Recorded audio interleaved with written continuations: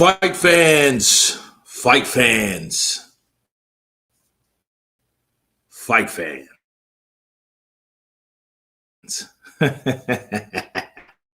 This is Kurt with Counter Boxing News, and I am live for Joseph Parker, the WBA interim heavyweight champion of the world, versus Fabio Wardley, the WBA interim champion of the world. Okay, a lot of comments in here already. First from Chet Perry. Kurt, I got to go to the supermarket. What next you got for the LOL? I have a smoothie. I'm not going to eat anything. Okay. Eating makes me sluggish. The only thing I will have and my magic mind. So this is the magic mind of the time. Okay. Johan Evans, hello. It's counterpunch. Who do you got, Kurt? I would like to have seen Parker come in 10 pounds. We've got a Brain Stormer, an 8-round pick'em. Here's the deal. We'll see what Wade does. Or maybe, Parker does possess, heavy bones. Okay. That's a blessing and a curse for island warriors. Okay. From Micronesia to Polynesia, a lot of people have heavy bones. And unfortunately, they support those heavy bones. And because of that, that's what we have, right? Salute Kurt. What's goody? Counterpunch to UCJ in the building. What's up, brother? Everything goody, bro. Trill. Almost 100,000, man. We need to get 100,000. That would be like a gift of gifts. That's an accomplishment. 100,000.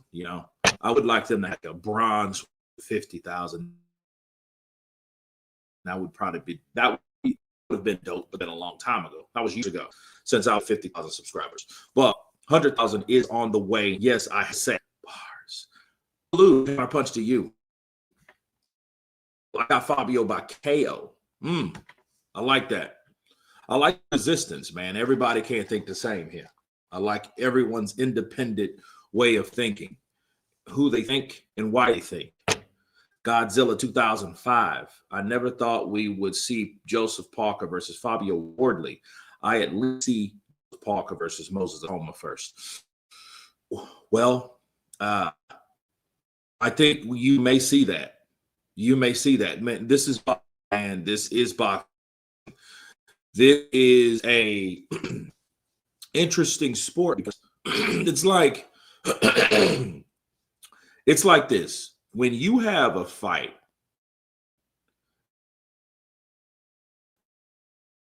that everybody wants to see, I think the networks know that. And because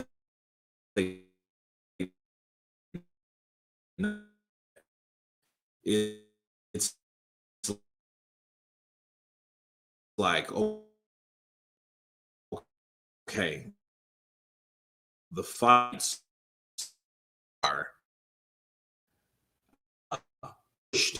built, all this because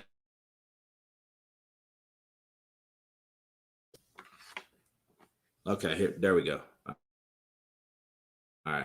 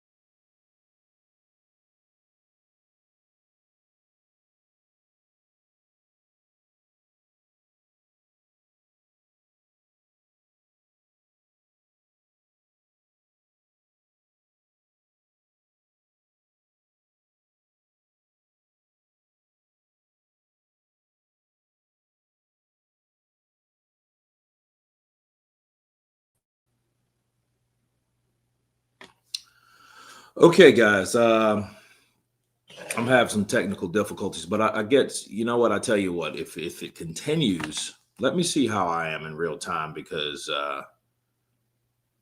none of this shit ever happens until you have these big fights. I don't know what it's about. And then it just throws you totally off. Let's see.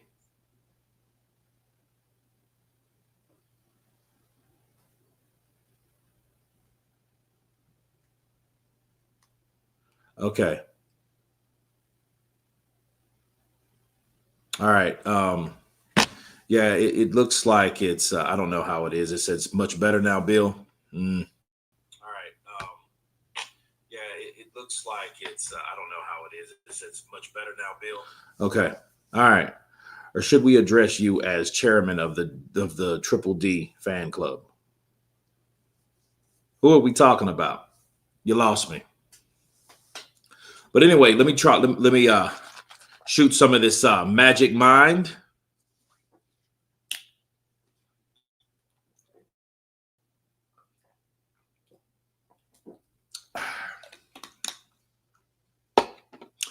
Has a tanginess to it. Bill knows boxing. That's right, chairman of the Triple D fan club. Y'all be talking. Don't be talking about my boy Triple D. Aren't you entertained? Aren't you entertained? Yeah, that dude there. Gotcha, buddy. I'm just wondering what's going to happen with him and Frank Sanchez. Okay.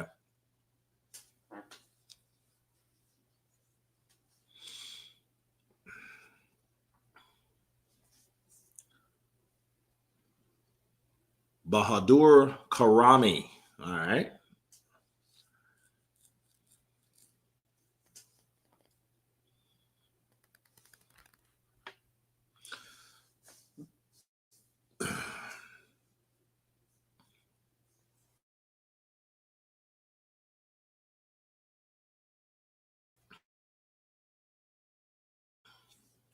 I've seen dead pop, you know. Okay, yeah, we're doing that because I don't know where that came from. You know, it's crazy. You put a lot of money in computers and shit like that, and they're still glitchy. You know, I don't like the glitchiness. It'd be like it kind of just throws you off because you were engaging, and then all of a sudden you see spinning, and that's like fuck, you know. So, um, who wins, Andy Ruiz versus Martin McCauley? You know what? I'm going to go with Andy. I'm going to go with Andy over Mark McCauley. And I'm going to tell you why. Andy Ruiz has stamina. You know what I mean? Even though the inactiveness, he's in shape, a lot better shape than Martin. Martin's a kind of guy. If you fight him a certain way, he'll beat your brains in. But if you're able to move and you have upper body movement and you got some sense of defense, it could be a very good fight. But someone like Andy that likes someone to come towards him, someone like Martin that likes someone to come towards him, it's going to be a firefight. And I know Andy is shorter than most of those guys, McCauley and Joshua and all the rest of them, but he tends to throw punches wide. And he's either going to foul you with those wide punches, or he's either going to hit you with a shot to the temple or the mandible or the ear or somewhere in that area that's not going to really favor a good shot. You know what I mean? It's going to be one of those, oh, snap, I got caught with something. And we've seen Martin McCauley has, I believe, he may have a weak spot in his head. Because Joseph Parker clipped him, bro, and he caught him in a shot that was kind of like, it was on the top of his head, but it was like here, like this area, like a weak spot that when Parker landed, it was just like, it threw them all off.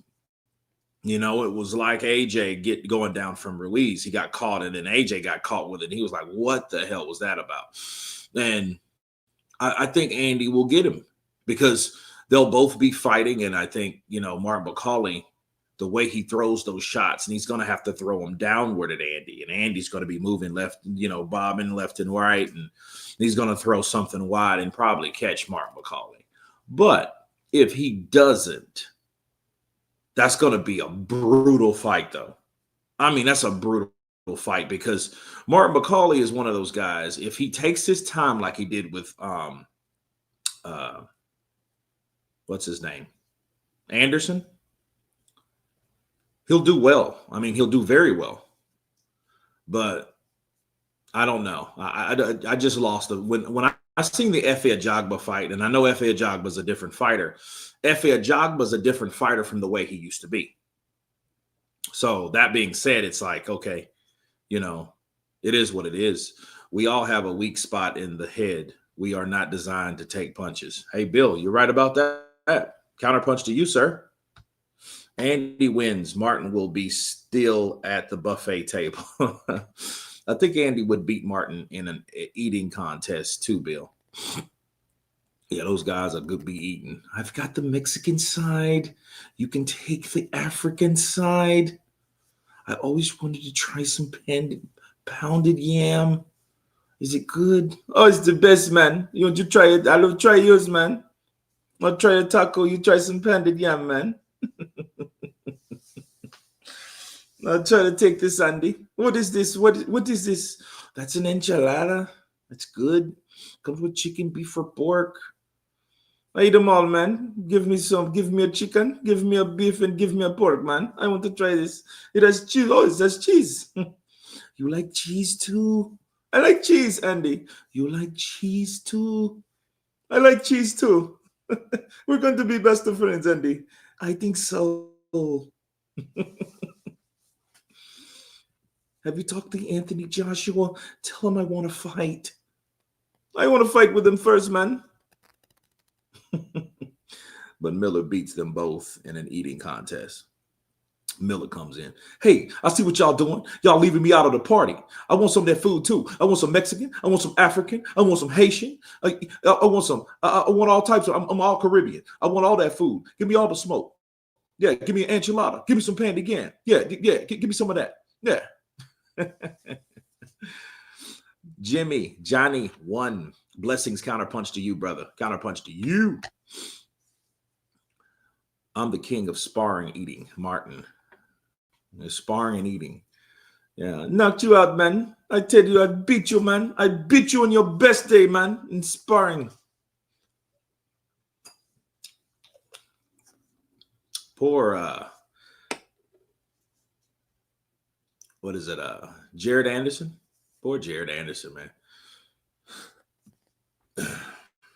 That guy, he really got beat up, though. I mean, that was an upset, though. That was an upset because people thought that didn't know Mark McCauley. I mean, we heard the stories and we heard what he was able to do. And, we heard about him and what all of his claims and all of that. We heard all of that, but,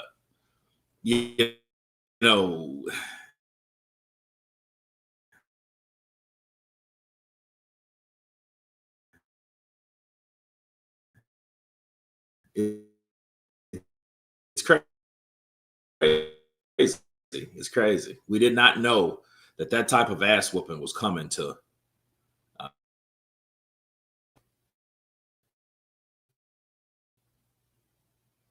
Okay, here we go. All right. If we get like another one of those, I'm just going to start a new stream because I'm not going to sit there. This is not going to be a situation where, if you guys can remember my live stream of Zhang versus Joyce 1. I was at my condo and, bro, and it was like storming. It was one of the worst storms that area had to have. Yeah, I'm making another stream, dude. I'm making another stream because this is not gonna work because it's freezing. I don't like that type of shit. Makes me want to throw the whole my whole system out of the window. You know what I mean? Like give it to charity or some shit. But you got to have somebody to wipe it clean because somebody will go in your shit and personal info. Got him again. Yeah.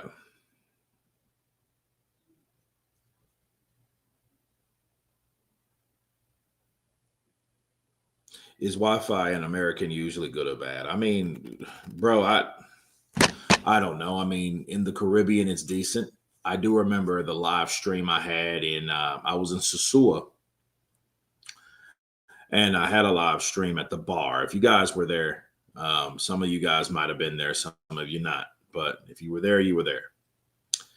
But I noticed every frame, it was kind of weird. And it was on Wi-Fi, and I had it hooked up to my computer.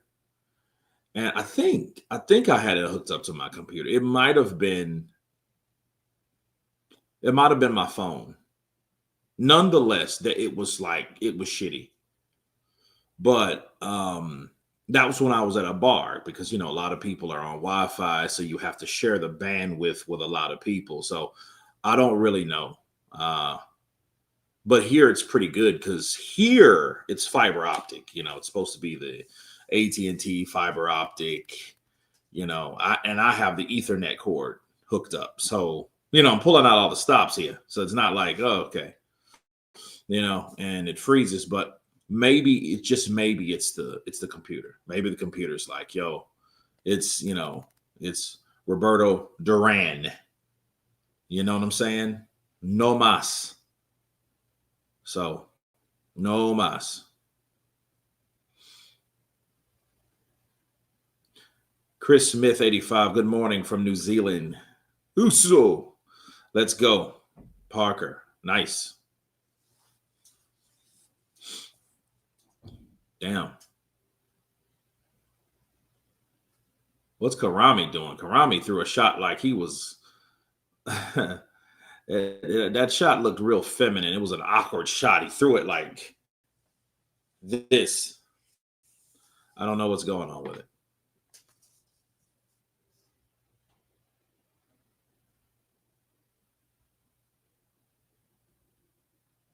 Nice. My grandparents are from Cork. Okay. Ireland versus New Zealand next week. Yes, sir. Football is in effect.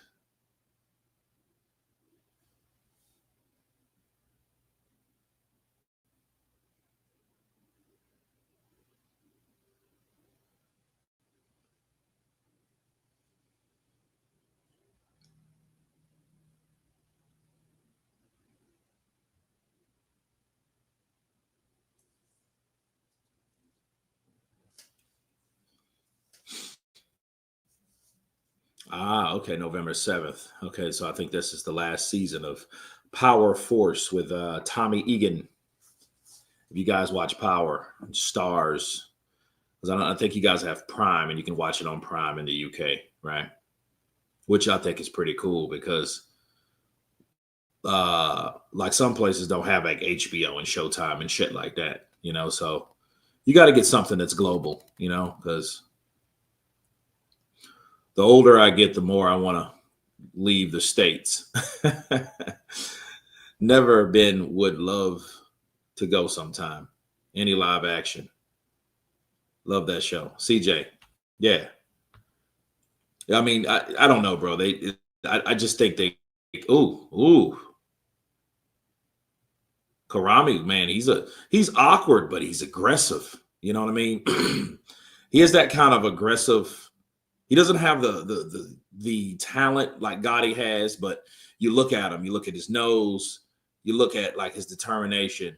Yeah, dude. I mean, a lot of these guys though just need, if you, like Dave Allen. I like Dave Allen, but Dave Allen, he must just like whatever he has in his cup of knowledge, just pour that shit out and just get with another trainer that teaches him how to move, defend himself. Because I think he knows how to punch. But I just think somewhere down the line, he just decided, hey, let's discard something very important, and that's defense.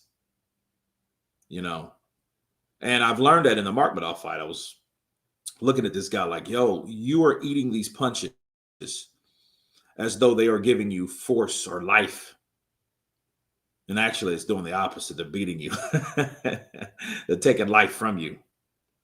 Yeah, he must commit to fitness too. But I mean, bro, it's not. Bro, no, he definitely needs to work on his fitness and his defense, because I think the better in shape he is, the more he'll be able to move and to protect himself. Because moving and avoiding a shot when someone throws it, especially on a reflex, that takes energy. Everything takes energy in boxing.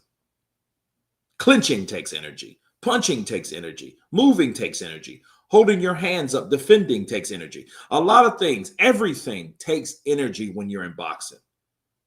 Like normal Joe Blows, like us, right? We go in there and spar. Just to say we go in cold and spar. Everybody, 33 people on here, right? So it says. But the people that's on this live stream right now, we all said, hey, man, we're going to get a fight club together.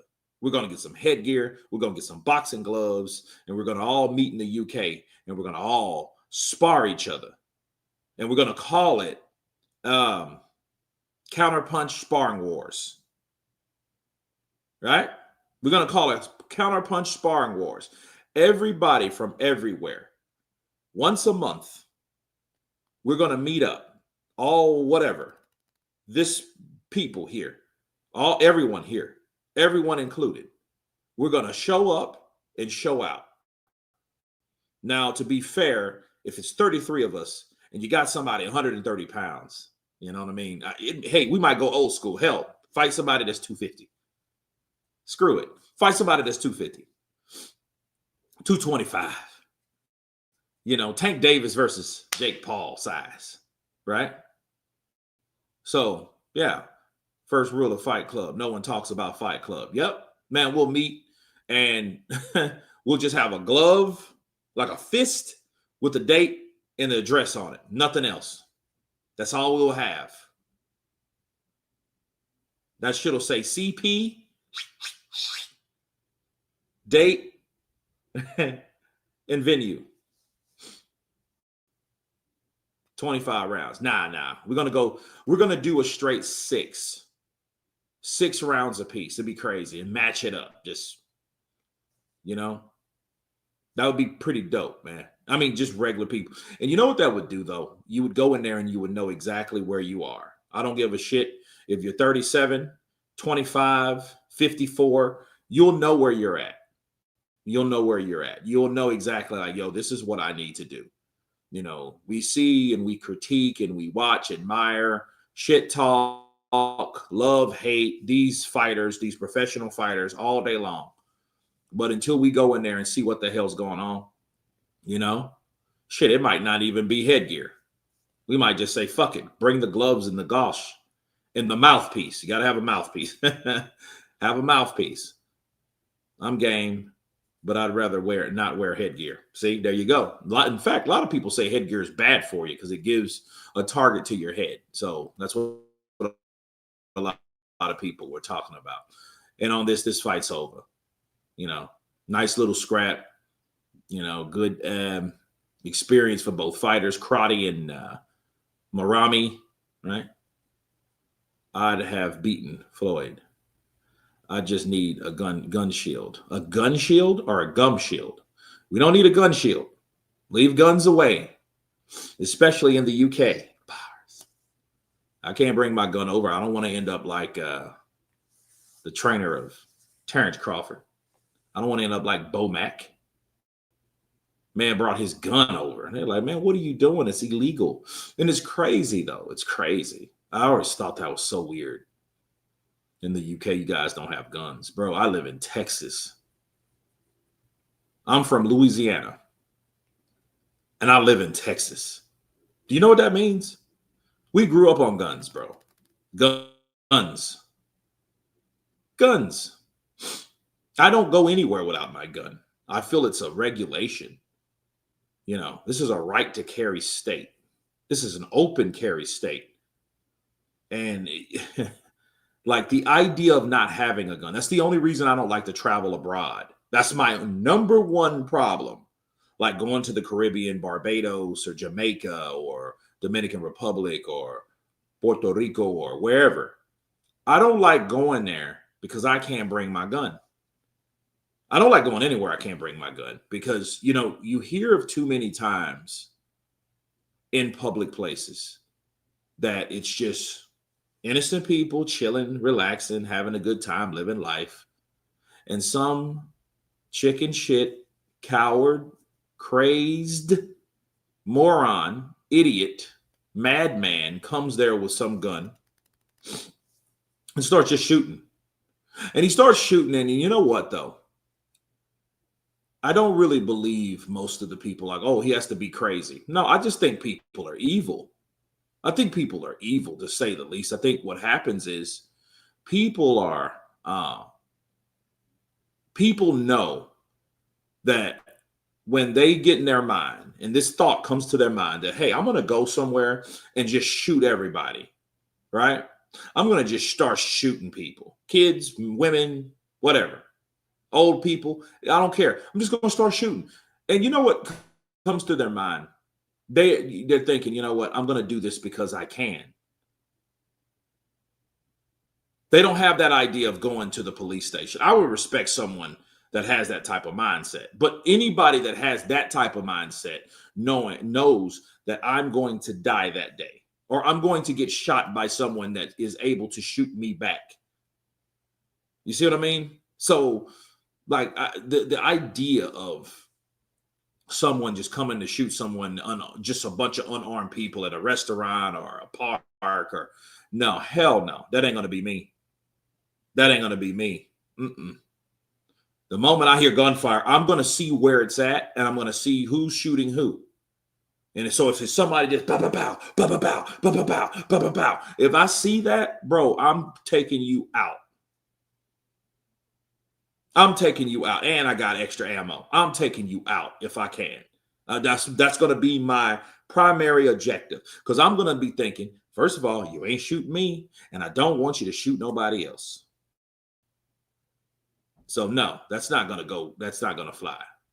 So you know what I mean? So I don't want to be somewhere on a beach and a bunch of people with AK. Nah, bro, nah. At least give me a chance. You know, need to get back to the discipline training. I'm enough with my mouth guard and my gloves with my Fiji water bottle. Nice. Okay. Didn't think of that. Just gum shields then. Sparring is safer. You know, man, you can up the ante on it, but I think there's nothing that will get you in shape like fighting, sparring. You can do all the push-ups, sit-ups, chin-ups, whatever ups. You get in that ring throwing blows, bro. You'll see how brutal. You'll see how primitive. You'll see how you actually have to move your head. You'll see what it means. You know what I mean? If someone comes at you and you're anticipating a shot, you'll know. You know what I mean? Especially when someone that teaches you. But back to like Dave Allen.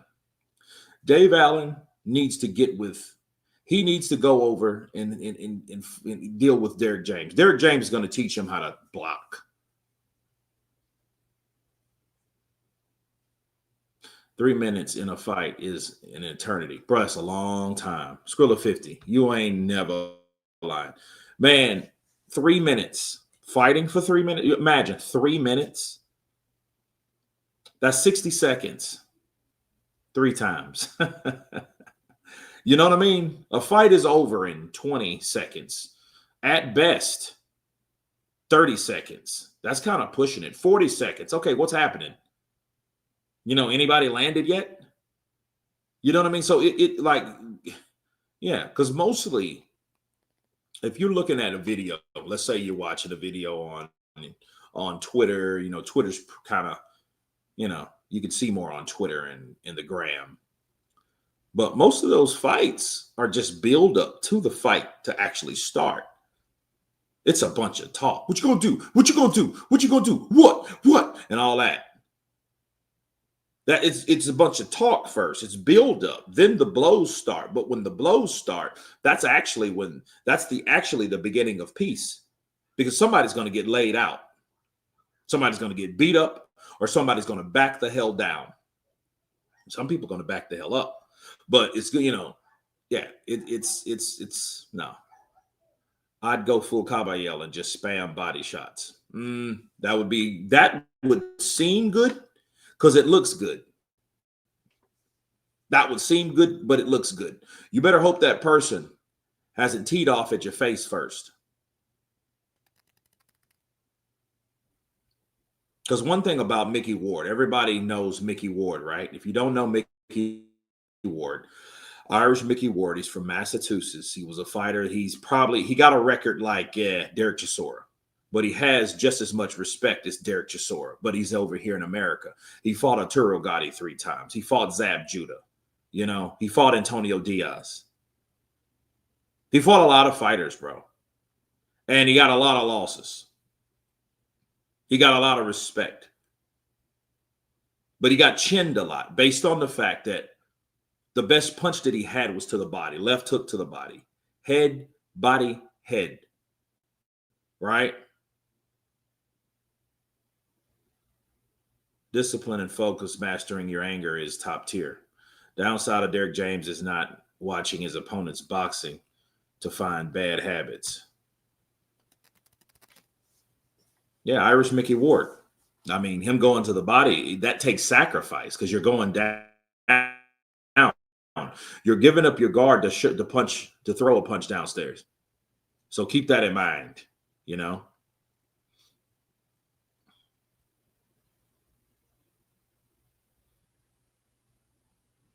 Ahmed and Gomez.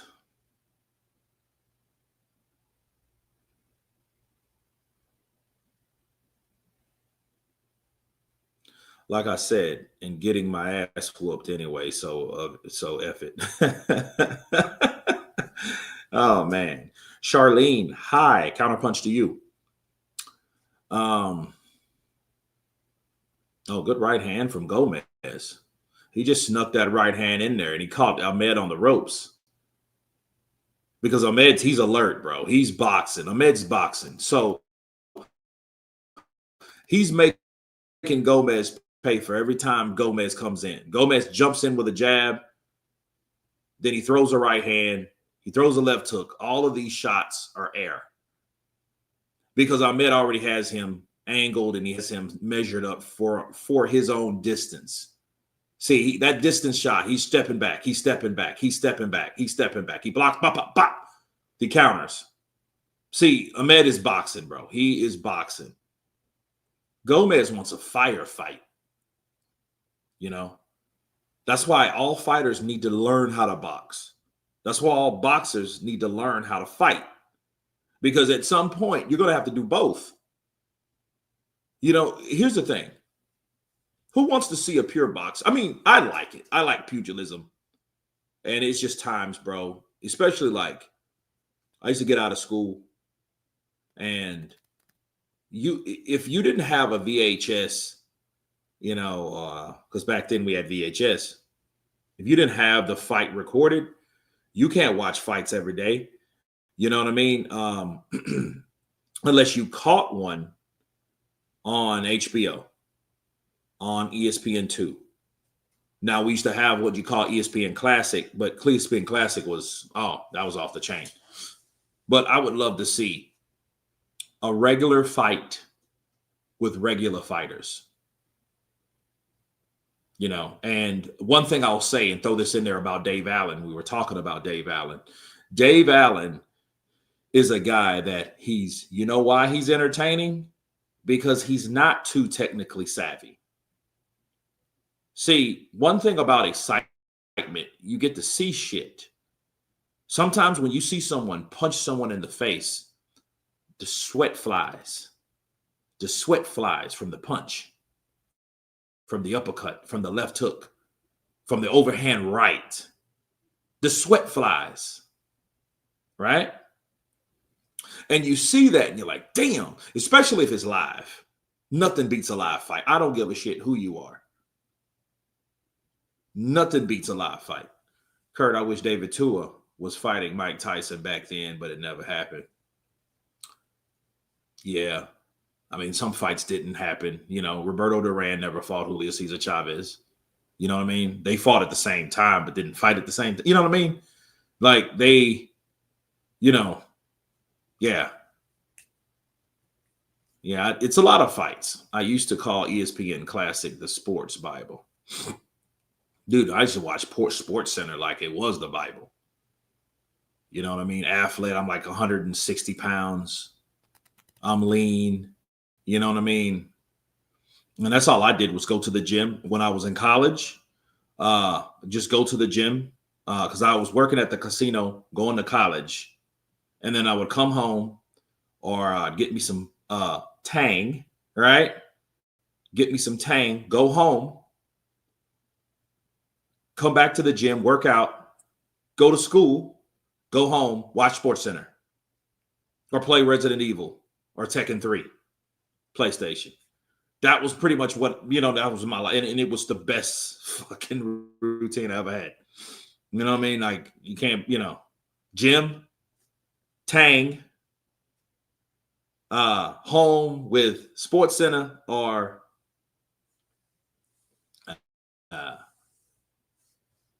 PlayStation. School, that was probably like the low point because, I didn't like going to school. Mike versus Ike is the dopest fight that never happened. Yeah, but understand, you had a lot of killers, though. Jermaine, you had a lot of killers, though. See, you had Mike Tyson. Mike Tyson by that time was just, it was crazy because people were looking at him like, dude, this dude's certified insane. Because in 97, he bit the ear off of Holyfield. You remember that, right? And so 97, he was biting chunks of ear off, fighting for the heavyweight championship of the world, getting disqualified in the way that no one else has ever been disqualified. So people thought Mike was crazy. So they were really looking at Mike different. But the irony was you had a guy, big, bulging, tall, hard-hitting, Ike Ibeabuchi, coming up the ranks, whooping people. I mean, he's whooping people. And then the crazy thing is, he was worse, dude. I don't know what. And I do wonder, like, where is his mental state now? He's like 52, 53 years old. Like, where is Ike Ibeabuchi's mental state? What is his mental status right now? He spent years, decades in the clink. Because the dude was crazy. He went to the asylum, and then they got him out of the asylum, and then they then they charged him. So I mean, and even Mike was like, "Man, motherfucker's crazy." I heard about Ike Ibeabuchi's motherfucker's crazy. He was whooping on Tua, and Tua's a good fighter. I mean, I think that probably would have been just crazy. I would have liked Ike to fight Holyfield, Lewis, or Tyson. That would have been a treat either way. But Ike was in another generation. I feel he was in a generation of fighters. He wasn't there yet. He's kind of like where Moses is versus where Usyk is. They're fighting at the same time, but they're in two different stages. You know what I mean? The levels are different. Like Ike was beating David Tua. David Tua was getting in position to fight for that right for the title. Peace, Kurt. I was waiting for your Parker versus Wardley prediction video. Who you got tonight? Segi Isaac Oyatan. I got Parker by late round, man. Because if Parker shows him, there's levels to this. If he shows him, I can beat you and I can outpoint you and I can outwork you, but do it all within my game plan. The easy night would be Parker taking out Fabio, but Fabio's never been defeated. And because he's never been defeated, he has balls. He took shots to give that one shot. That's what saved him. That's not going to happen every time. But then again, that's my prediction. You think a guy that's never been defeated doesn't have balls? You think the punishment that he took, he could have took a knee. He could have quit. He could have did that against Hooney. Fabio could have done that shit. He didn't do that shit. And that shows you this dude has balls and, his desire And his good overhand right and a straight right to the body. Damn, Ahmed's walking him down now. Ooh, good left to the body. Ooh, good right uppercut to the body from Ahmed. Oh, yeah. He looked cruising. You know, Gomez is like, yeah, dude, that was a good shot. Because see, now Ahmed's changed. He's not boxing no more. He's walking him down. He's walking Gomez down because I think he hurt him. I think he hurt him with that right uppercut and a straight. Well, he's a southpaw. Ooh, good. Ooh. Good straight left to the body from Ahmed. And Gomez dipped down. Ooh, good jab. Another good jab from Ahmed. He's setting him up. Because, see, he has Gomez circling. Ooh, good straight left from Ahmed. Now, he's walking him down now because he knows, bro, I'm going to take you out. It's round 3 or 4. He's going for the kill because he knows. Look, he has run round left. So, hey, loosen him up in the 3rd, take him out in the 4th.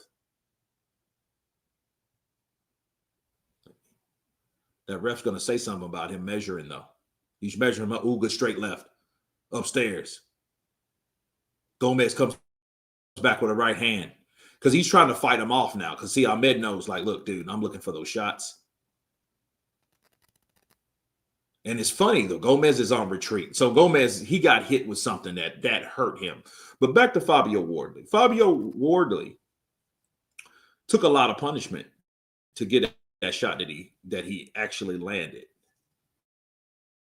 So he ain't going nowhere easily. This ain't going to be something that, you know what I mean? He's not going to be in there and just fold. I don't see. Good thing about Fabio don't have bitch in him. Look at his nose. You think that nose got that way from not taking shots? That nose got that way for what he was able to take. Remember the Clark first fight? Everybody thought that fight. That was a some British fight. Trust the process. Fabio hasn't fought anyone like Parker. Yeah. I mean, it's safe. But Parker, I don't think Parker ain't fucking around either. Pressure's on Parker because I know, Parker doesn't have the backing. Doesn't have and all eyes are and his back against the wall. You know what I mean? He has to keep doing. He has to, you know what I mean? So you got Zach.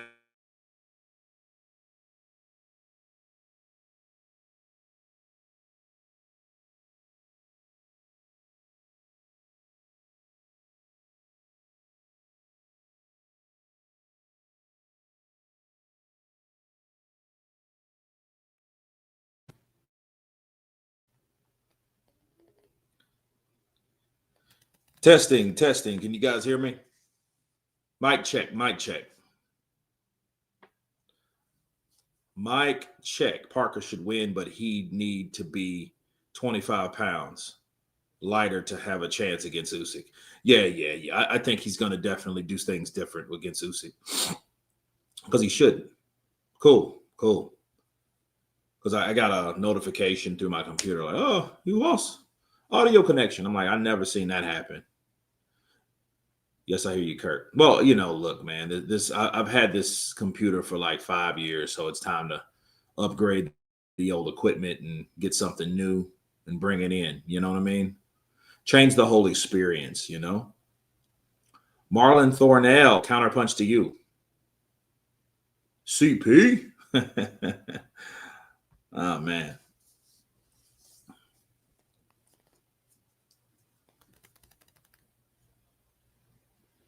That's crazy. Hamed's went down. I think it was a slip, but they ruled it a knockdown. So let's see.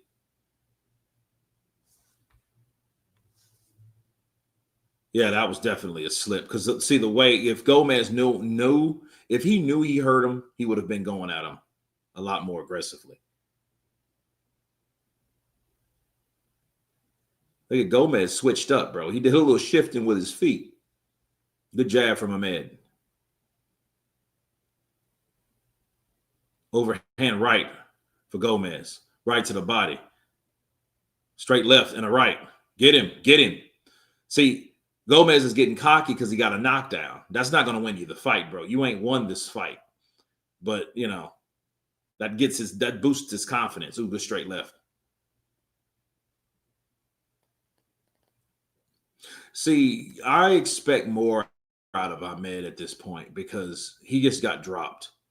And when you get dropped, you have to show the judges, you have to show your corner. Most importantly, you have to show the crowd that you aren't hurt and you're the man that runs this shit. You have to run these fights. You have to show I am the winner of this fight. This is my fight. I own this shit. This fighter is just a fighter that's in there with me, and I'm running this fight, and I'm showing everybody who's the man in the ring. And it sure the hell ain't the other guy, and it sure the hell ain't the referee, you know? I think it's going to come back to bite Parker going in heavier. He's only fought at 260 for the Bakali fight.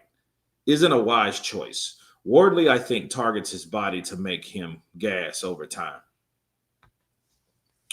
Well, I think we need to understand that Ben Davis an offensive guy. So I'm interested to see what Ben does, what his instructions are. You know what I mean? Because I mean, I've looked at Ben under the microscope after the Joshua fight, to be real with you, because you know a lot of things. It's like, yo, what instructions you gave, were they the right ones? And a lot of people think no. So yeah. Roy did that.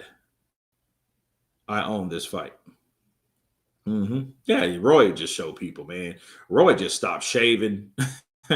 Roy was to go in there like, man, another day at the office type shit. Crazy. I haven't seen any video of your fight prediction, Kurt. Who do you think will win the main event? P. Joseph Parker.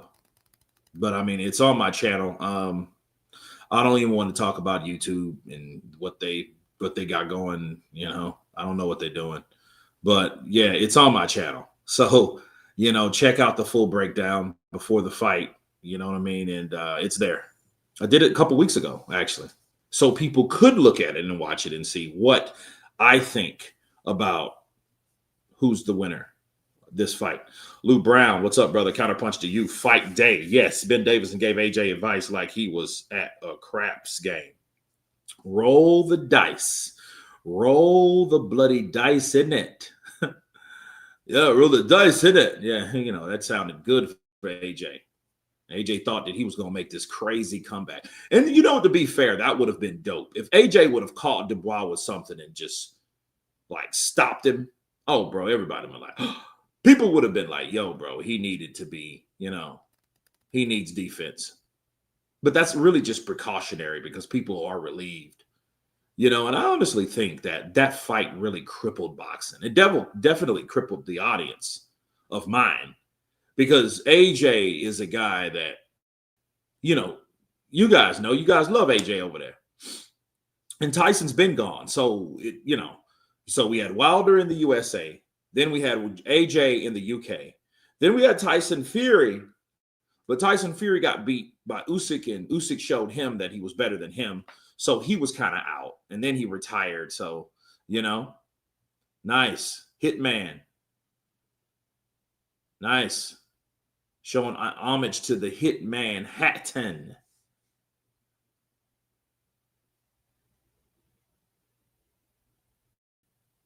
You know, it's crazy, though. I keep forgetting that Ricky had a son fighting, man. All the, you know, because I was watching some old videos. I seen Ricky Hatton's last video yesterday, and he was talking about a guy. He was responding to a comment of a guy that was being bullied, and he was like, yo, man, don't let him bully you. Start boxing, you know, get your confidence up, not to get revenge, but to get you more confident and, you know, knowing that you can take care of yourself. Oh, dude, you almost broke your leg. Stop doing that. Feel sorry for American boxing fans having to rely on Wilder. You know what, though? I feel sorry for our ass, too. I had to pay $59.95 for this shit. $59.99. That's $65. And I'm thinking like, wow. And then you got your turkey like, we will have free pay-per-view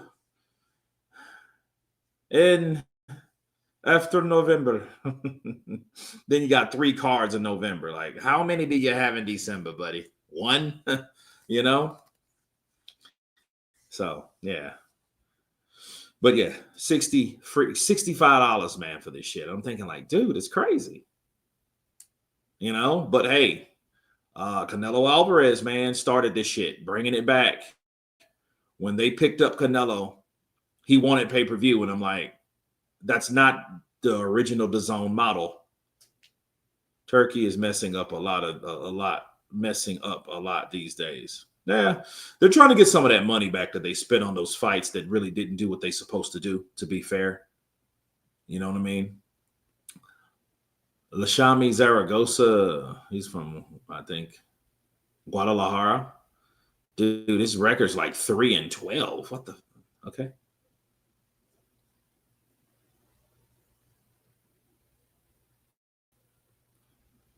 Kurt, what snacks you got? Man, I don't. I got a smoothie. I bought a pizza. Like, dude, I got off work like 3:00 last night. So, you know what I mean? Give it like a face shower here in a minute. Then I got to take my, matter of fact, I got to do that now. Hold on a second.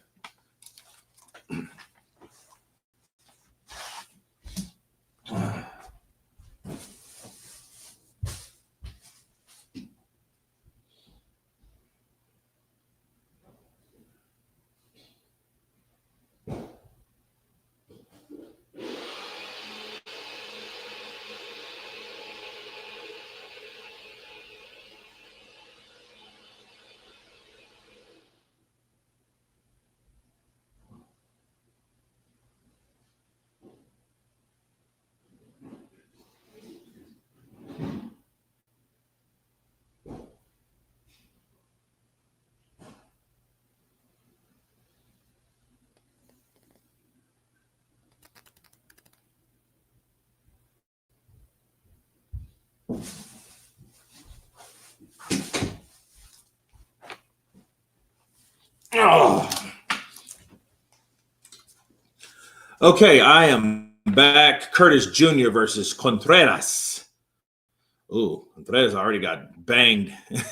He got rocked already early. Chet, you made me hungry. Man, what Chet? What you talking about? What you talking about? Pulverized. What are you talking about, man? Let's see. Let's check these. Let's check the trenches. Let's go back up on the trough of the trenches, Turkey. Let's see. A so-so card with a top price. Yeah, that shit sucks because I don't know anybody on here. Curtis Jr. and he's representing Hatton, which is great, but I never heard of him. You know, I mean, it's like these. The product has to mean something. You have to warrant charging somebody $65. It's crazy. And, you know, and what I like, this is what my objective is, man. Like, because I know things are not where they and how they used to be, especially like with YouTube and the audience changing, you know, because it's more now the USA, New Zealand, Australia. These guys, like, US is my biggest audience now, but there's not enough US fights. So that's not helping me. You know what I mean? So my objective for this fight is to make the money back for paying for the fight. If it pays back, because it's just a deficit if it doesn't, you know. He asked about your snacks and you went away. So my guess was you were going to heat up a pizza. No. I'm not eating pizza, man. That shit'll have me sluggish. Shit'll probably give me gas. Like, this is Kurt DeVille. Oh. Hope they didn't hear that. Yeah, we heard you, motherfucker. Nah. Just a smoothie I took out the freezer and I had to blend it in my NutriBullet and I put it in the refrigerator so it won't freeze, right? And then I got a water. He was kept artificially light. He was kept artificially. Light before by Kevin Barry, who treated Joe like David Tua, who had a tendency to blow up. Parker would overtrain and diet too hard to cut weight, making him flat and weak. Revelation TV counterpunch to you. White Chisora 3 on pay-per-view. Yeah, that shit'll be, bro, they'll do that shit. And it's supposed, we will have pay-per-view for free for the zone. Bro, that's what it's supposed to be. And then you're telling us months in advance, in December. This is not December, this is October. You know, we got Conor Benn versus Eubank pay-per-view. Everything is like pay-per-view. And then you can forget about like the David Benavidez versus Yard pay-per-view. So you got to pay for everything, man. So it's like this, man. It's like, so if someone like donated $50, I would be like, cool. Because I know that money's coming back at some point. So people donate, because that's what gives money back to do the hard work. Because I mean, if you don't make the donations, then the views are not enough, because a lot of people don't even know I'm live. Because YouTube's, they're pushing shorts, you know, like if you guys notice on a short number, they're pushing shorts because they don't have to pay the advertisers. So yeah, I already know what's going on. Free for subscription.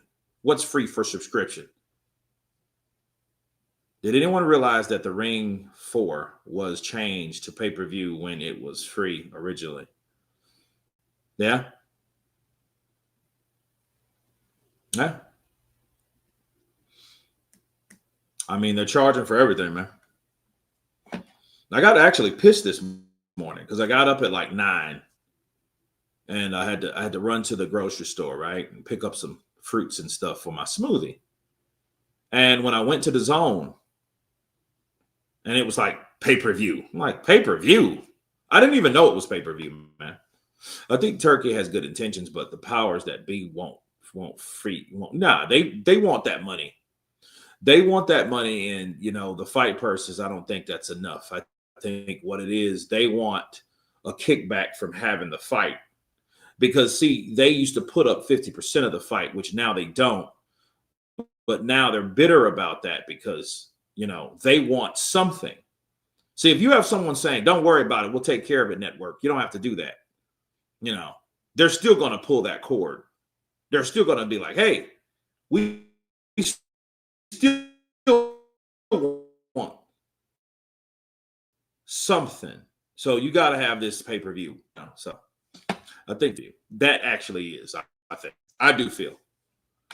But I mean, over here, though, Sean, let's just be real. Let's be real, Sean. I'm so sick of pay-per-view, you know. And, you know, the zone, man, they're very hypocritical for the shit they're doing. You know, they're very hypocritical, man. You know what I mean? You don't start in the USA. Because, I mean, that's what we're paying $65 here. So in the USA, in 2018, you told us that pay-per-view screwed. You told us that pay-per-view's done. It's like Blockbuster. It's in the past. It's over. Only to get Canelo to bring this shit back. But you used Canelo to imply that pay-per-view's dead. In the supermarket, it's called a loss leader. I'm over pay-per-view. His BS. The zone was good 5 years ago. It was good 5 years ago. You know, and you know how it is. It just starts cheap, but then once they get more markets, they go up. But it just shows you how corrupt corporations are. They're not, you know, it's all a marketing scheme. Let's get the subscribers, then we're going to jack up the price. You know, and it's crazy. It's like you don't have enough subscribers worldwide. You know? Crazy.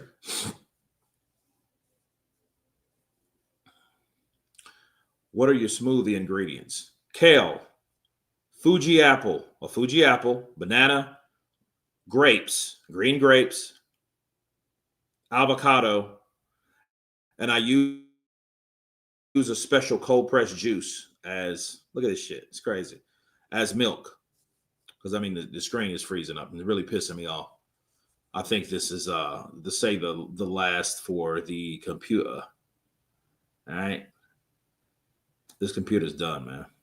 It's done.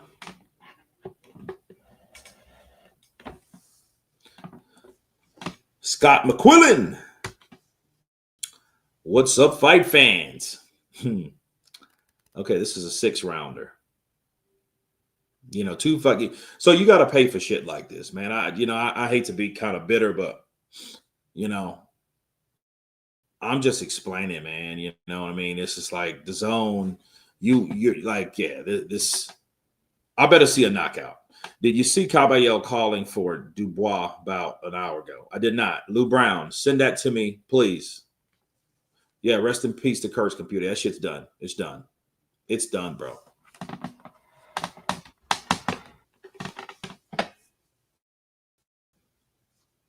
Yeah, Lou Brown, send that. Inbox me on Instagram.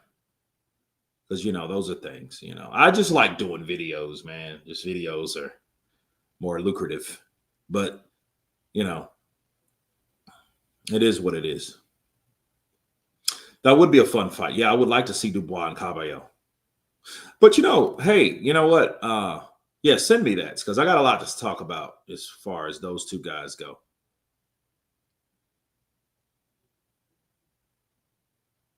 That'd be a good fight, though, because, see, the thing about Dubois, people don't understand. That motherfucker, he'll quit on you if he can't get to you. That's Dubois. But if he can get to you, he'll fight you all night. Look what he did to Jarrell Miller. Jarrell Miller could hit him at times, but you're seeing Jarrell Miller actually was having problems catching Dubois because Dubois would, you know, he would wrap him up, but he would never stop throwing punches. And Dubois showed him, bro. He's like, dude, I'm going to box you.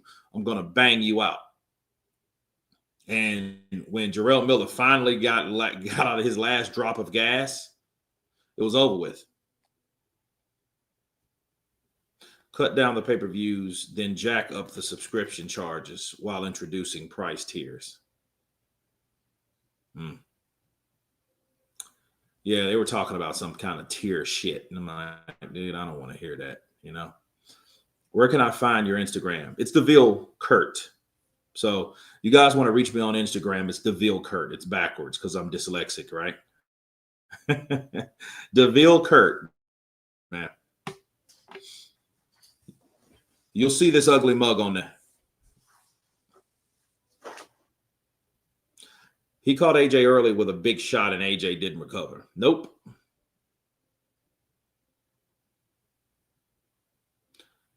I can't find the words to explain how bad this card is. It's like they made it bad on purpose. Well, you know, I don't think they had anyone else, to be fair. You know, I never heard of these guys. You know, you got 2 Latin fighters versus 2 British fighters.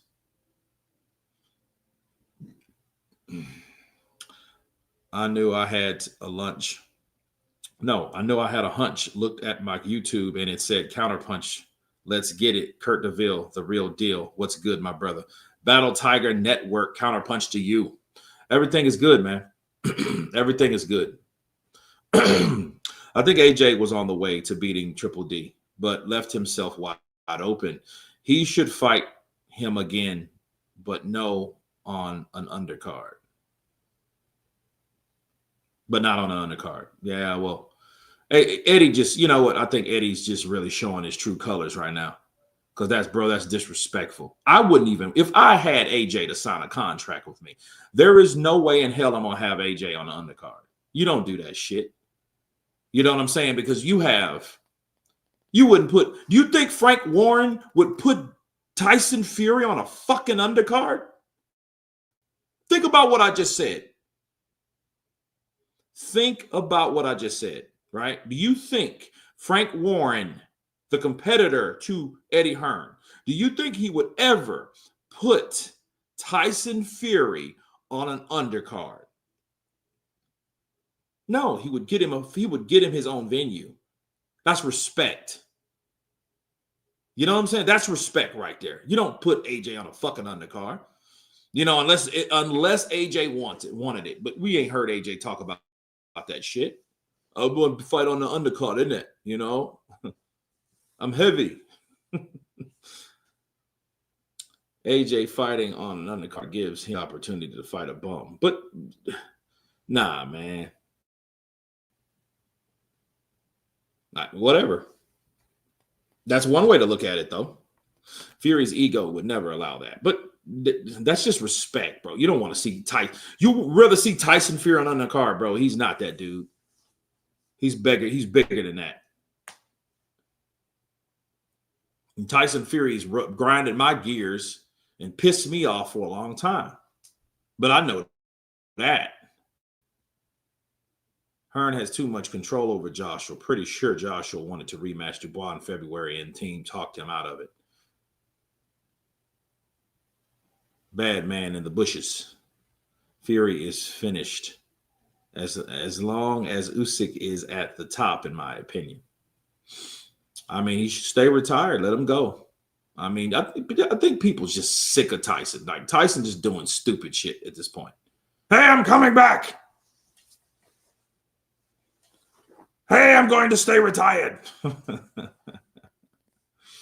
AJ wants nothing to do with Dubois ever again. Yeah, it seems like that.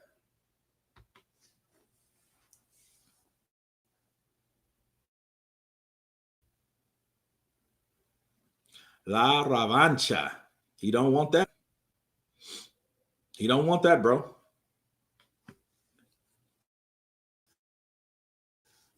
Bear shit bad Elohim. High five, bro. Up high, down low, up.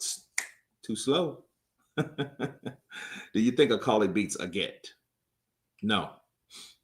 Could he, though? Can he? Yeah, he has because the style that he has, though. Because remember something. But Mark McCauley ain't going to fight on the inside. You know what I mean? So that could be a very shit fight for both fighters fighting each other. Because you got a guy that's, you know, he's sitting back there with a 30-06. You know what I mean? Trying to put the scope on. Meanwhile, you know, he's aiming down at the guy that's moving towards him with two Uzis. Right? And then that's Age Cabello. So, Fury talks about a comeback to deflect from the fight coming up that weekend. Yeah, well, I mean, that's his honorary gypsy brother, man. I do think that Joseph Parker and Tyson Fury. I mean, Joseph Parker's a good dude, man. He's just a good dude. And you know what? I don't think enough of good guys, good fighters with good intentions are in the sport. You know what I mean? We're just so used to that villain. We're just so used to that bad guy. We're just so used to that guy that makes you want to watch him, to see him get his ass whooped. We just so used to that. Just like Tyson Fury was. How many people around now was like, yeah, get him, Usyk, get him, Usyk. How many people were doing that? How many people were doing that? Hell no, Caballero would kill all the living animals inside Macaulay's stomach. Yeah, Macaulay's getting way too big, bro. Shit. Macaulay's he's hanging around Buccauley. I think they're just hanging out, eating together and shit. Hey, man, if you try this and you want to fight, man, fight this and eat this, man. Oh, fight this. Yeah. Yeah, let's eat this. Yeah, let's eat some of that. Yeah. Give me some of that pasta. Pasta mayonnaise. Man, nobody wants that smoke. Parker, to me, seems one-dimensional, and the other guy, this is a knockout artist. So this match may end up looking like Fury and Wilder won. It may be. It may be, man.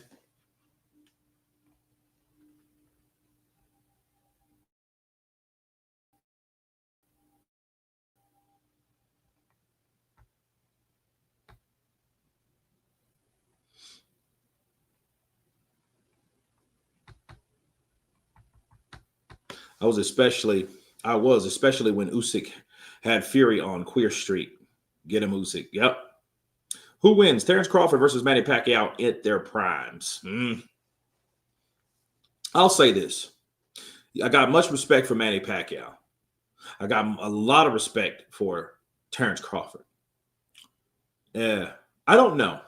I don't know who, because, and I won't even give you a prediction on that, just because, I'm just not. But I'll say this. I'll leave it at this. Freddie Roach told Manny Pacquiao and everyone that would listen that he does not like the style of Terrence Crawford and Manny Pacquiao. He doesn't like the style for Manny. When a trainer tells you that, that says wonders. It will be a shakeup if Parker loses. I mean, if he loses by decision, it will be. You know what I mean? So Parker better not let it go to 12 rounds. Because people are going to say, like they're saying, oh, Parker's boring. And keep in fact, well, the knockout artist here, Mr. Knockout Artist, couldn't get the job done if it goes 12 rounds either. So blame the knockout artist for not doing his job, knocking people out. So if he gets outboxed, people are going to call it boring, and then they will justify Joseph Parker being robbed. Because I see that happening, and if it is close, they should just have a redo. You know what I mean? But they wouldn't want that because they want that first dibs at Usyk. They want that Usyk fight. Frank Warren is pegging out fighters. He's spamming fighters at Usyk. He's spamming all these British fighters at Usyk. Tyson Fury, Danny Dubois, now Fabio Wardley. He's going to want all of his fighters to fight Usyk because I think Frank's objective is to get an undisputed heavyweight champion. You think at this point he gives a shit who it is? He don't care who it is as long as they're British, as long as he promotes them, right? He doesn't care about that. I don't look anyone beating Terrence, or I don't see anyone beating Terrence. Maybe Mayweather, but he's old now.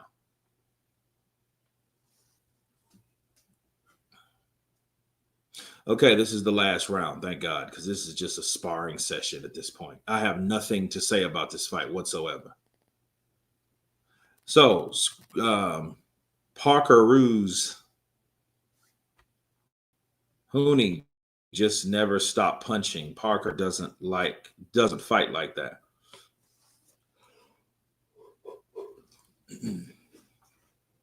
I mean, it's going to be. I can't wait to see the fight. The shit ain't worth $59.99.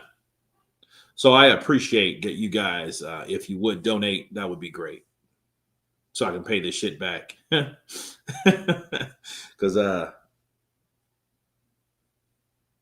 I did not know. Honestly, I did not know this shit was pay-per-view. Now I heard that in the UK it was, but a lot of times it's free over here on DAZN. That's why I like DAZN cards. But let's just be real. A lot of DAZN cards, though, they don't really, it's a lot of fights like this. And DAZN has 7 fights. You're like, damn, another fight. Then another one. Oh, then you got 3 more after that. We only got 3 more than the fight in the main event. Only 3 more? Dude, we already had 3. So DAZN is a trip with they send these fights and it's like, okay, well, these guys should be on the prelim. They should have a preliminary fight called first and then bring on the main guys that you're actually paying the pay-per-view for. So, and this ain't it, bro, but we're paying for it nonetheless. What will it look like if Fabio KO Parker? Looks like Fabio will do exactly what he's done before. And now he has more momentum. And then people now will argue and discuss the possibilities of that right hand landing on a southpaw like Alexander Usyk. Oh, yeah. Think about it. You have a guy with a one right hand cannon, just like Wilder. You know what I'm saying? He's the tan, bronze Wilder, right? And he drops Parker. Zhang couldn't do it, right? Deontay Wilder couldn't do it. Huh? Think about it. Macaulay couldn't do it. But Fabio Wardley can and did. Do you know what that will do for Fabio Wardley if Fabio was able to land that right hand against Parker and take his ass out the game? Because he's out the game. There's no more Parker after this. There's no more Parker after this. Trust me. Shit, Frank may teach Joseph Parker a lesson. Well, that's what you get for talking shit about me through Bucks Nation. You wanted David Higgins? You can get with him now. Parker is the most underrated heavyweight. Yeah, he is now because they don't want him to be a rated one, a ranked one. You know?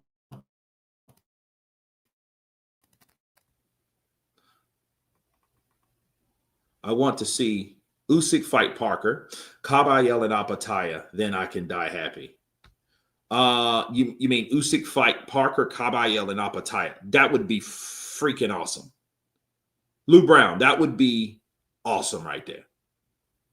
That would be awesome. I mean, you know, because all of those guys are new. You got a young buck, a young bull that's horns are long enough to pierce and sting, right? Like Apataya, you know? And then that whoever wins out of that could then fight Moses Atoma. Parker, Deontay Wilder versus Lawrence Okolie would be interesting. That would be a boring fight to me because you got two dudes that need distance that they're going to stay back from each other until they throw. You know what I mean? That's what you're going to see. A lot of long-armed throwing fighters, a lot of misses, a lot of clinches. You know what I mean? But then we may see a devastating knockout after that. So it's going to be like two basketball players fighting each other, right? But then until one lands. Pulverize. Just gifted 5 Counterpunch Boxing News memberships. Appreciate you, Pulverize. Thank you for the support, my brother. And I know people do appreciate that. Rod Brown. Parker is serious to KO for shutting negative mouths. Yeah, he should, bro. He should. He should. Shout out to P in the building for the super chat. Thank you very much, my brother. Keep those Connie, get P and donate so we money back. Then we can all stay together and not feel like we all pitched in. You know what I mean? Zhang dropping Parker twice. Yeah. Zhang dropped Parker twice when dominating every other round just shows he's a everyone could bet. Well, that's true. You know, I mean, because Zhang is. But do you think that Zhang was supposed to lose to Parker from a decision? Zhang was supposed to knock Parker out, just like the guy that out.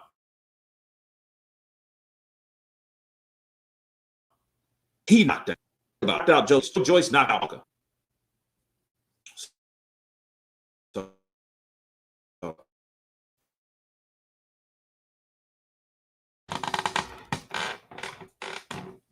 Parker has a good chin. Yeah, he's tested. Parker's tested, bro. Wilder, McCauley, Joyce, Joshua, White. Chisora. And Chisora put Parker down. You guys forget about that saga. Parker fought Chisora twice. And I think that's when people, and this is my prediction, thinking going back on why do people not really like Parker? I mean, they don't hate him, but they don't really care for him. And I'm going to tell you why. You guys remember about 4 years ago, maybe 5, Parker fought Derek Chisora, right?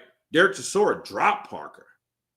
Oh, he dropped him. Overhand right. Boom. Or left hook. One of them. Caught this cat, dropped him. Lost the decision to Parker. You know, the British fans would ape shit. I mean, you know, I was right with him because I knew Derek Chisora did enough to win. Derek Chisora, you know, he was gassing out, but he was still fighting. So he didn't let up. He was just kind of fatigued. You know what I mean? He was fatigued. Yeah, he went down in round 1. You know, so bro, he's been in there with everybody. He's been in there with everybody except for Fury. Think about it. All the other two kings, he's been in there with Joshua. He's been in there with Wilder. He's been in there with Andy Ruiz. He's been in there with Joyce, which he got stopped for the first time ever. You know what I mean? So, yeah, man, Parker, bro, Parker has been in there with everybody. Yeah, I think he won that first fight, too. I think he won that first fight. I think because Parker was younger, they can market him more because no one knew, honestly, that the gatekeeper, Chisora, nobody knew when he was going to retire. Nobody knew when he was going to say, you know what, I'm out. And because that, you know, they don't really favor fighters that are not on that level. They don't really favor them in decisions. If you notice, look at Lomachenko. Lomachenko, legend, amateur style, amateur record, all that good stuff. He couldn't beat Haney on the cards. He couldn't beat Devin Haney on the cards. Why? Devin Haney was undefeated, and Devin Haney was young as shit. He couldn't, but they wouldn't give him the opportunity. They wouldn't give him the nod because politics, age. People talk about bias and we talk about racism a lot, but it's a lot of other prejudice out there. Where you're from, how old you are, right? Those type of things are a factor in boxing. That it's all favoritism. That's all it is.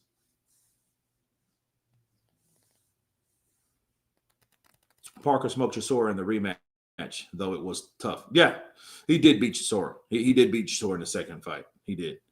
You know what I mean? But that angered me more because it's like, you know what, Derek Chisora's older, so, you know, that might have been the last good performance that he had with a person with a style like Parker. You know? So, you know what I mean? So it still doesn't take away his performance in the first fight. He lost the second fight. Just like I think Kovalev beat Andre Ward the first fight. But Ward beat him in the second fight.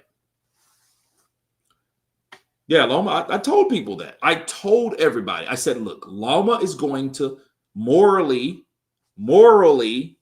win, but he's going to officially lose. I told people that. So, you know, it is what it is.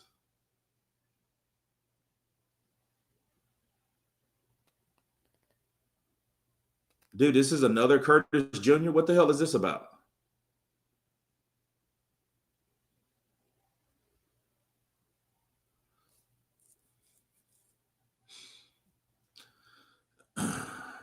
Parker seems to have been around a long time for his age. He has. He started early, and he just didn't stop fighting. He's been fighting a long time, you know? So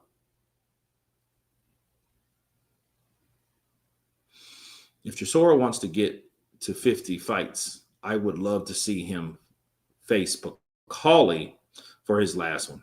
Nah, man, you know, look.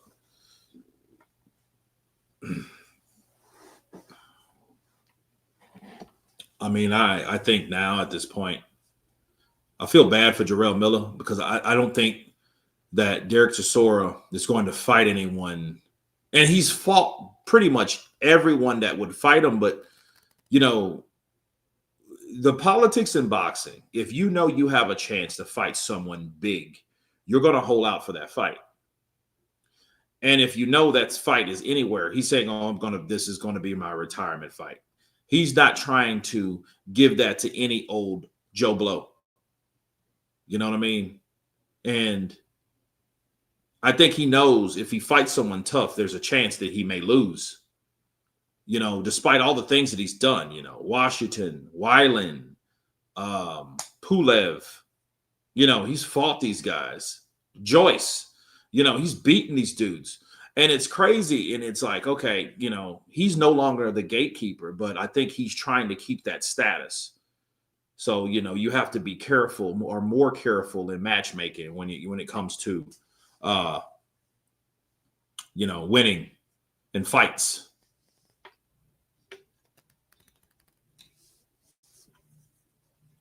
I know it's early, Kurt, but Norman versus Haney, who you got? Man, that's going to be a highly spirited fight. I'm going to start making videos on Haney versus Norman because it looks like it's actually going to happen. You know, Norman. I think Norman is a hard hitting guy. I think Devin Haney has enough experience to know, though, the shots that Norman throws. I think Devin Haney may have the experience to deal with that type of attack. I mean, he's pretty much a grabbing, jabbing, grabbing kind of fighter too. His defense, depends on his ability to clinch, which is not exciting to me.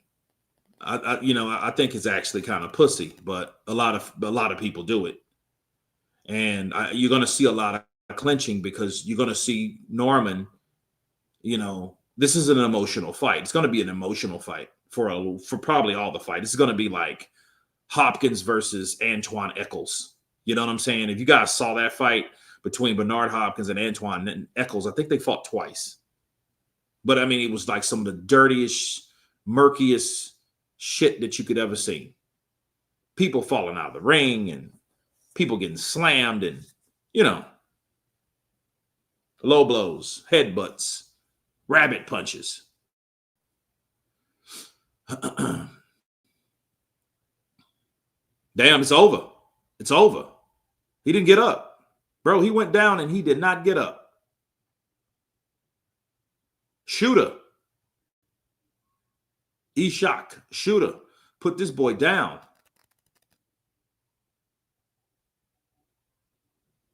Yeah, man. So Haney, he ain't really I thought Haney, when I first seen Haney fight, I seen him fight for the first time live. And he was in Stageworks in Shreveport. And I saw him, the way he used that jab, the way he can maneuver, the way, you know what I mean? He has good lateral movement, and it wasn't a lot of clinching.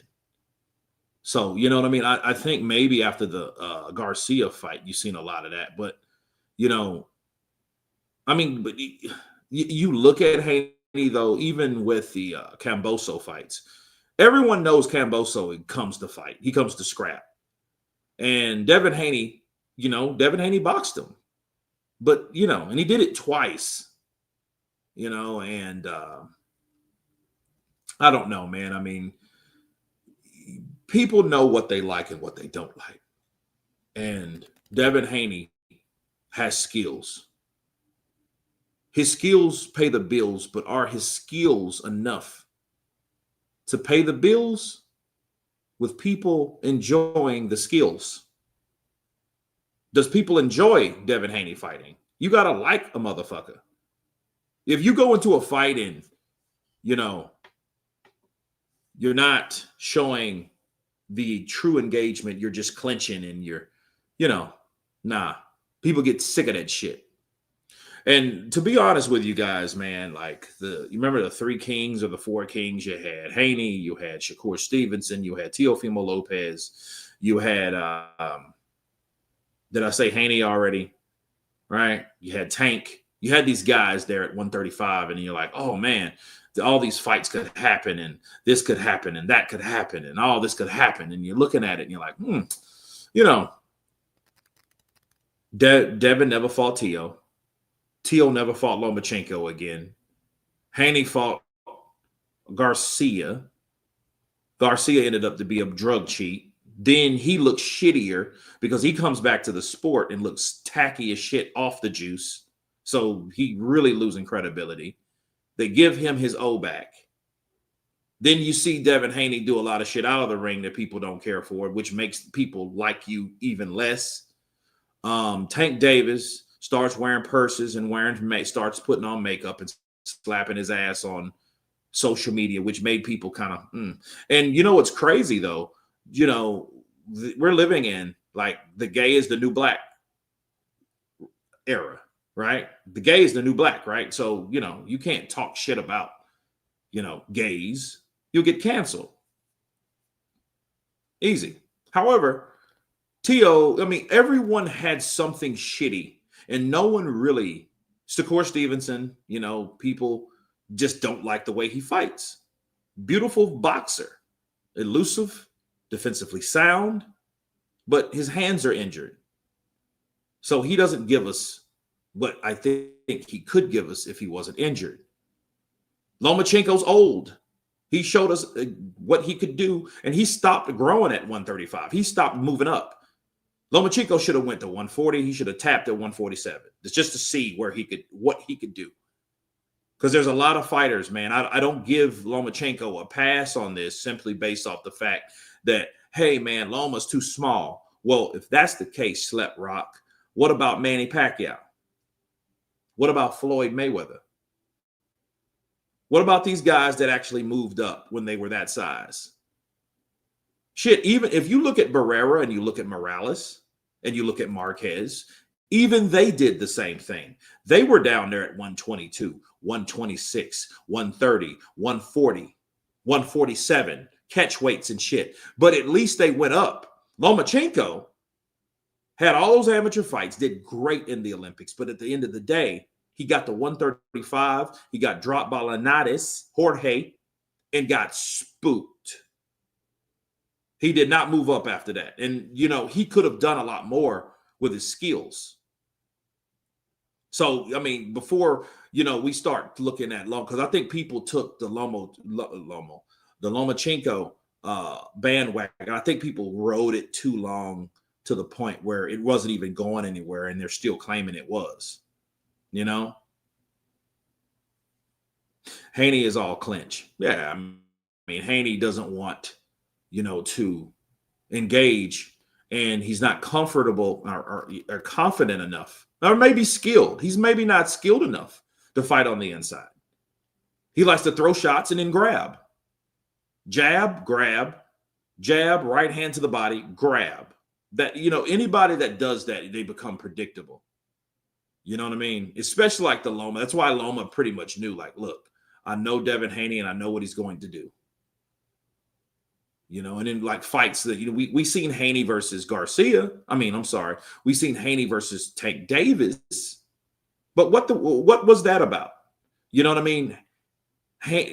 Like Ryan showed that he was a bitch. He can't take a shot to the stomach. And his whole team turned on him.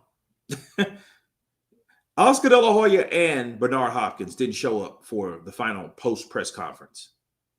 Gomez did. What was his name? What was that cat's name? Something Gomez. He's like the CEO or some shit like that. Fat faced Mexican cat. But he was the only one that was there with Ryan.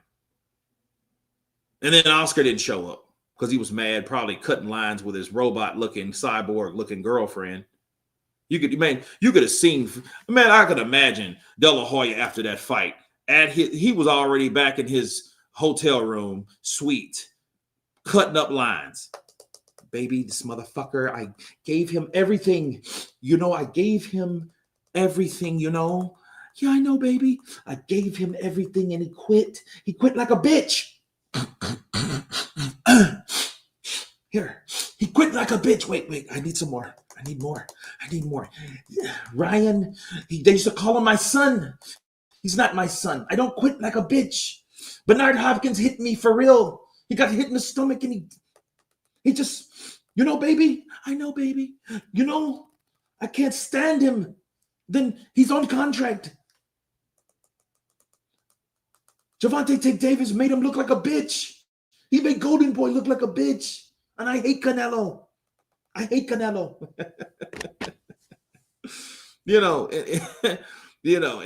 shit. Oscar was cutting lines up when Ryan Garcia was trying to explain himself.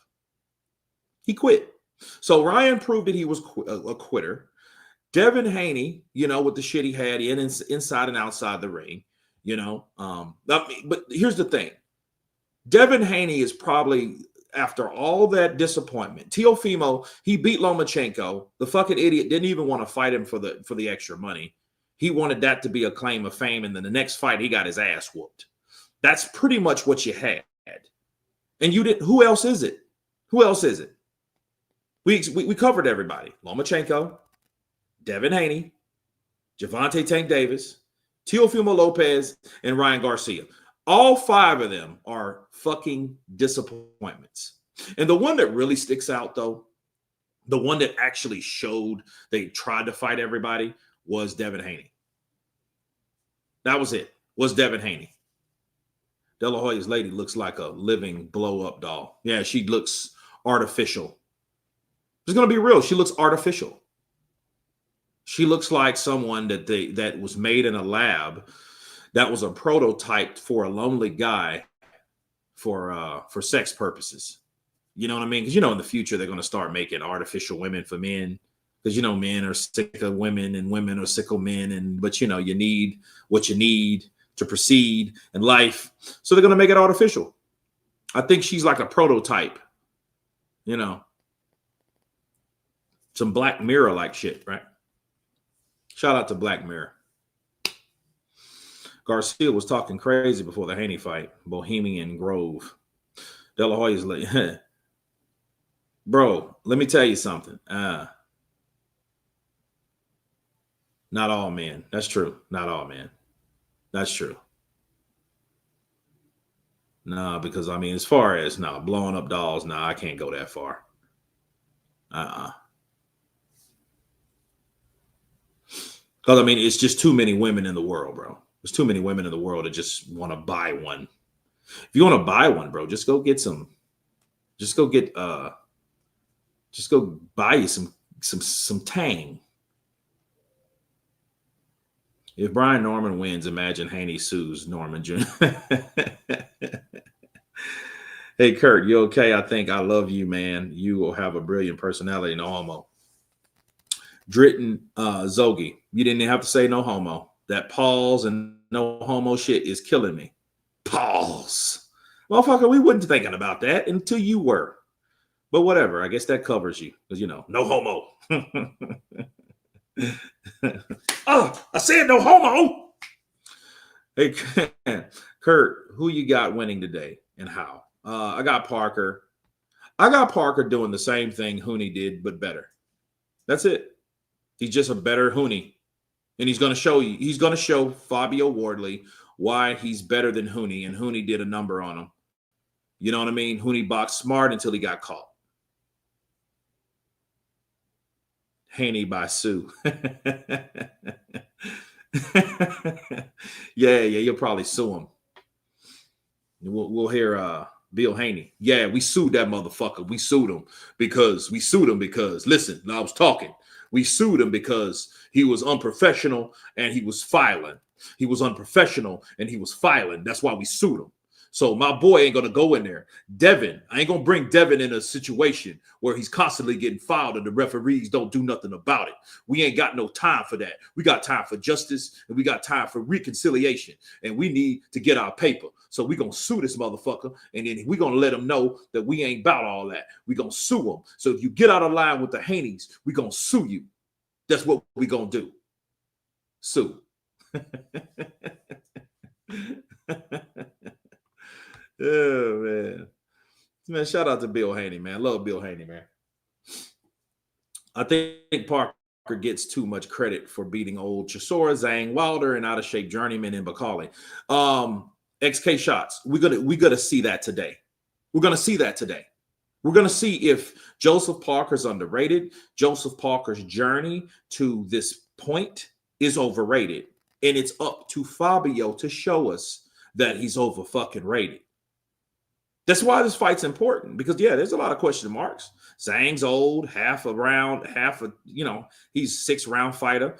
Wilder ain't shit after the ashwagandha. Bakali was fat as fuck off the couch, just took the money because he thought that Turkey al-Sheikh was just going to get mad if he didn't take the money. And then he offered him so much money that how could he refuse? He didn't give a fuck if he was injured, fat, whatever. It didn't matter. He was going to take that money. So maybe we will see. So if that happens, all this is going to come about. Fabio chins Joseph Parker. That's the first thing they're going to say. Well, this is the first fighter that wasn't old, disturbed, slow, damaged, all that. Guys, here's some coming in with some love. Fantasy fight, Prime McCall versus Prime Mercer. Ooh, McCall versus Mercer. I don't know, man. How the fuck did it end up on? I know I was watching YouTube. So what the fuck is this about? Hold on a sec.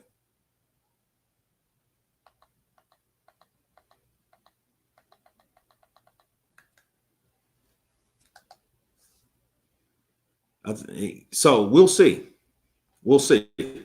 McCall and Mercer. I don't know, man, because McCall was a beast. Man, that probably would have been like, it's a lot of times, man. It's a lot of fights that didn't happen. Mercer didn't fight Tyson. Mercer didn't fight McCall. McCall didn't fight Tyson. McCall fought Lennox Lewis and knocked his ass out. People forget about that. He came back disturbed. So for me, honestly, man, I don't really give Lennox Lewis credit for beating McCall the second time. Do you really register that shit? He just didn't fight. You think a guy that ain't fighting you think you should get the privilege of saying you beat him? He just didn't fight. Either drugs, spiritual warfare, drugs, Don King. Okay, that was what's wrong with McCall. Or all the above. The motherfucker probably came in high. He probably came in high as a kite. He probably came in like, okay, you know, and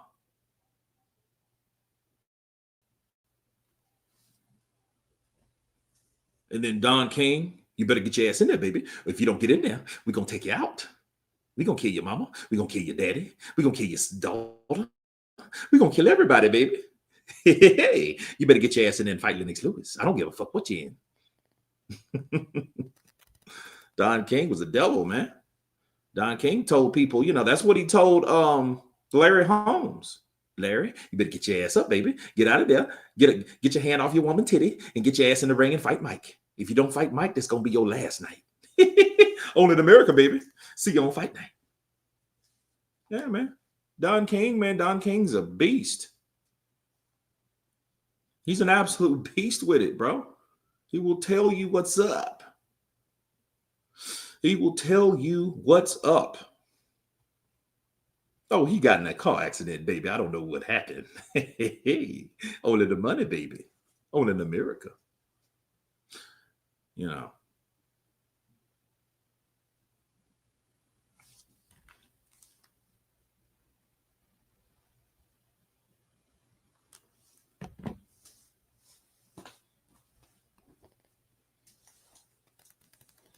I know I had a.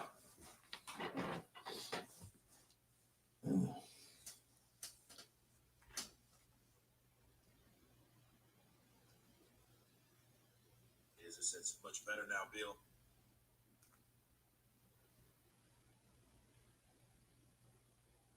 That's crazy. All right. Fantasy fight: David Tua versus Mike Tyson. Hooney dropped his hands because he got tired and only relied on his skills. Whichever. He got chinned. Fabio caught that boy and took him out. But we all know Hooney don't have a chin. His chin may be big as shit, but he doesn't have one.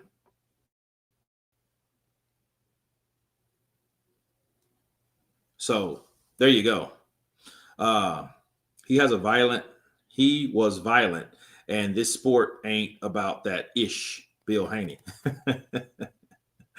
Yeah, man, it's crazy. It's crazy. It's crazy, man.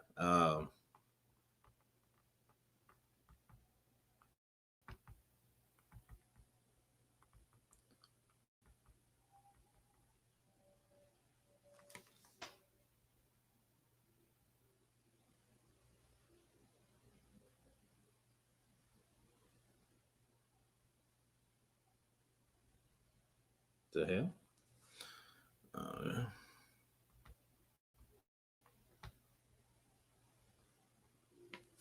Kurt, do you think it's okay to think Mike Tyson was overrated? No, because he wasn't. Mike Tyson just peaked early. He peaked early and everybody else peaked when they peaked. You even do Don King's eyes when he talks.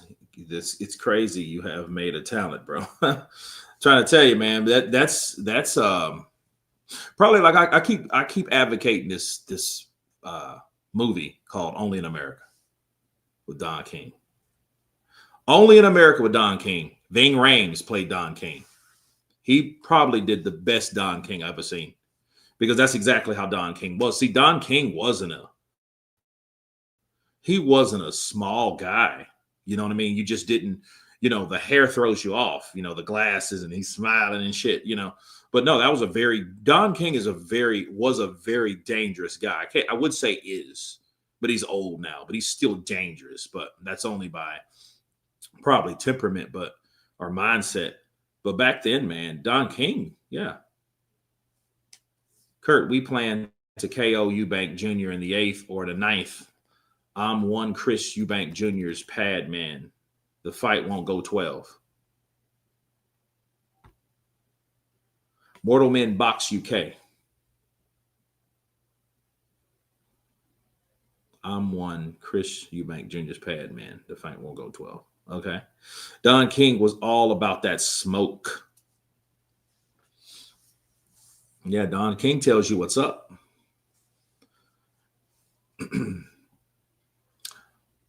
What about Foreman versus Grant Chin Vitaly Klitschko? Nah, man. No. I don't want, like, at that time you got the Klitschkos. I don't want to see Foreman anywhere around the Klitschkos. Now, if we're talking about a fantasy-like thing versus what happened, because remember, David Tua was chosen by George Foreman. He was chosen by George Foreman, and he was like, his wife talked him out of it. Like, no, don't fight David Tua, because David Tua is dangerous, man. And someone like George Foreman is going to sit there and kind of stand in front of you. This ain't the old George. This is, the young George. This is the older one. And he was like, man, I think I could make a comeback against David Tua. David Tua would have hurt George, and people would have been like, man, that's bad. You don't want to see that type of, no, you don't want to see that type of fight. I don't want to see George Foreman is like, that's legendary stuff. That's like saying Joe Frazier, really. I know he was a little younger than those guys, to be fair.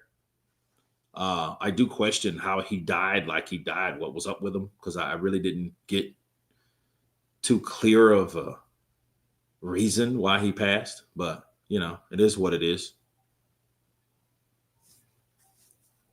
Ben getting KO'd. Tyson even lost to Jake Paul. Come on, bro. We ain't talking about that Jake Paul shit. He paid Jake Paul $20 million to spar with him in front of millions of people worldwide. That's what he did for Mike Tyson. He didn't want to hurt Mike. He didn't hurt Mike. I'm not mad at Jake Paul no more because of that fight, because he didn't do that to hurt Mike. Because, see, what Jake Paul got the recognition, he got the reputation for, is fighting people that are older and making them look bad because they're older. And people started to hate Jake for that. Like, bro, you're fighting people that you know damn well if they were younger, they would have floored you. But you're fighting them only because I have the equalizer. I have age. I have youth. And because I have age and youth, I got a lot more over the fighter that don't. Because you can have all the experience in the world, but if you can't pull the trigger, you cannot perform the way you're supposed to. That's why I do not want Ika Beabuchi to fight someone younger. Just for that reason. He can't do it. He can't pull the trigger. There's too many decades that went without him even testing the equipment. Ika Beabuchi was not in prison boxing and shadow boxing and training like a mad animal. He was not doing that. He was not chiseling his body in prison. He was a fat dude with a ponytail. He was a fat dude with a ponytail. That's what he was. He was not a guy that dedicated himself to boxing. He was not a Reuben Hurricane Carter that was just in there just breathing, worshiping boxing. He was not doing that. Ika Beabuchi was in there eating and getting fat. They threw this dude away. He's just that fat dude that once upon a time that used to box. Now he's big as shit. Okay, that's what he was. Let's just be real. Mike Tyson getting knocked out by Douglas while being heavy favorite was bad. It as bad as if Usyk gets knocked out by Jermaine Franklin.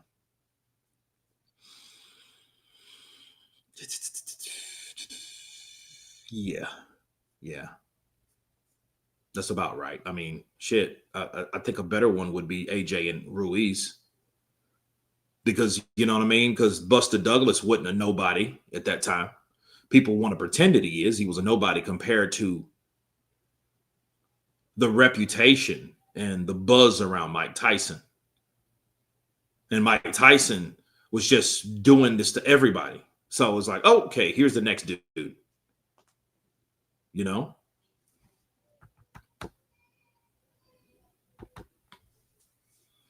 Ike versus Tua would be good. Ike versus Tua was good. That's, that fight happened, bro. That was a record-breaking fight. So, yeah, Jake Paul did what he's supposed to do, man. He gave Mike $20 million to share the ring with Mike Tyson. You know what I mean? That's all he did. That's all he did. And I ain't mad at it. Mike Tyson made $1 million for every punch that he threw or pulled, because he pulled some punches. So, no, it doesn't supposed to be like that. Let's hear Moses Atoma. How many heavyweights get into the ring? That must be your dream, and I'm sure it's a dream that will come true soon when you're headlining here at the O2.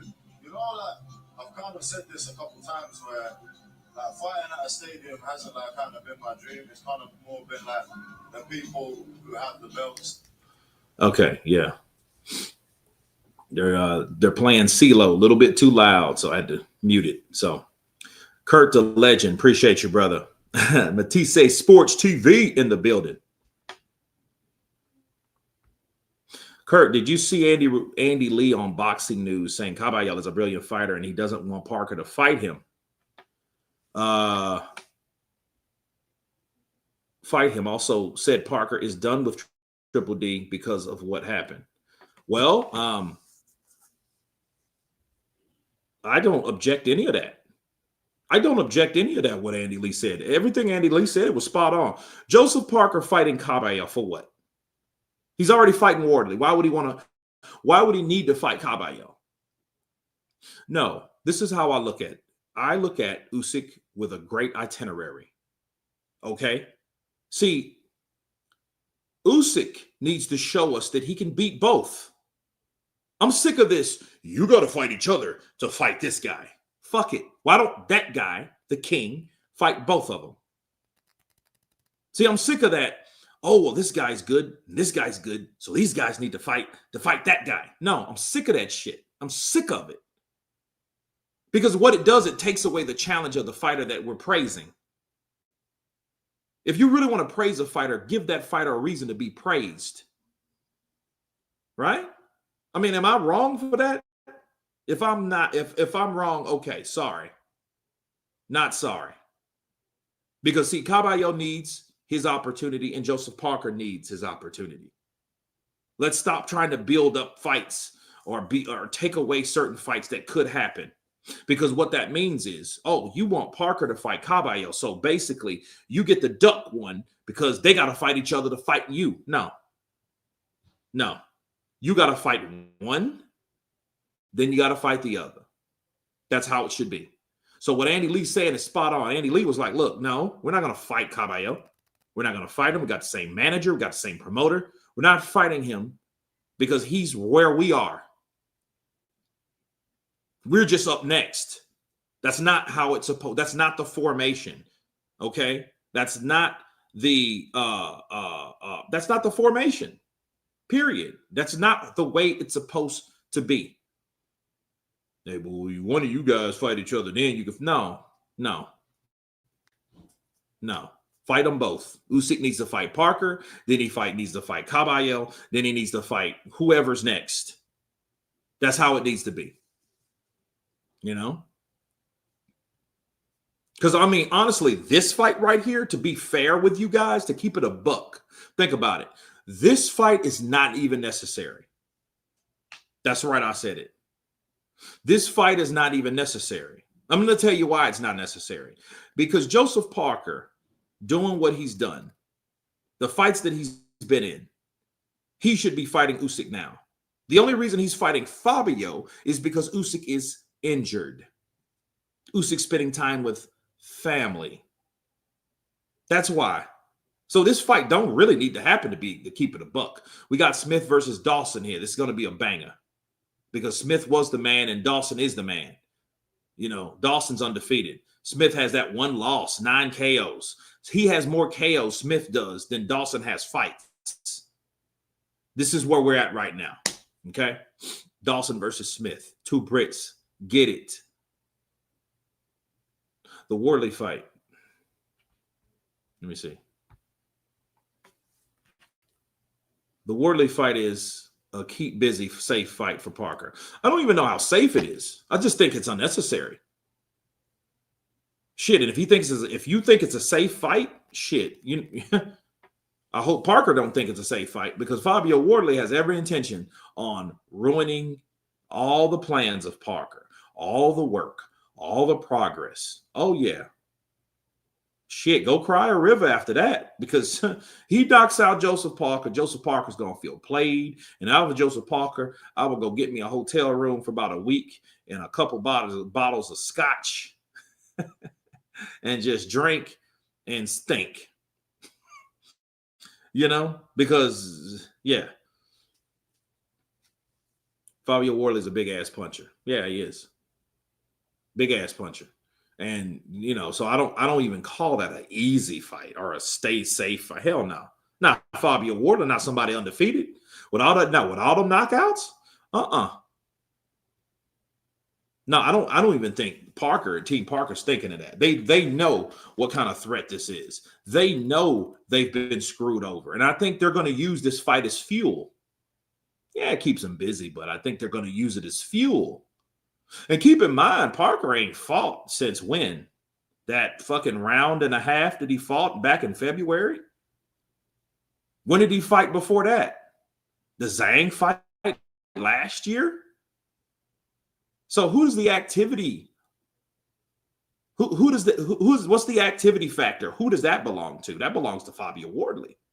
He just fought Hooney this year. Right? I think I heard Parker has only fought Bakali in the last 12 months. Exactly. And does that a fight? I mean, that's some real Deontay Wilder shit if you ask me. A lot of people blame Deontay not being worth the shit anymore. But understand, inactivity was a factor to Wilder too. You fought Alinis in 2022. You got knocked out in 2021 in October on the 9th. This month. 4 years ago. He was knocked out by Tyson the Gypsy King Fury. When did he fight since then? He waited a whole year and a month, then knocked out Alenius, then waited another whole year, and then fought Parker and got beat by Parker, where Parker fought 4 times in 2023. Or was it 22? One of them. I think it was 23. Yeah, 23. So there you go. So, yeah, man, this is a dangerous fight. This is a dangerous fight. Parker should be fighting, and Parker could wait on, I'm going to fight Usyk. We drop this weight, you know? Parker completely outclassed Wilder. Yep. I mean, once you see somebody do it, man, it's easier for yourself to do it because you start looking at like, man, you know it can be done. You know that can be done. What is happening with Joshua if he's going to fight anymore, or is this retirement for him? What do you think? Nah, he's going to fight. He's going to fight. I just don't know when. What bothers me about Joshua is why are we hearing so much indecisiveness from from Hearn and, you know, oh, we're going to try to put him on an undercard. Bro, stop that shit. Get off that shit. Don't put him anywhere. Make him a fucking fight. Make him a venue. Kurt, do you think Liston really threw the fight versus Ali? Yes. But understand, keep in mind of something, people. Ali already beat Liston. Liston cheated Clay. Liston cheated Clay. Okay? He cheated Cassius because he put some shit in his eyes because he wouldn't stop moving. He wouldn't stop boxing. He was boxing him like Bivol. If you want to see, that's how Bivol reminds me of how Cassius Clay used to fight. He never stopped moving and he never stopped throwing shots and he never stopped countering. And that's what he did to Sonny Liston. He cut this boy up so bad he quit. Sonny Liston quit in the first fight. He couldn't take that shit no more. He couldn't take all those punches and bunches, them flurries, them combinations, that footwork. He couldn't take it. And he tried to cheat my dad. He tried to cheat him, but he couldn't beat him. Bars. Understand that. He couldn't. There was nothing he could do. You know, in the second fight, and this is what happened between the second fight and the first fight, Cassius got political. Cassius got involved with the Nation of Islam. Right? He became a disciple of the Nation of Islam. He became Muhammad Ali. Rumble, young man Rumble, Muhammad Ali. Right? What's my name? Muhammad Ali. So now his name is Muhammad Ali. And the Muslims had his back. The Nation of Islam Muslims had his back. Okay, I have to say that. And they started threatening Sonny Liston constantly. They constantly threatened him. They called him countless times. You beat, if you beat Sonny Liston, you're one dead ninja. And hung up the phone. The mob, I think, was in on it too. Sonny Liston used to work for the mob, but I think the mob had a bet against Liston, I believe. So it was up to Liston had to go down.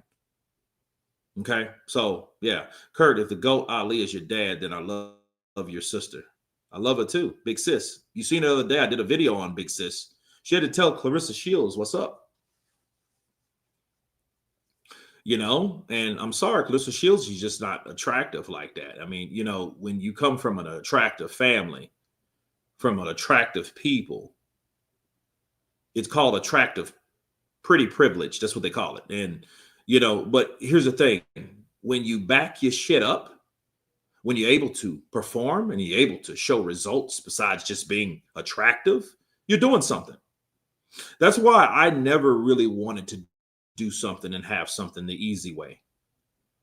That's why I never fathomed the idea of, hey, why don't you buy subscribers? Fuck that. What is that? You know, that easy way out shit only makes you entitled to something further on that you won't be prepared for in the future.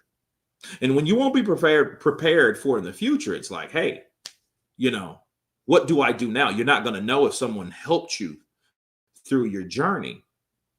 That's why it's always good to take your ass to the gym. Take your ass to work. Grind. Make good use of your time. Don't sit around and be a bitch. Don't really sit and complain. Don't piss and moan. Make it happen. Take the initiative. You know what I mean? Because a lot of times people are not going to help you. You're going to help yourself. It's all about survival. So it is what it is.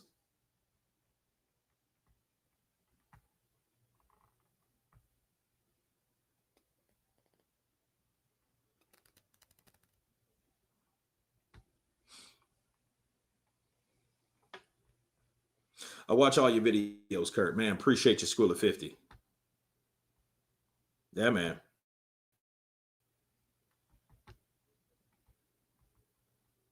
Fabio Wardley will knock out Parker cold. Kurt, what's your opinion on Yard beating Benavidez? Do you think he has puncher's chance? You know, I don't know, man. David, he's tough. He's in the right division. You know, David Benavidez is in the right division. Because it's challenging. He ain't just beating the shit out of people and all that. Nah. You know what I mean? He ain't stopped nobody yet. So I think Yard, because of that, he has a puncher's chance. But David shows that he has a chin and he's durable enough to take the punches there. I don't think he's fought the right people, though. Volsnik, they ain't got that. He's not a power puncher. You know what I mean? He's accumulative. He's he's Ukrainian. The Ukrainians, they they accumulate shots and give you those type of punches and stuff like that, you know, to hurt you like he did with, you know, Stevenson, Superman. But, you know, Superman is good. He's still alive, thank God. You know, he's recovered a lot. So, you know, he's at Yard is going to get battered, maybe. But then we get to see another style. I'm looking forward to that fight. That fight's going to be dope. Uncle Kurt, man, I finally paid off my Plymouth Reliant. Let me hold a couple dollars. Uncle Kurt, nah, I'm good, man. Nah, we only dropping donations up in here. But yeah, congrats though on that Plymouth. I think Benavidez will beat Yard by decision after climbing off the canvas. It's gonna be a good fight. I hope it's memorable. You know.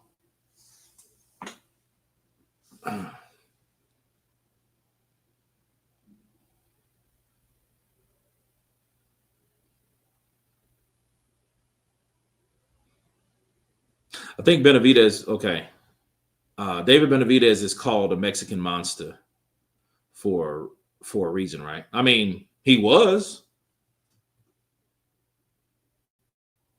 Dude, I looked down for just a minute and he got already caught. That's crazy. Ergovic versus a Jagba. Man, you know what? That's gonna be that'll be a good fight, bro. I hope Benavidez versus Yard plays out like Billy versus Martinez. Bro, me too. Me too. Yeah. Oh, nice. Boom. Oh. Down he goes. First knockdown of the day. Yeah, Jagba's good though. I think a Jagba though is better defensively. He can move a lot better. You know, he's able to get out of the way of those punches. You know. Wardley versus Dubois.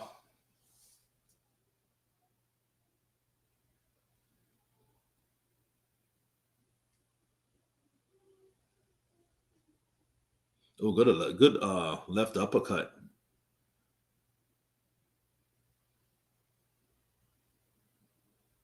Yeah, by Dawson. Dawson got dropped, bro. Smith dropped his ass, man. He caught him with an overhand from a shorter guy, you know, throwing like that.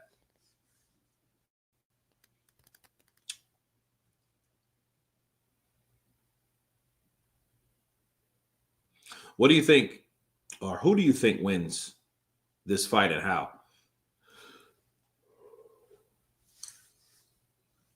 This fight here, or I don't know. I don't know much about these fighters.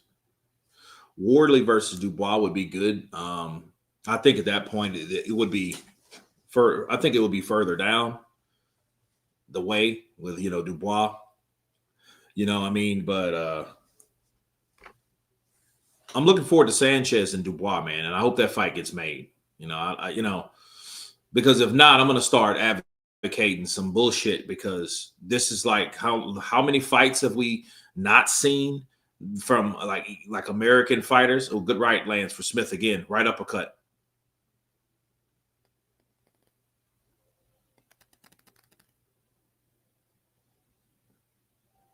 Good left hook from Smith. Ooh, good left uppercut to the body from Smith. He needs to dig down to that body. It's just Dawson, bro. He's tall and he's rangy. When is Yard versus Benavidez? It's next month. I think it's on the 15th. I believe it's on the 15th, right? Or is that Norman versus Haney? Thoughts on Tyson Mayweather exhibition? I don't have any thoughts on that shit, bro. I'm just going to be real with you. I don't have any thoughts on it. I don't really know. Nah. You know, Kurt, Sanchez is Cuban, and what do they have anything against a Cuban fighter? He shouldn't have had it. Wait. He should have had a lot of fights by now. I like Frank. Well, they're going through a deficit over at the PBC. So Al Heyman, you know, he's trying to do all he can for his fighters. Then Frank's one of his fighters. you know.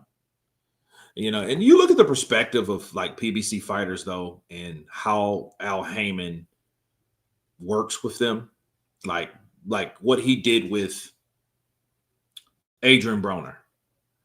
Do you guys know if it wasn't for Al Heyman, Adrian Broner would just be probably a bum on the street by now? If it wasn't for Adrian Broner, I mean, to be fair, the way he managed Adrian's money and he gave him allowances like that, it was almost to me like, if you guys ever seen Cadillac Records, Cadillac Records is about like a slew of, was it blues singers, blues legends, Little Walter and the Wolf, Steppenwolf. Shit, who else? Thanks for the correction, champ. No problem. November 22nd. Gotcha. The PBC are nearly finished now.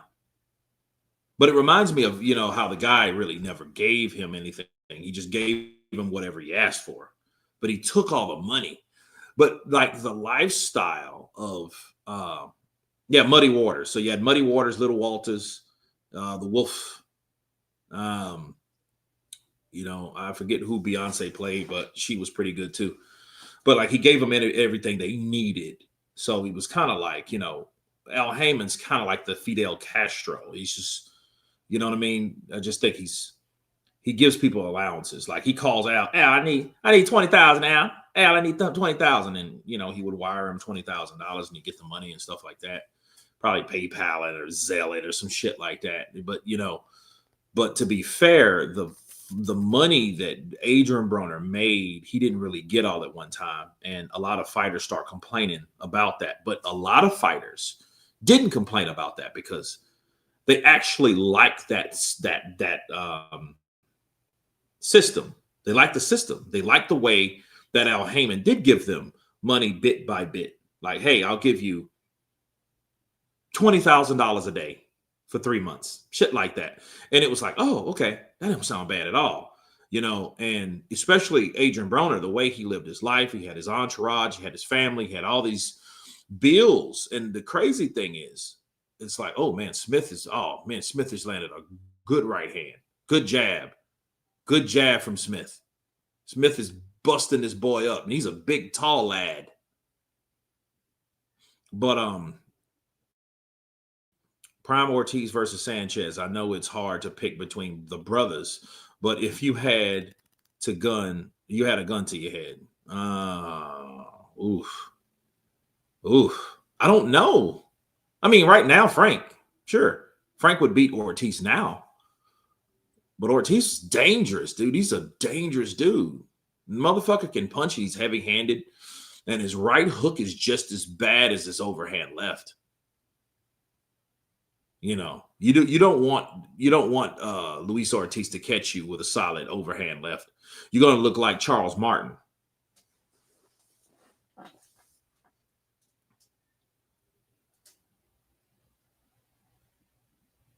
So yeah, November 22nd, Benavidez versus Yard, Mason versus Noakes, Haney versus Norman, Jesse Rodriguez versus Martinez. Yeah, it's going to be dope. Red 789. Counterpunch to you, bro. That's going to be a dope ass fight. It's going to be a dope fight, man.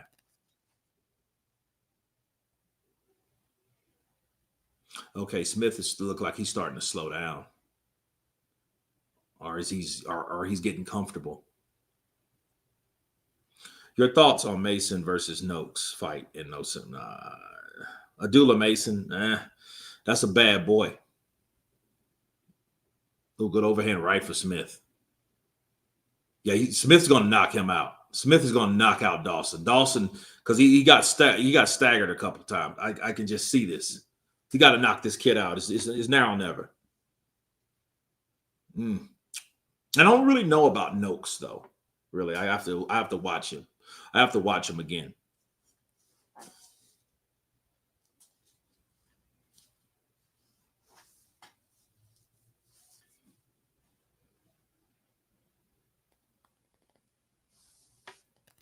Mason is a great talent.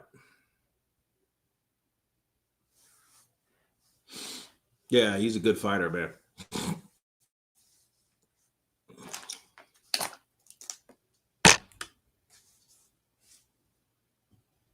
Oscar Henao. When Ortiz hit Martin, Martin looked like Stevie Wonder looking for his car on the wrong floor in the parking lot. Man, he stopped that dude and froze him. I remember Knockout Kings, the original Knockout Kings on PlayStation, where it had Oscar De La Hoya on the cover. And no. Knockout Kings 2000. I'm sorry, not the first one, but the second one. Knockout Kings 2000. And you had when you got hurt, like you got stunned, you stood straight up like this. It was crazy. Like, you know, you crouched down, and then when someone hit you with something, you would just come straight up. Like, I just, you know, that's just how the game, you know, had you, you know, and it's crazy. Yeah. And that's how that's when he hit Martin. When he hit Martin, Martin did the same. Pow! Because he just forgot where he was. That punch came from Goa. Este golpe de Cuba. Este poder de Cuba. Cuba said it. Cuba said it. I saw a story that Gary Russell had on IG, and he said that he wants to fight Tank, Lamont Roach, and also said that he is willing to fight Inoue. I mean, shit. Inoue comes with money. He comes with money, though.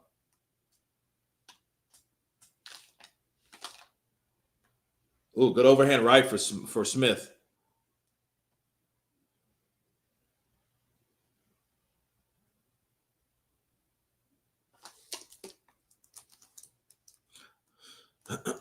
You're welcome. That's the last I heard. Might want to see if Kurt knows the definite time for the main card, unless you want to watch the undercards too.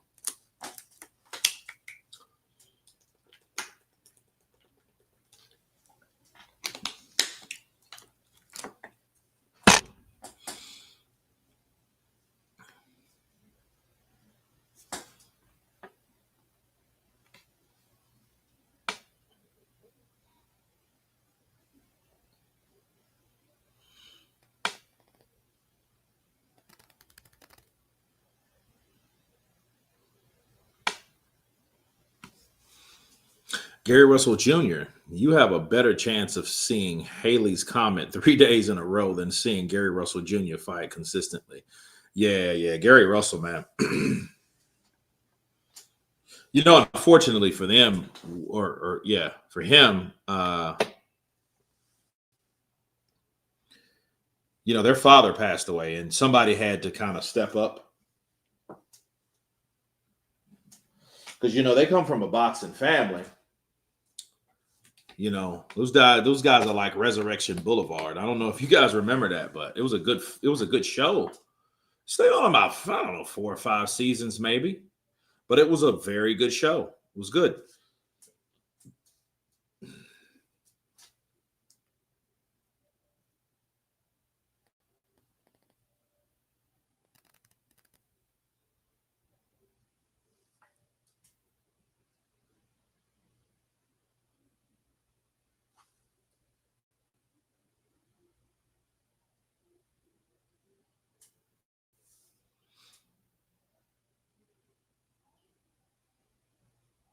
The heavyweight division is becoming lazy again. Yeah. Yeah. I mean, what it is, I mean, it's just the heavyweight division, and I can understand this too. The heavyweight division is shot as load, you know? I mean, the intriguement for Undisputed was the shit at one point. But now it's not. I mean, we got an undisputed champion. Like, even if like Dubois and Usyk wasn't anything like Usyk and Fury, because that was the true undisputed fight. Dubois fighting Usyk, an email champion, really, to be fair. You know, Even though he just beat Joshua, you know. Kyogre, what's up, brother? Counter punch to you. It's going good. Kurt, what's your opinion about Showbiz the adult? I mean, I like Showbiz. That's my brother there. What about him? That's my opinion. Showbiz the adult is my brother, man. He's a guy that we come up together.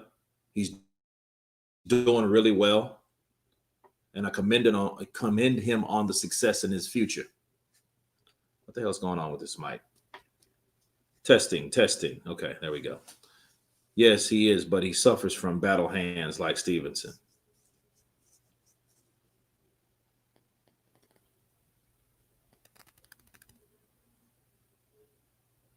Good body shots from Dawson.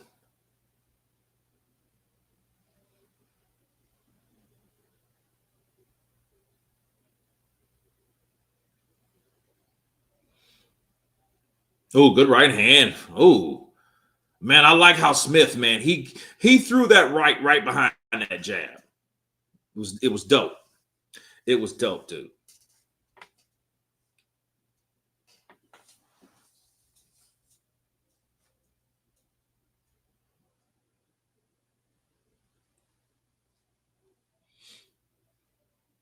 Oh, good right hand from Dawson.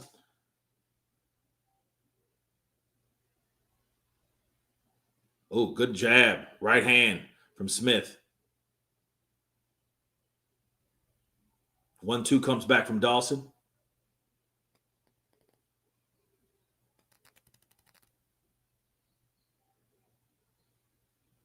Tyson Fury not coming back unless it's for that Usyk rematch. He wants that get back badly. Okay. This is boxing, man. Everything can happen. I mean, Tyson Fury, look, here's the thing, though. Tyson coming back to fight, he just needs to prove himself. He needs to whoop someone that nobody thought that he could whoop. He needs to beat Caballo. You don't want to fight Parker. It's a bad time because nobody wants that fight.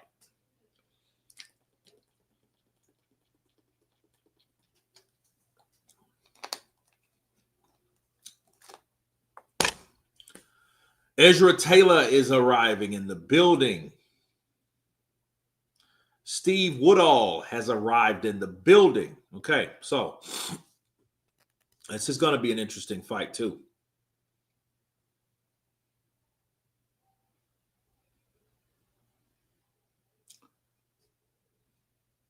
Let's get it.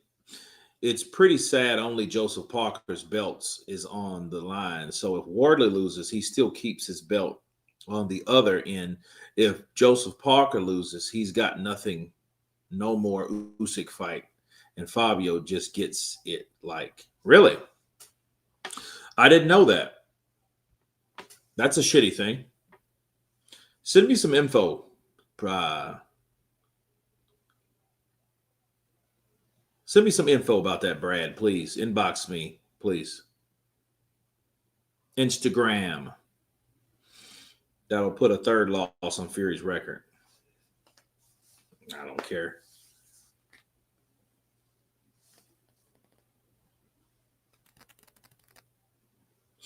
He wants a trilogy. I've never had 3 trilogies before. Oh, good right hand from Smith, bro. Smith is doing his thing. If Fury beats AJ in Triple D, I would say he could maybe rematch Usyk. Yeah, why not? I have no objection of that. If he beat AJ and then he beat Dubois and he made them quit or something like that, that'd be good.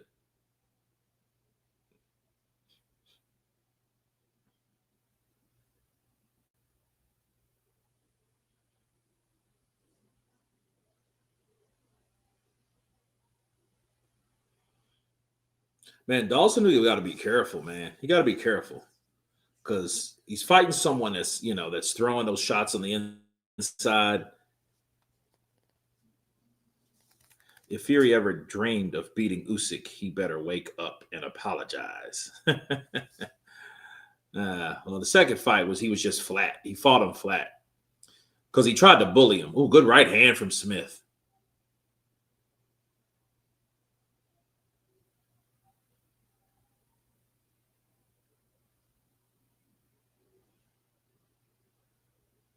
Greedy belly. That's greedy belly. Yeah, he's called greedy belly all those negotiations. He's asking for all that damn money. 70-30. You're like, and you got one belt and you fought Francis Ngannou. This dude got some balls, bro. You fight like, and it's crazy. You're like, who did you fight to warrant you getting all this money? I'm the A side because you beat Wilder. That's crazy. You did all that shit. You got all that props for beating Wilder. Yet people don't give Wilder respect, but they give you respect for beating Wilder, which I think is remedial. Remedial. Shit doesn't even make sense, does it? Parker should never have had a world title to begin with. I don't know what that means. Oh, good right hand from Dawson. Dawson throws one. Oh, good left hook from Dawson. Nice. Dawson comes back with some get back. Hey, Kurt, Fury's still saying to this day that he beat Usyk both times. Yeah.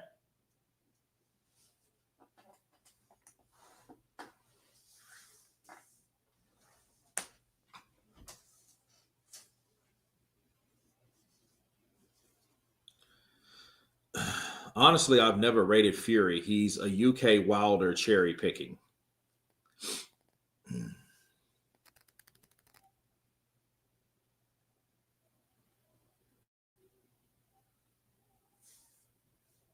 Parker should have beat AJ. He's the better boxer.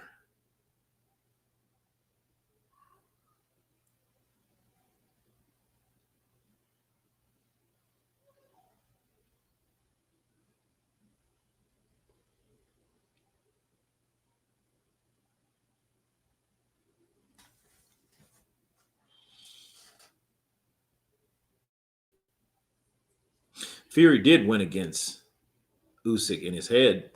I think he won, you know? It was just too easy in there. I took it easy on the little Ukrainian prick.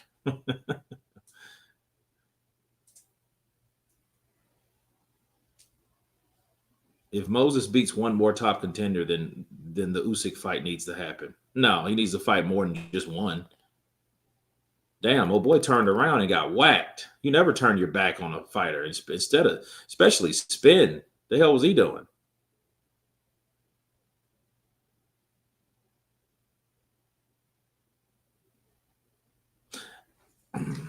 AJ should revenge Triple D.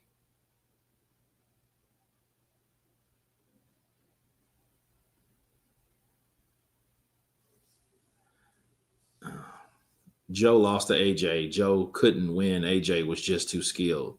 I mean, the fight, the way the fight was, I mean, the referee made it look a certain way, and, you know, that shit was whack. Shit was boring, to be fair. Chess match, you know.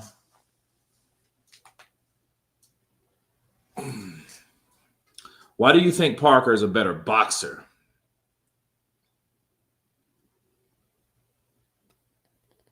The British really overhyped Moses. I don't know, man. We'll see.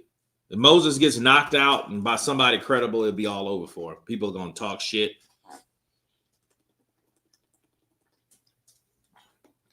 Ooh, good left hook from Smith. And it's crazy. It's already seventh. This is already the seventh round. Moses lost to Parker at a sparring match.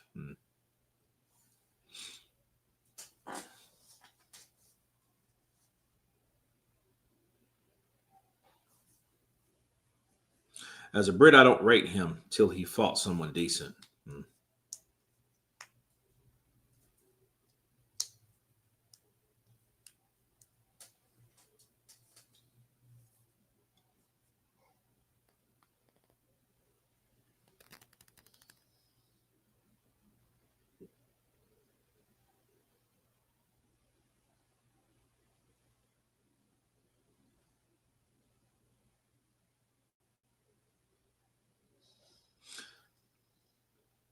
You don't. You simply, you're, oh, no. LOL. No, you don't. You're simply patriotic. Damn, did he get Dawson hurt again? All right, I'm about to grab my smoothie.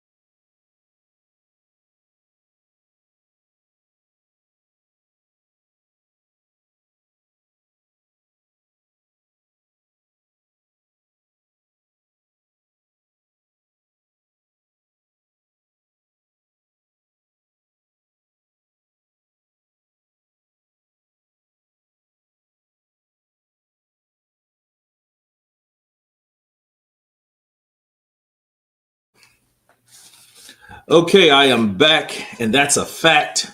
Bars. We got my concoctionative smoothie here. We all know who's gonna fight Usyk. Well, okay. Do we?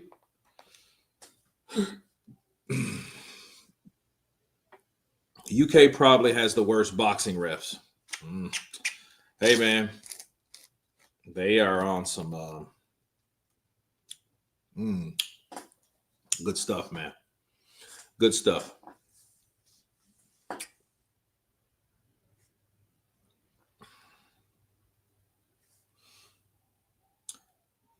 Fury is a pretty good boxer. He's just delusional to believe that he's an all-time great. He never has been on that level.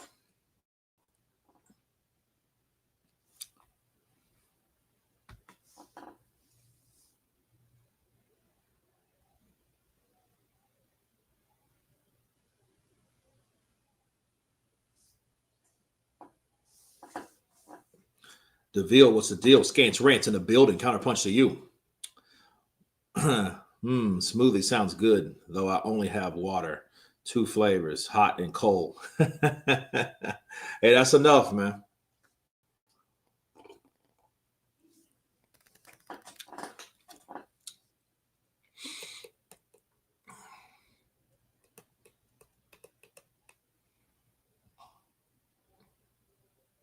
Hey, Kurt and everyone, am I dead yet? Counterpunch to you. counter punch to you.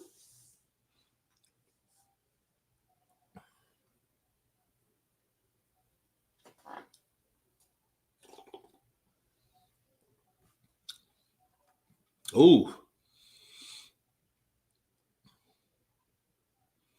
I mean, Dawson damn near threw him out of the ring, and he's like, oh, no, wave him off, yeah. I mean, to be fair, I mean, these are two British fighters, though.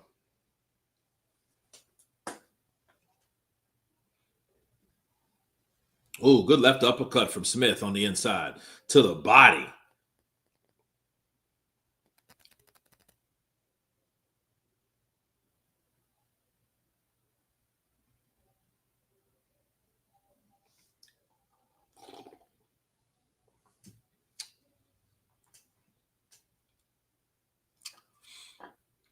Ooh, good right hand from Smith.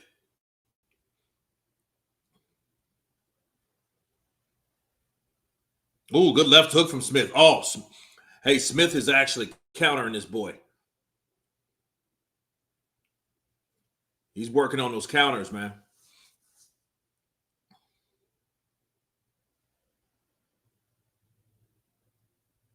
Jab to the body from Dawson.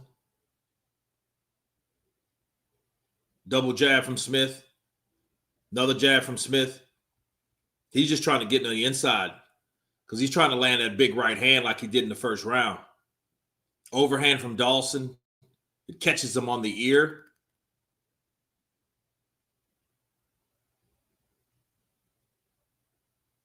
Ooh, good left uppercut to the body from Smith. Ooh, good right uppercut from Dawson in the clinch.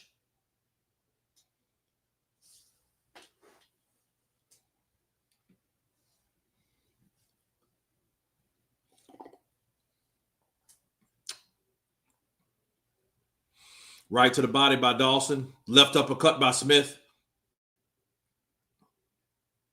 Ooh. That right hand knocked the guard down. I think it slapped him in the face with his own glove. Good jab from Smith.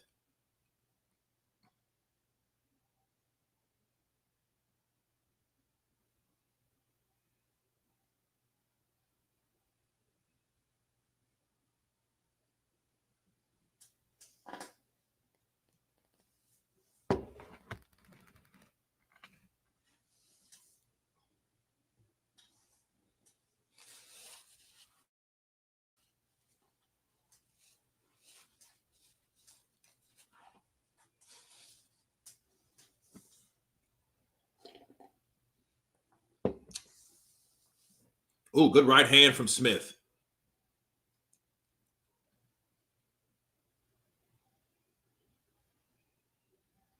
Oh, that round 9 belongs to Smith, definitely. Yeah, this is going to be one of those fights, though. It's going to be one of those fights that it's like who wins?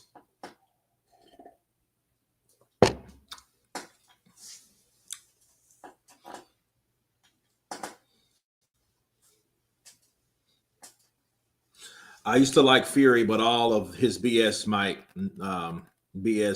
might me go off on him. Yeah. I know what you meant. Yeah, I mean, all the other stuff wasn't necessary. Tyson, you beaten Wilder, that just wasn't enough. You beat Vladimir Klitschko too long ago before that. You went from 15, and then 5 years later, you finally beat Wilder officially, and it's like it wasn't enough. And then, you just wanted to be this proclaimed best fighter, but then like all the fights that, we thought maybe you lose, you never fought,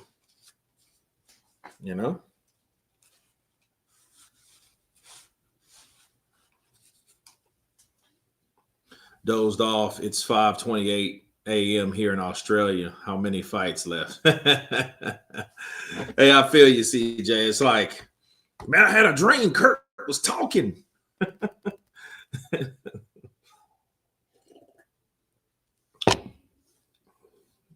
I think it's 2, I believe.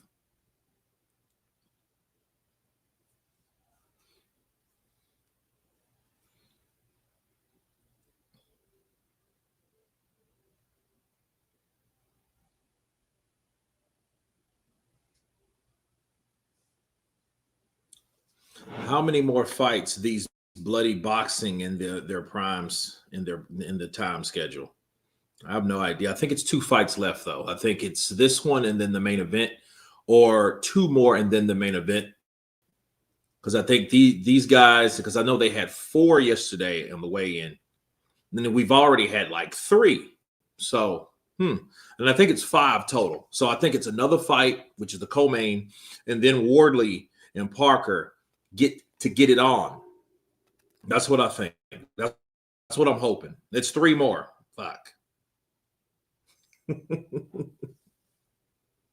You know, it is what it is. Cheers. Did I miss anything? Nah, not really. And this is a decent fight. You know, Smith, the guy, he's still showing that he's still around, and there's a reason. You got a guy that's undefeated versus a guy that has 1 loss. Oh, good right from Smith.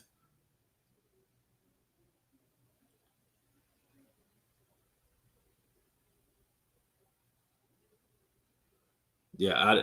Oh, good left to the body from Smith.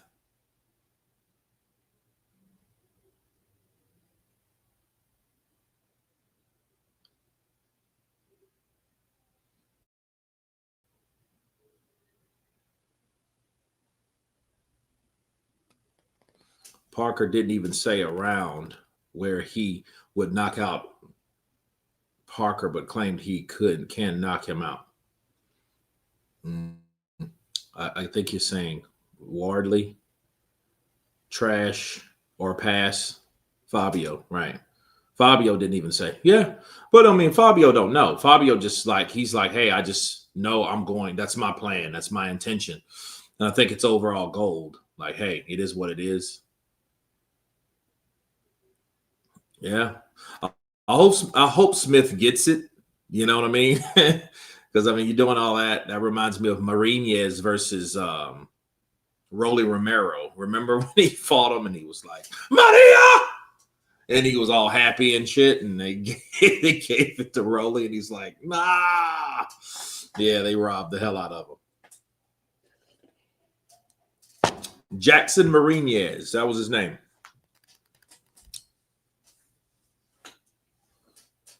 If Usyk has 5 fights left, who would you choose?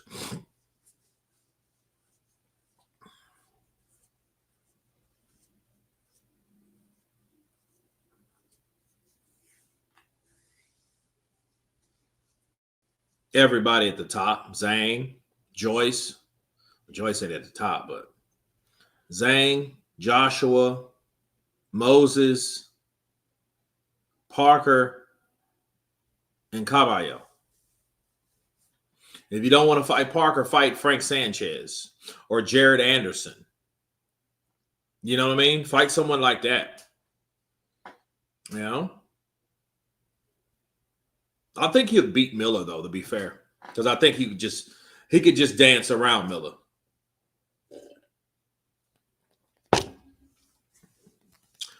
Do you think Parker was going to cause the upset against Triple D? Yep, I do. I think they were aiming to knock out Triple D. Because, see, since the AJ fight, people know Daniel Dubois got the reputation of being solid. He could take a shot. He took those shots from AJ, but he still knocked AJ out, though. So that being said, Parker was like, okay, we're going to gain a little weight. You know, we're going to get some muscle on us. We're going to make our punches count. Because when we do get the drop on Danny Dubois, and we will, you know what I mean? Think about it. Parker would have hit Dubois. Shit, if Hrgovic could hit Dubois, Parker can surely hit Dubois. So they knew that. So they're like, look, since we're able to get in and get out with Dubois, let's make our punches mean more. Let's put on more muscle mass. Let's take it to him. Let's get him. And I think that's what they intended to do. That's why he came in at 267. Because that was the same weight he was going to come in fighting Dubois anyhow, because that's the same weight that he weighed in fighting Mark McCauley that replaced Danny Dubois. So we know he was going to be 267, 270. They wanted those punches to mean more.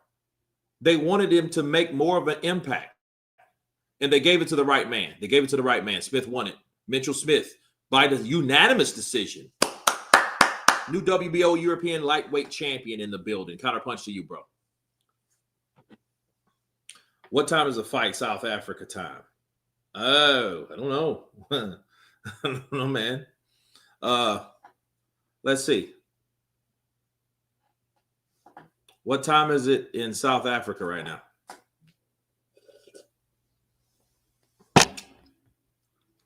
You guys are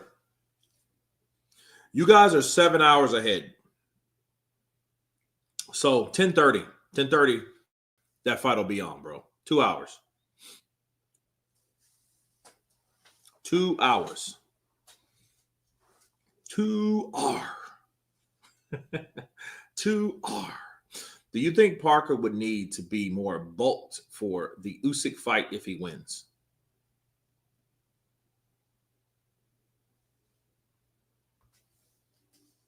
No. I think the opposite. He needs to lose weight. He needs to go back to his original state. If he has a chance with Usyk, he better be ready to fight each and every round like his life depended on it. Because once you start fighting someone like Usyk with those feints, he's going to put you fighting Usyk. You know what it is like to fight Usyk? How I imagine it? I imagine fighting Usyk is like getting on a treadmill. And you know how it is, you know, if for all you treadmill cardio warriors out here, you should know. Getting on a treadmill, let's say comfortable 3.0, 2.7, 2.8, 3.0, right? And that's decent, you know. You can do a nice little trot, right? A nice little sprint at 3.0. That's not too fast. Well, you're doing that 3.0 and you're used to doing that for what? Let's say 30 minutes. Usyk is like 6.8 for 30 minutes. That's going to be a big difference. Huffing, puffing, exhorting energy, right? Heart rate is pumping. Blood's flowing more. I'm just using it for example, man. 3.0. You know. Say Usyk is a bot. I had a friend of mine, man. Shout out to John Cinco. You know, he's like, man, I'm telling you, man, dudes over there they ain't real. They artificial. They artificially modified. Yeah, man, they doing too much. Telling this why they whipping everybody. You get hit, they come back stronger. That ain't no human. There's a cyborg, man. It's a robot. It's a robot. I'm telling you what I know, man. Shout out to John 5. Hello from New Zealand. Counterpunch to you, Peter Trott. Matthew Ryan. I want Fabio to win this. If Fabio wins, we get better fights, i.e. Fury versus Fabio. We will never get Parker versus Fury because of their bromance. Is this live for the big fight? JD, it is. Actually, it is. Actually, it is. What time is the ring walk? Dad's Army. 1, 2, 3, 4. It is probably 3:30 this time. My time. So that's 9:30. 10:30 in South Africa. Fear picks. Usyk just has an incredible engine. He goes 5, rest for 3, then goes for 4. Yeah, that dude's a beast, man. He's beating people with pace.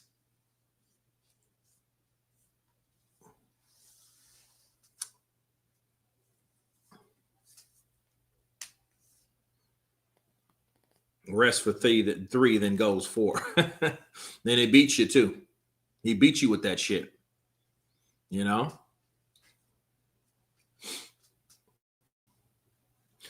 How would Ruiz sound if he was waiting at McDonald's drive-thru? Damn, it's hot. It's hot in this car. Sit down. Siéntate. Junior, siéntate. Hey, give me my Snicker. You're my sticker in the back. It's on the floor. I'm waiting for my Big Mac.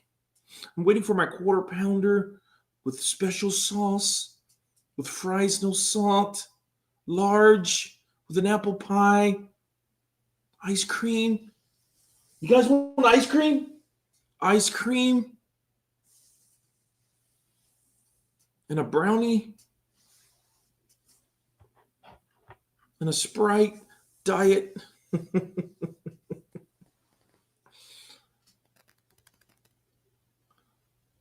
Hello, yes, I would like 3 Big Mac meals. I want my Big Mac with quarter pounder patties with extra sauce on the side, fries, no salt. The other two medium fries for kids. You don't need Happy Meals. You eat more than that.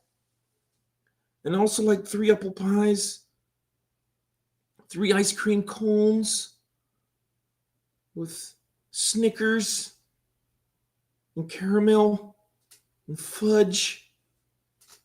Please, can I have a holder? Siéntate. Can I get a holder, please? And also give me a McFish for my wife. She smells like fish.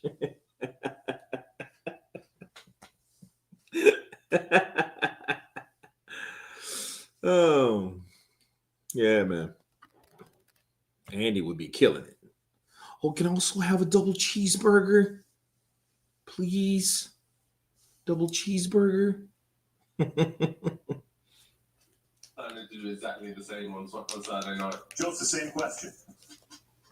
All the best to Fabio, but this is my time. This is going to be a hard to win. Can I go straight to the shop and get a dessert? Have some nice food and have a nice chill with the family. Come on, Fabio, let's get on.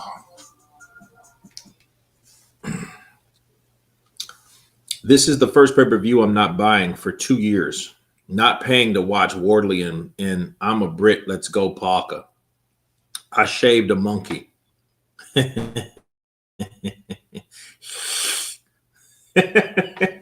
Yeah. Lucas, your impressions are perfect. Appreciate you, brother. Bud, salute. The final boss, Luca Moore in the building. Parker is the lamest talker in boxing. I mean, it's Parker, though, man. You know what? I was thinking that, too. Honestly, I just heard him like, just do it. It's my time. We're going to go get dessert and hang out with the family. Let's go. Yeah. I'm like, yeah, man. Say what you want, though, bro. You got, like, people. Tyson Fury. You know. Okay, we got Quartermain and Barney Smith. Now, this is going to be a fight here. 14-0. 14-0. 13 wins, no losses, 1 draw, 4 KOs for Quartermain. 14 wins, 7 KOs, no losses, no draws for Barney Smith. 21-28. Smith is 21. Quartermain is 28. Weight both the same. Well, about both the same. 5'7" to 5'10". Barney Smith is taller.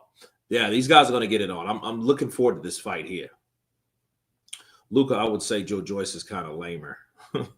Like, just want to get in there and fight. And I just think I just can take a couple punches. And I try not to take the shots. And I'm trying to work more on defense. But, I mean, I'm ready to fight. I get paid. And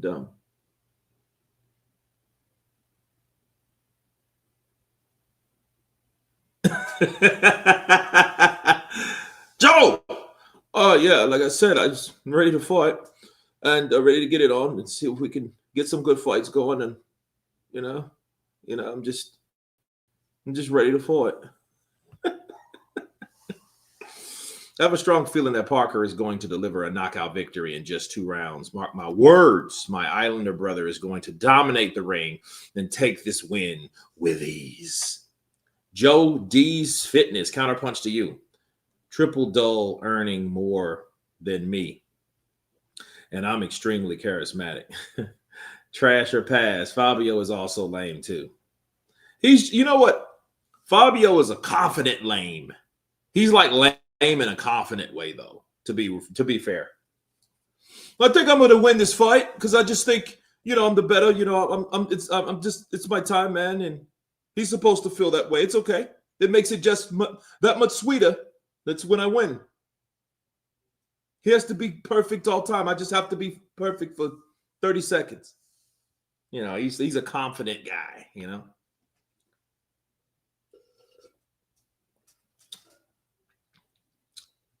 And he only fights once a year most of the time. No more is more boring in and outside of the ring than Parker.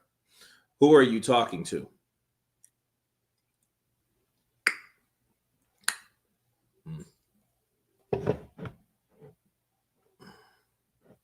Oh, you're talking about AJ. AJ's probably a monster. Who you talking to? I'm heavy. 18 stone. I'm heavy.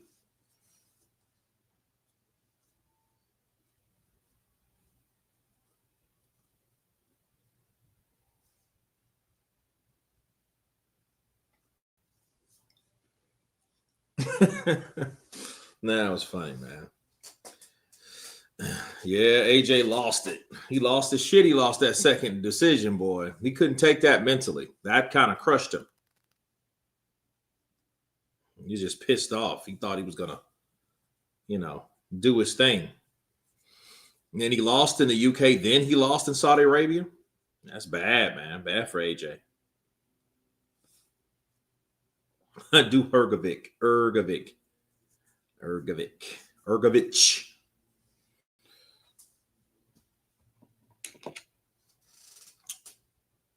Man, Daniel Dubois he's everyone says he has muscles, but I question if he has balls, because in his fights I don't see that he has proof of balls, because he quit, and I think he just spends his time at the gym, but he needs to work on his balls because he quits.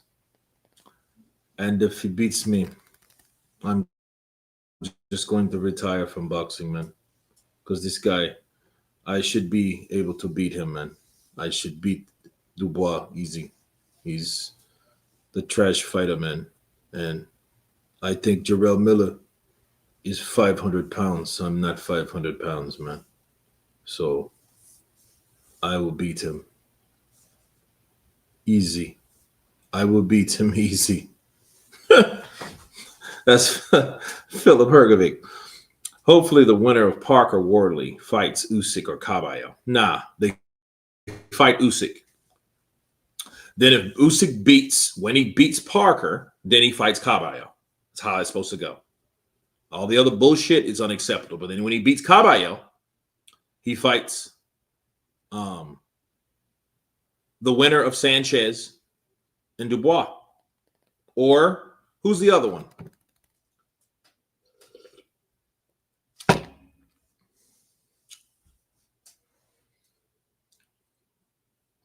Usyk beats everyone.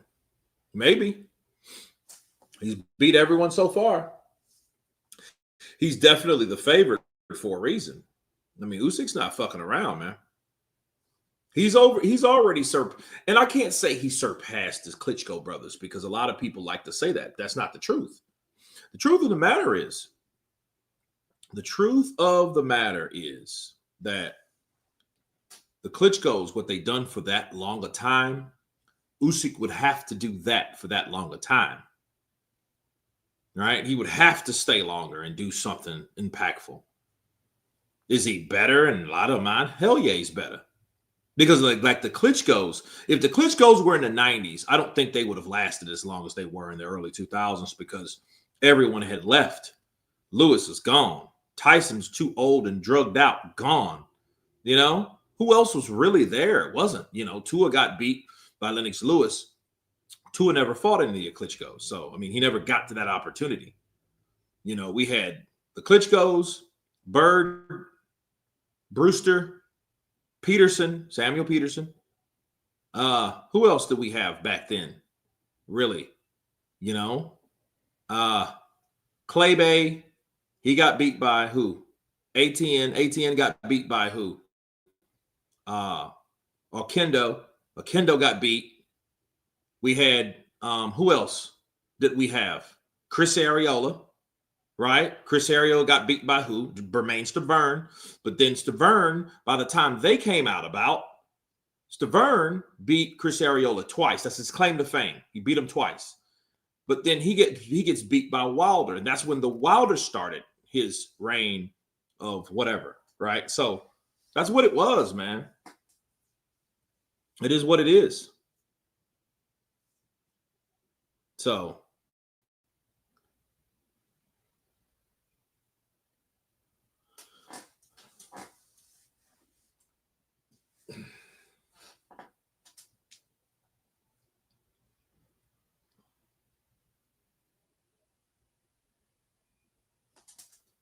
here we go. Here we go.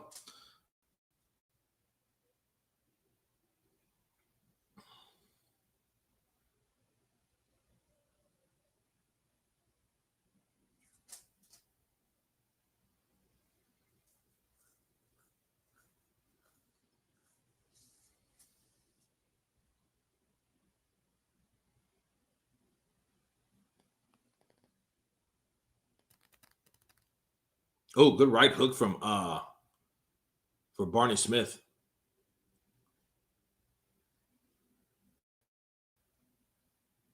Yeah, Corey Sanders, right? Corey Sanders.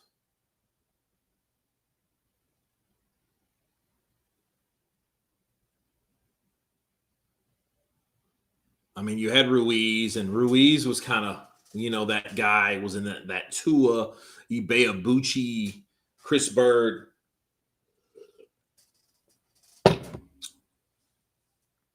And so you had guys like Pulev and Mahmoud Charb. They were there, but they really didn't do much of a splash because they were one of the guys that were good until they got beat by the guys that were the best, which were the Klitschko's at the time. So they were beating everybody. So, ooh, good straight left from Quartermain. What's in the smoothie, brother? Kale, an apple, Fiji, grapes,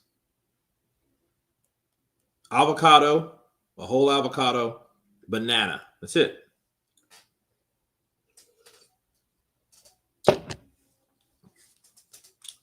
Can't wait till Parker wins so your cock-essing mouth shuts up. Damn. Like the Klitschko's, especially Vitali, but it was one of the worst boxing eras. I just think they were just better than everybody. I don't think it was the worst. I just think it wasn't the best. You know what I mean? I think it's better now. I mean, it's definitely ranked one of the lowest, but I mean, that's not Vitali or Vladimir's fault. They were just better than everyone there. That's it. Bobby Collins in the building. Counterpunch to you, brother. Foots in the house. That's almost the whole menu. Yeah, pretty much. That's what I went to the grocery store for, man, to get my shit. I had to get my shit, man. Bobby Collins became a new member. Welcome back, Bobby. Welcome back. Ooh. Counterpunch to you, brother. Bro, how many times is it now that you have said Parker was going to lose? I don't know. Catching up with Hona. No, I think Parker's going to do the thing. He has to. Justice for Joseph. Justice for Joseph. Justice for Joseph. You guys forget? Justice for Joseph. Justice for Joseph. Justice for Joseph. Justice for Joseph. Come on. Fury and Frank Warren's dirty talking each other ringside. Fury and Frank Warren's dirty talking. Yeah, I like that. Yeah, I do like that too, Tyson. Yeah, look at it. Looks crazy, doesn't it? Look at him. He's an idiot, isn't he? The big, dumb, stiff idiot. Yeah, he is kind of stupid. Yeah, that's okay, Frank. We're gonna come back in there. We're gonna make a lot of money together. Me and you, Frankie boy, we're gonna make a lot of money. We're gonna get that Usyk prick back in the ring, and we're gonna kick his ass, and that's not a thing. Hey, I do agree with you, Tyson. Whatever you want to do, we can do it. We can make it happen. Let's make it happen. Let's do it. I'm ready to kick that little geezer's ass, prick. He only got the decision because of the war, isn't it? The Ukrainian prick. Him and Vladimir can go suck a cock.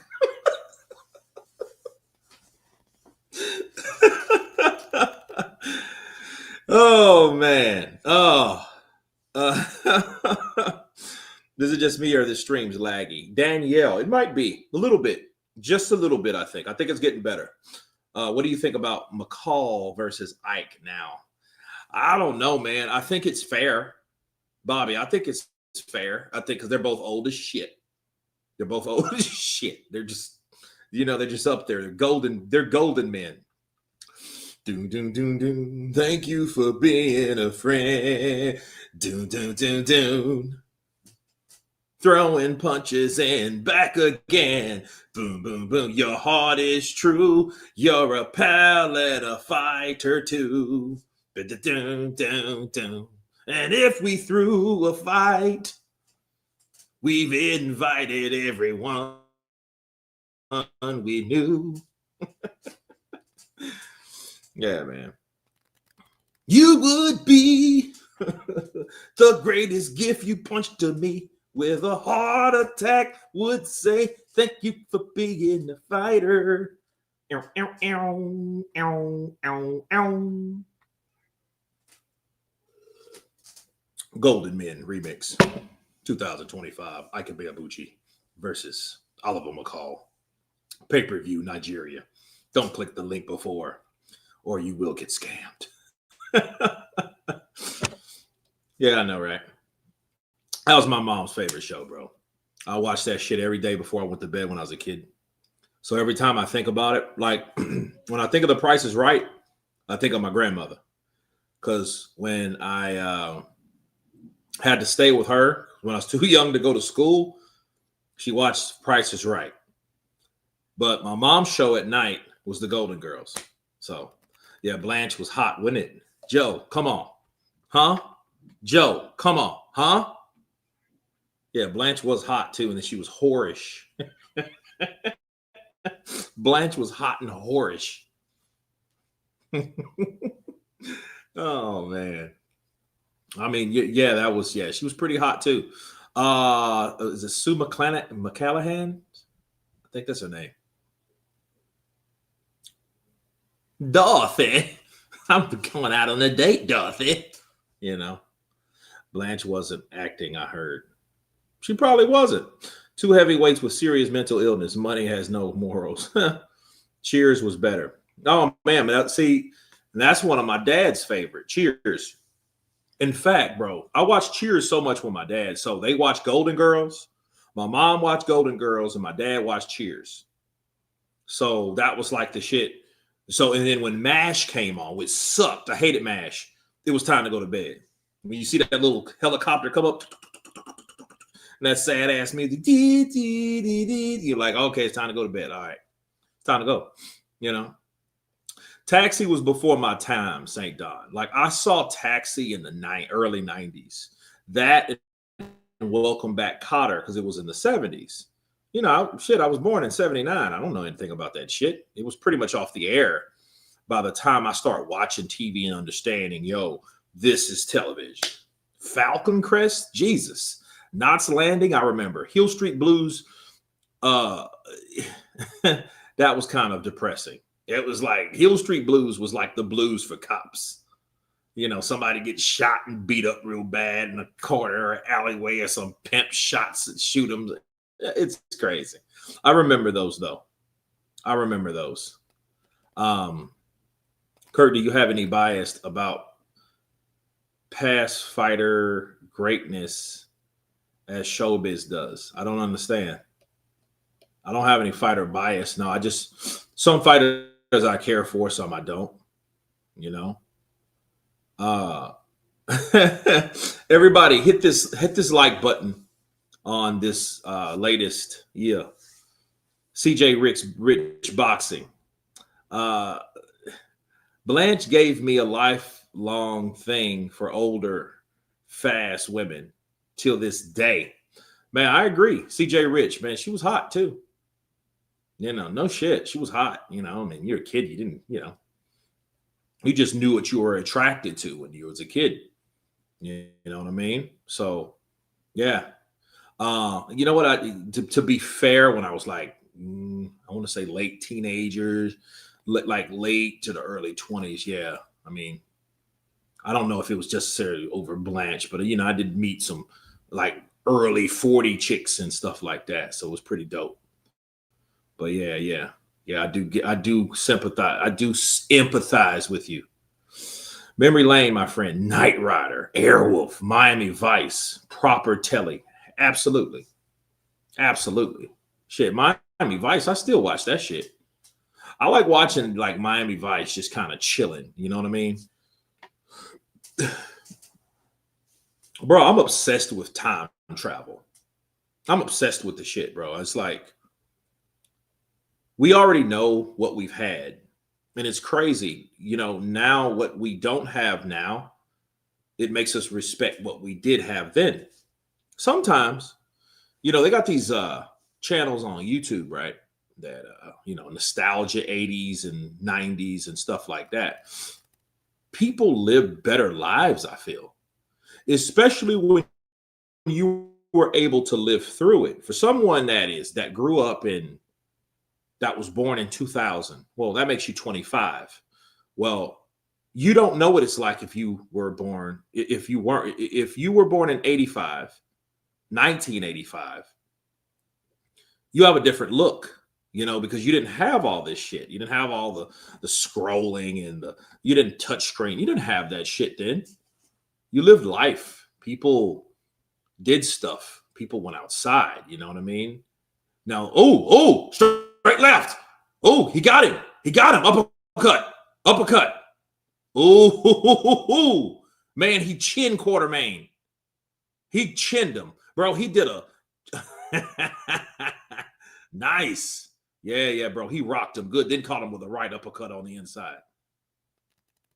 Straight left. Boom. Ooh, he hit Quartermain. He buckled back.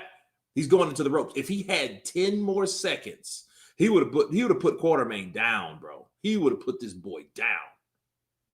Yeah, his eyes, he didn't know where he went like this. Bow! And then start backpedaling. I used to like the Professionals and the Dukes of Hazzard. The Daisy Duke was fine. Yeah, Daisy Duke was fine, though.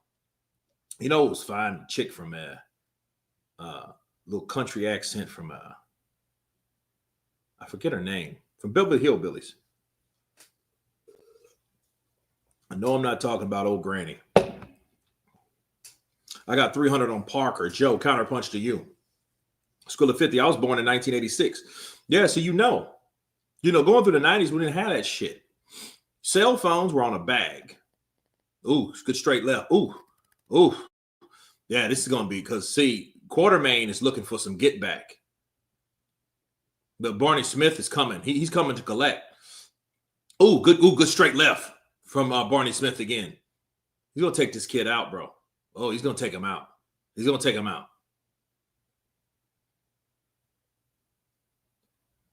The bird from the Fall Guy.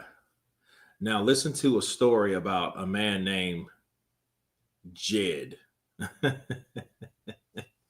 Now listen to the story about a man named Jed. Poor country boy kept the family fed. And one day he was shooting it. I was like, oh my God.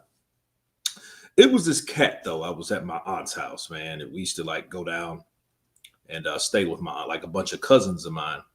We stayed with my aunt because she had cable. Loved her aunt, but she had cable. So we went down there and it was this kid. She had a lot of foster kids. And the crazy thing is, one of the foster kids, man, he was quiet, but he was low key, this comedic cat. And he was like, dude, I know the story of, and he had always this nasty version of Beverly Hillbillies. It was classic stuff. Did you enjoy Andy Griffith? Not really. Barney Fife was pretty hilarious because he was that Barney Fife, cop, but not really, you know, Opie Taylor. I mean, it's classic television. I'm more of a I Love Lucy guy. You know what I mean? I thought Lucille Ball was fine. Yeah, she was gorgeous to me, But yeah, Nick at Night was fire. Yeah, Nick at Night was fire, wasn't it? Yeah, it was fire. You seem like a Punky Brewster type guy. No, I didn't really watch Punky Brewster. I didn't really like Blossom. But I mean, I was forced to watch it because that's the shit that was on TV. Again, we didn't have cable though, bro. I didn't have cable until I was a teenager when we had it. And by that time, I was chasing Snatch. You know what I mean? I wasn't really worried about staying at home and watching TV. I was trying to get away from the house. What I wanted wasn't at home. My two dads, I remember that, St. Don. Was that in the UK? Did they have that in the UK? Okay, to be clear, everybody from the UK, give me a number one and tell me what you guys had access to. Because I'm hearing a lot of you guys talk about Miami Vice and, stuff like that. Airwolf. Airwolf was dope too. Knight Rider. So did you guys watch that? Was that a thing? Was that a thing over there? We saw all of your shows. We watched it all. Nice. Damn, in living color. Hell yeah. In living color. Saved by the Bell. Bro, I just saw Saved by the Bell, The Wedding. Love Saved by the Bell, man. It's crazy. After school, around that time, actually, because we were younger. So it was I had a friend of mine, Eric Davis. He had an older brother named Rick. He had a younger sister named Janelle. So I would go over there. We would be there just chilling and just watching Saved by the Bell, until my mom, which was a teacher, got off, and then she would pick me up from over there. But after school, we would go over there and just chill. But Silver Spoon, I didn't really watch that. Massive over here. Okay. Didn't know that. I did not know that. But Barney Smith is kicking much ass. Never found my Lisa Turtle. Yeah, Lisa Turtle was hot, wasn't she? Uh-huh. And you know something crazy? It's like you had Lisa, Kelly, and Jesse, right? Who would ever thought that Jesse Spano, Elizabeth Berkley, would have played Showgirls, which was hot. That was a good movie, man. Whoever thought she would play in a stripper movie? Ellie Mae, that's her name. Ellie Mae was hot. Yeah, Ellie Mae was hot. Yeah, man.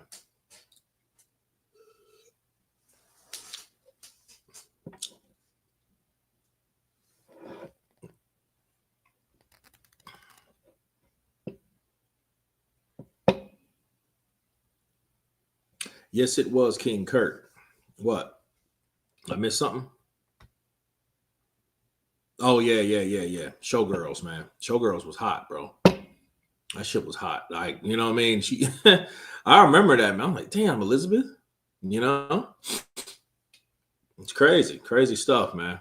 Because she was already tall, but she was tall and kind of had to grow into her body, You know what I mean? And yeah, she did. And it was most fulfilling. It was most fulfilling, yes. Charlie's Angels with Farrah Fawcett. St. Don, it's crazy you mentioned Farrah Fawcett, right? Farrah Fawcett, Players Club. Ooh, yeah, old Diamond. That's, and it's crazy. You see her in Family Business, it's like night and day because, you can tell, people age and it sucks. Kind of.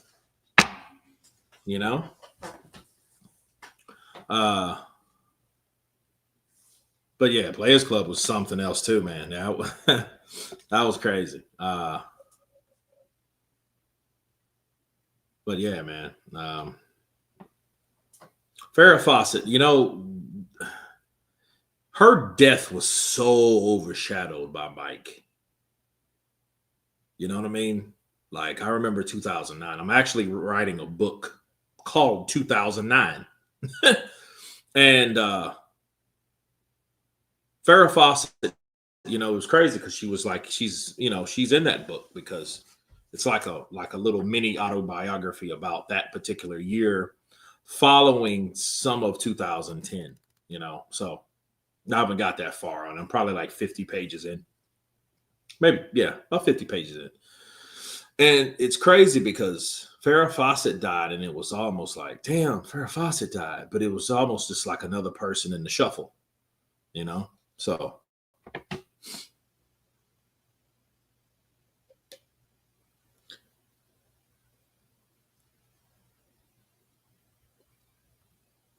AJ has been training Wardley for this fight. So where the hell is he then?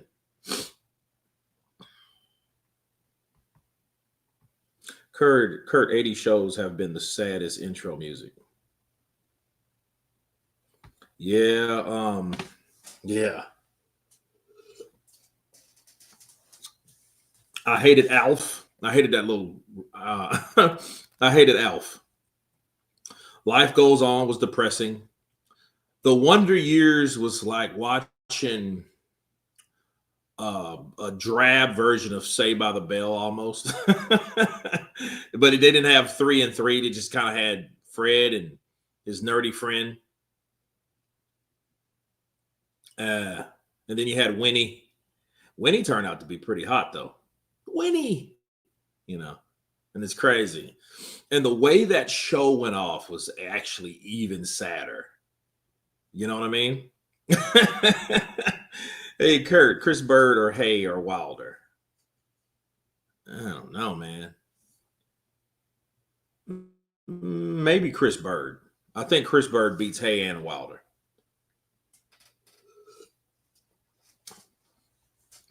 But then again, Wilder could probably knock out Chris Bird. But Wilder would be played first. He would be outboxed until he just landed that shot and took him out. Childhood was mainly in the mid 90s. Streets of Rage music is still rocking to this day.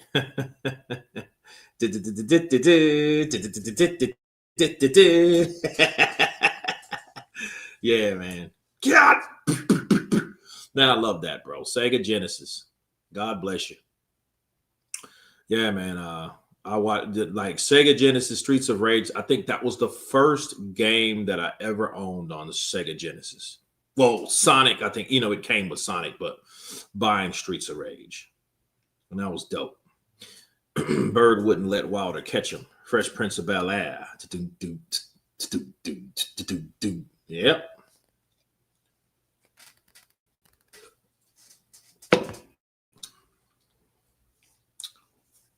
Bird wouldn't let Wilder catch him. Damn, CJ Rich, you showing our age, champ, with that Harry and the Hendersons. Ooh, Jesus Christ. Kevin Peter Hall. If you guys don't know Kevin Peter Hall, he played Harry and the Hendersons. He also played the first Predator. He was the guy in the suits. No disillusions. I know my age. Sad thing, he died of AIDS. And it's crazy. The way he died of AIDS was like a it was from a blood transfusion. Sad shit, bro. Contra was my shit. Yep. Doom, doom, doom.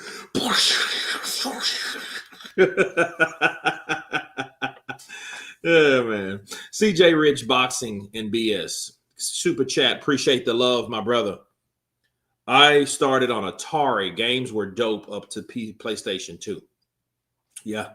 I mean, here's the crazy thing. Like, I got a PlayStation in 2000. No. In 1998. Or was it 7? It was 2000. No, 2000. Jesus. It was 1997, I think I got it. My favorite gaming system of all time was Super Nintendo. Super Nintendo was dope. GoldenEye, Super Mario World, F-Zero was good. I like the little game, sports game, the ride driver game. Sega Mega Drive. Bro, I don't even think I ever played that shit. You got Sega Saturn, Sega Dreamcast, Mega Drive, Saturn CD. I'm like, dude, you had all that shit. And then, like, they had they had more consoles and they had games. I'm like, well, how many games does it have? Who would you rather take a punch from, Wilder or Zhang? I don't know. Because, Wilder loads up. Probably Zhang will just catch you with a shot that you probably won't feel it. You'll see Wilder come with it. I'm going to kill you. I want a body, and then you going to have it. I want you to be my body. Mega Drive, just another word for Genesis. Okay, cool. You're thinking of Nintendo 64, Kurt, but that was dope too. Probably, yeah. Nintendo 64. Damn. Zelda. Couldn't get into Zelda, man. Could not get into Zelda. Like, I started playing it I had a Nintendo Watch, and it had a game on it, and it was Zelda. And I was trying to play it, and it was pretty cool on the Watch. I just didn't have the patience to play it on a game console. It was almost like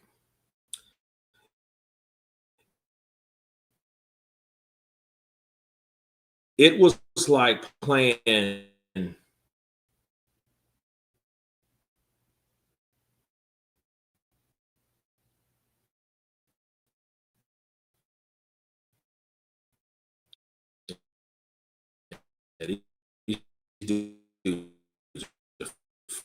flipping each other all around the room. Yeah, it was like playing Metal Gear. You guys see Tyson Fury there? Yeah, I see Tyson.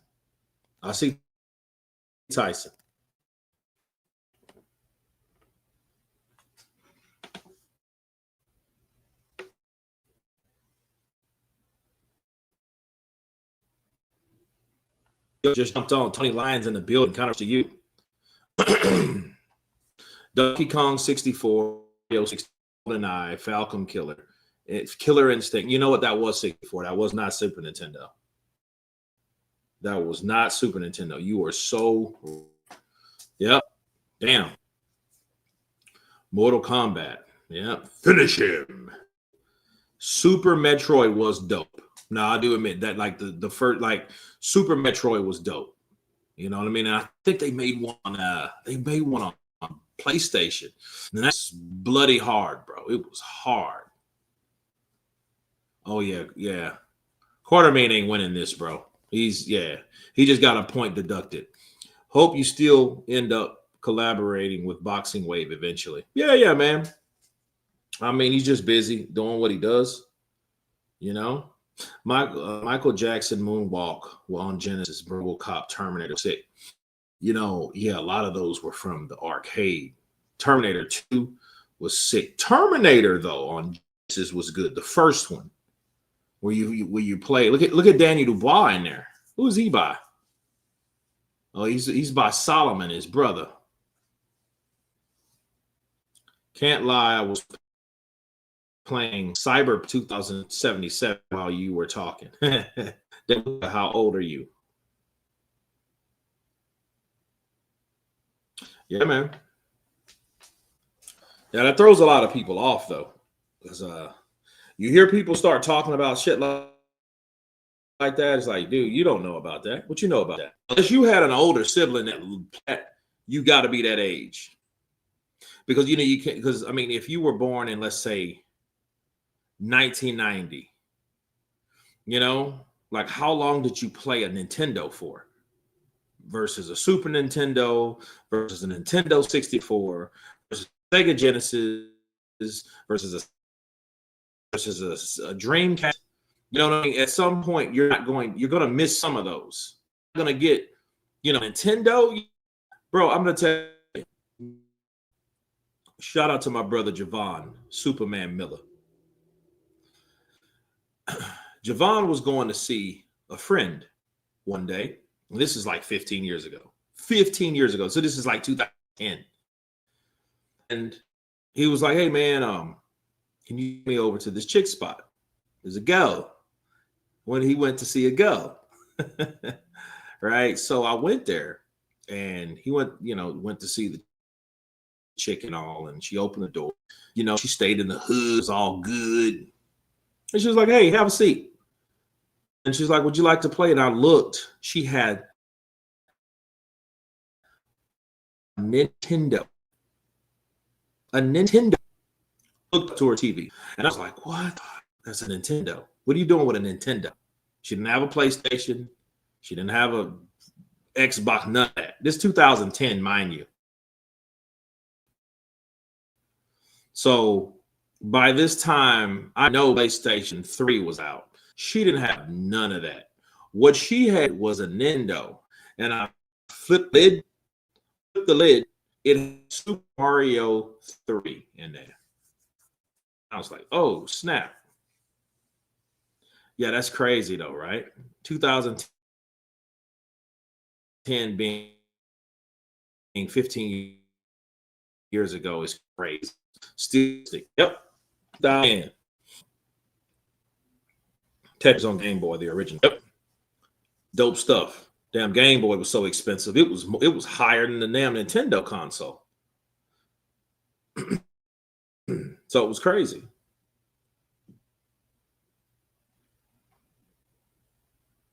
I didn't think this fight was going to last this long, though.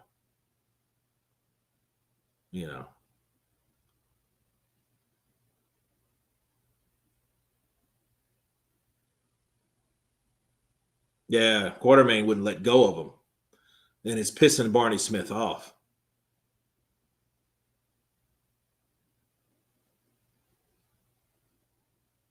Yeah, it's a messy fight, though. Tony, it is a messy-ass fight. It's like, it's an ego fight.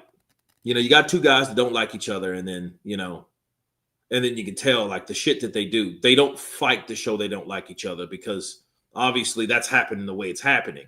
So all and everything else they do shows, hey, I don't like you. You know what I mean? The prolonged clinches. Look at that shit. There's no need to be clinching like that. Let him the fuck go. Now he clinches and he holds him and he shoves him into the ropes. Get this over with, please. We got Moses Atoma back again.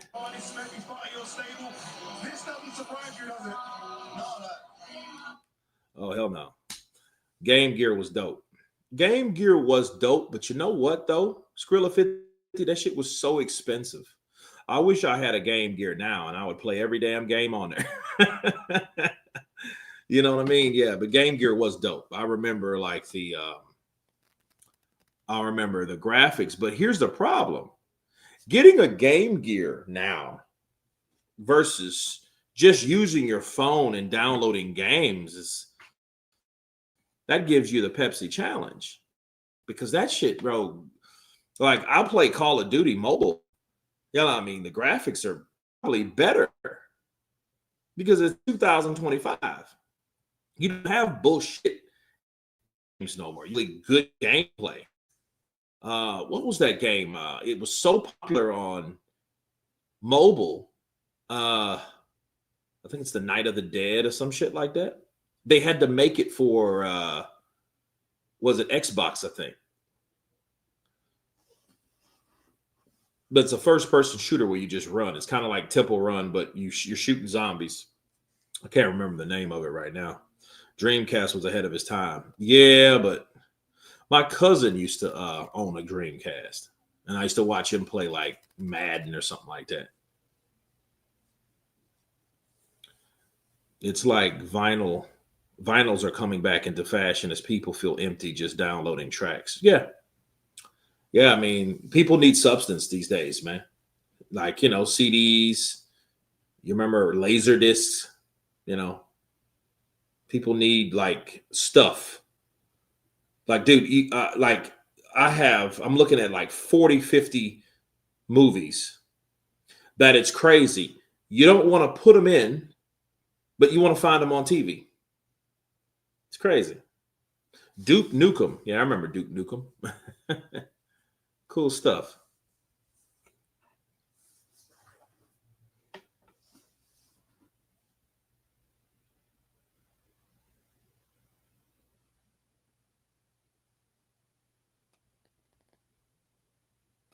Oh, that was a bad headbutt. Oh, that headbutt sucked. Uh-oh.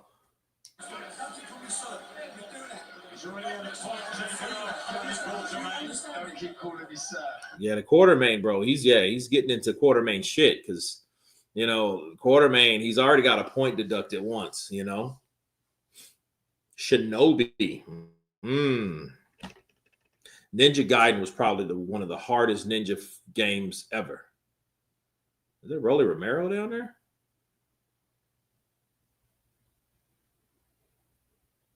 Making your own cassettes with songs for a Walkman, and you'd write names of songs on a cassette envelope. Good times. Yeah. What the F are these fools doing, man? Can't wait till it's over. I'm with you, man. This is just, I'm not holding you. I'm not holding you. So they're both holding their hands out, and then they get right back into the clinch. Stop that shit. Fight, you cunts. Fight, you dirty cunts. It's crazy. Yeah, throw punches, bro. Don't look at Quartermain. Now he grabs him. And then look, he grabs him and says, "Why is he holding me? Huh? Why is he holding me? Get the fuck out of here with this shit, man." Look, and then he comes in with a grab again. It's crazy. I hate fights like this. Get this shit over with. Just, you know what? If I'm the ref, bro, I don't think I could be a ref. I think what I would do, I'd disqualify a motherfucker. They would be like, "Oh man, it's Kurt. Don't fuck with him. He's gonna disqualify you. You got 2 more times to do that. Throwing punches. That man hit you 3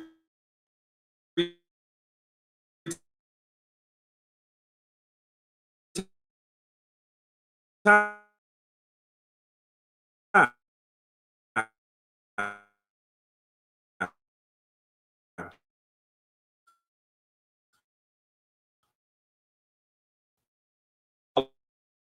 Qualify you because that shit's again. This is shit's. Yeah. Sorry, I don't really got.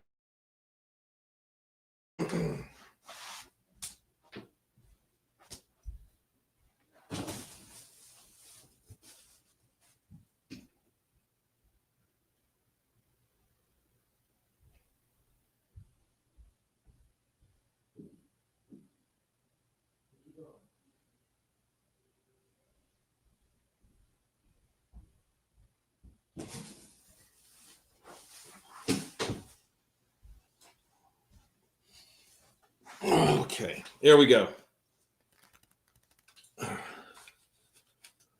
Yeah, all this holding and shit. But no, man. Here we go. Let me.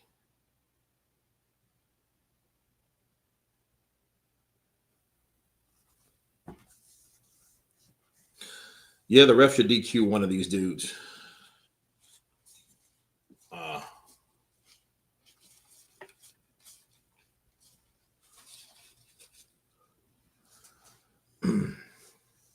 Yeah, my boy loves playing Fortnite with his friends. Spent over 3,000 in skins in the last 2 years.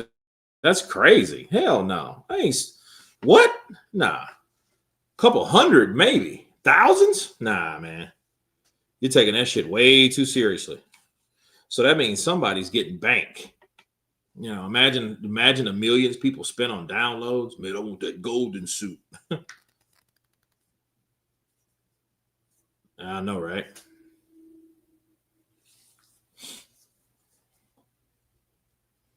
Look at that. Like, dude, you don't plow into somebody without punching. You're just, at that point, you're tackling them. You're in the wrong profession. And if you think that's a form of attack, look how this motherfucker just dives in. It's crazy. You dive in with your head and your shoulders. Bro, punch this motherfucker. These guys don't know how to fight, bro. Look at that. Look. And it's really quarter main. Look, then he gives him a headbutt. And like the refs tell him, he's like, dude, I would have gave his ass another point. Down he go. Yep, that's a knockdown. You're not winning this fight, chump. Just disqualify this cunt. Just get rid of him.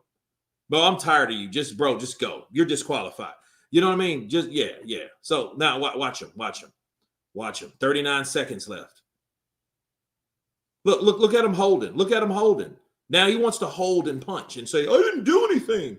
I hate fights like this, bro. This is one of those messy jive ass fights where look. And he's trying to, what Barney needs to do, he needs to go to the side. Look at him. Oh, bro, I would have lost my shit already.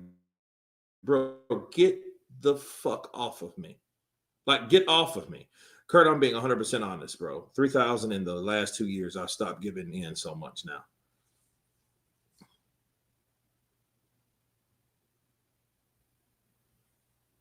It's a terrible fight, bro. This fight's whack. It's whack. You know what I mean? What does John Fury sound like when he drops his ice cream? Fuck! I paid $1.88 for this shit. Yeah, but that's what he gets. He gets caught with a right hook, and it's good for him. He gets caught with a right hook, and then look at him. And he almost got him. Yeah, it's over with for him. It's over with. Was it Sugar Ray? Yeah, that's one of. Yeah. Quartermain lost every round. All right, dude, get out. Yeah, all right, yeah. Yeah, he whooped him. I mean, Quartermain just tried to survive. You know what I mean? And I just, bro, go out on your shield. If you know you can't outbox a guy and you know he's whooping your ass, at least try to do something. Quit wasting people's time. Quit wasting our time, man. Yep.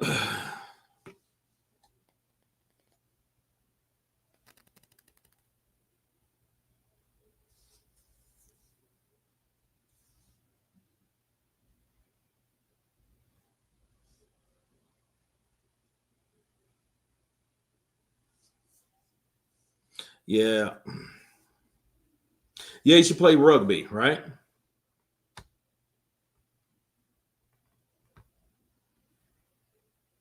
It was that bad. I don't even care who won. Nah, I mean, I don't either.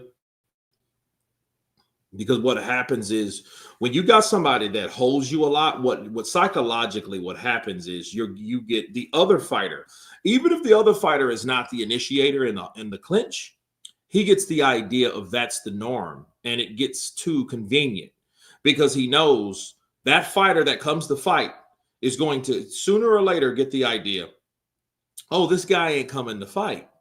What this is about is this guy is actually coming to do everything but hold. So you get accustomed to him holding you. So that means you want to do less. And a lot of these fighters do that, and they end up fighting and all this shit. To 88. All for your winner by unanimous decision. And new. So there you go. Kurt, is Joseph Parker versus Fabio Wardley next? Nope. It's not next. It's the fight after next. It's the fight after next. They're stretching this shit. Yeah, they're stretching it.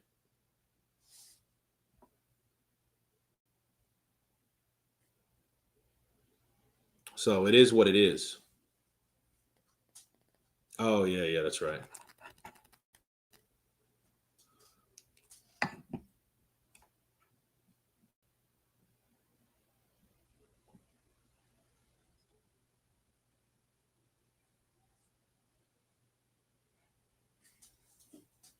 2 more R's. Yeah. Another 3 more fights. No. It's 1 more fight after this. There's no like these fights. I think this is the 3rd. The next one would be the 4th. Yeah, this is the last fight. Woodall and Ezra. Yeah. Taylor and Woodall. This is the last fight for the WBA Continental Gold Light Heavyweight Championship. You know, so yeah.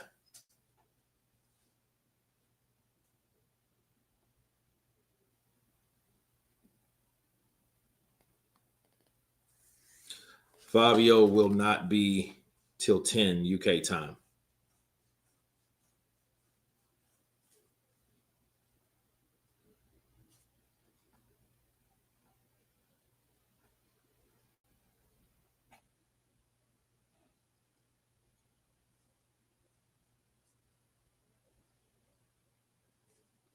Yeah, I heard 10 for the main event. The main event is scheduled for around 10 p.m. UK time. So, what is it? 8:35 now? Yep. Isn't it 8:35?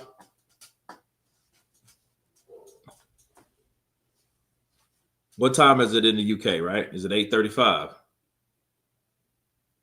Expecting a really good main event. Hopefully. I mean, you know, we got these fights you never heard of. And then here's the thing. If I haven't ever heard of a fight or, you know, of these fighters, at least allow it to be somebody that gives you, hey, I want to see that guy again. Gives you that feeling. Gives you excitement. Not this bullshit that we're seeing that they could have thrown on a preliminary on YouTube or something for free.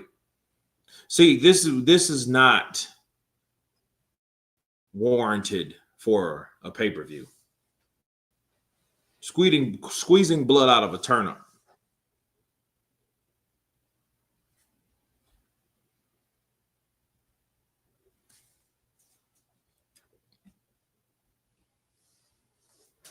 I strongly believe Parker will win, but if Fabio pulls off a win, I will be pissed. Well, I mean, hey, if he pulls off a win, he's somebody to be definitely took seriously. You know. So there you go. You got to take him seriously. Is there because there's no reason why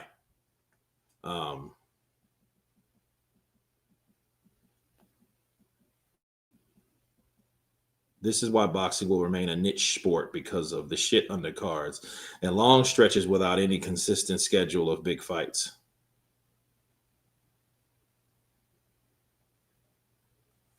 Yeah. Shout out to Sean Porter, bro. Sean Porter's everywhere, bro. He's sports book. He's commentating for the Zone, and he's former PBC Al Heyman. You gotta give props to Sean Porter. Sean Porter transitioned very smoothly. You know what I mean?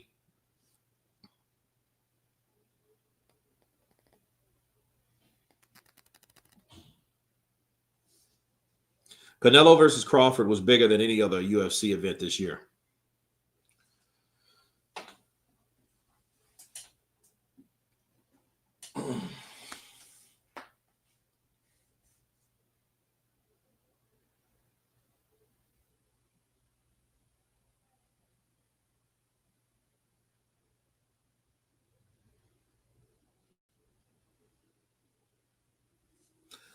Chris Cyborg. You know, it's crazy, though. Chris Cyborg, man, she looks like a cyborg. Chris Cyborg looks like a cyborg, dude. And it's crazy. Like the Lioness Amanda Nunes. Yeah, she could get the gun over Chris Cyborg. You know what I mean? Because, you know, Amanda, you know, I know she's kind of cute, though. Then she's sexy because she can fight. So, you know, you kind of, you know, you feel confident around someone like that. Go have a beer with someone like that. Let somebody start some shit and watch she get, you know, she catches him with an elbow. Bah, bah, you know. Happy for Porter. Got out of the game at the right time and is still earning bank. And he's a great dude. Yeah, he's good, man. I'm good friends with his dad. Me and Kenny, man, we hung out, outside the country together, man. I've met Kenny.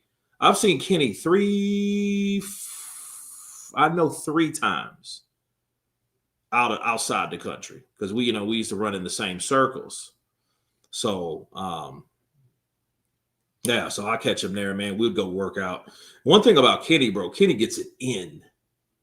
That dude ain't playing games. He gets it in, and you go to another country and you're there to party. You ain't there to, you ain't there to, work out. He's gonna surprise you.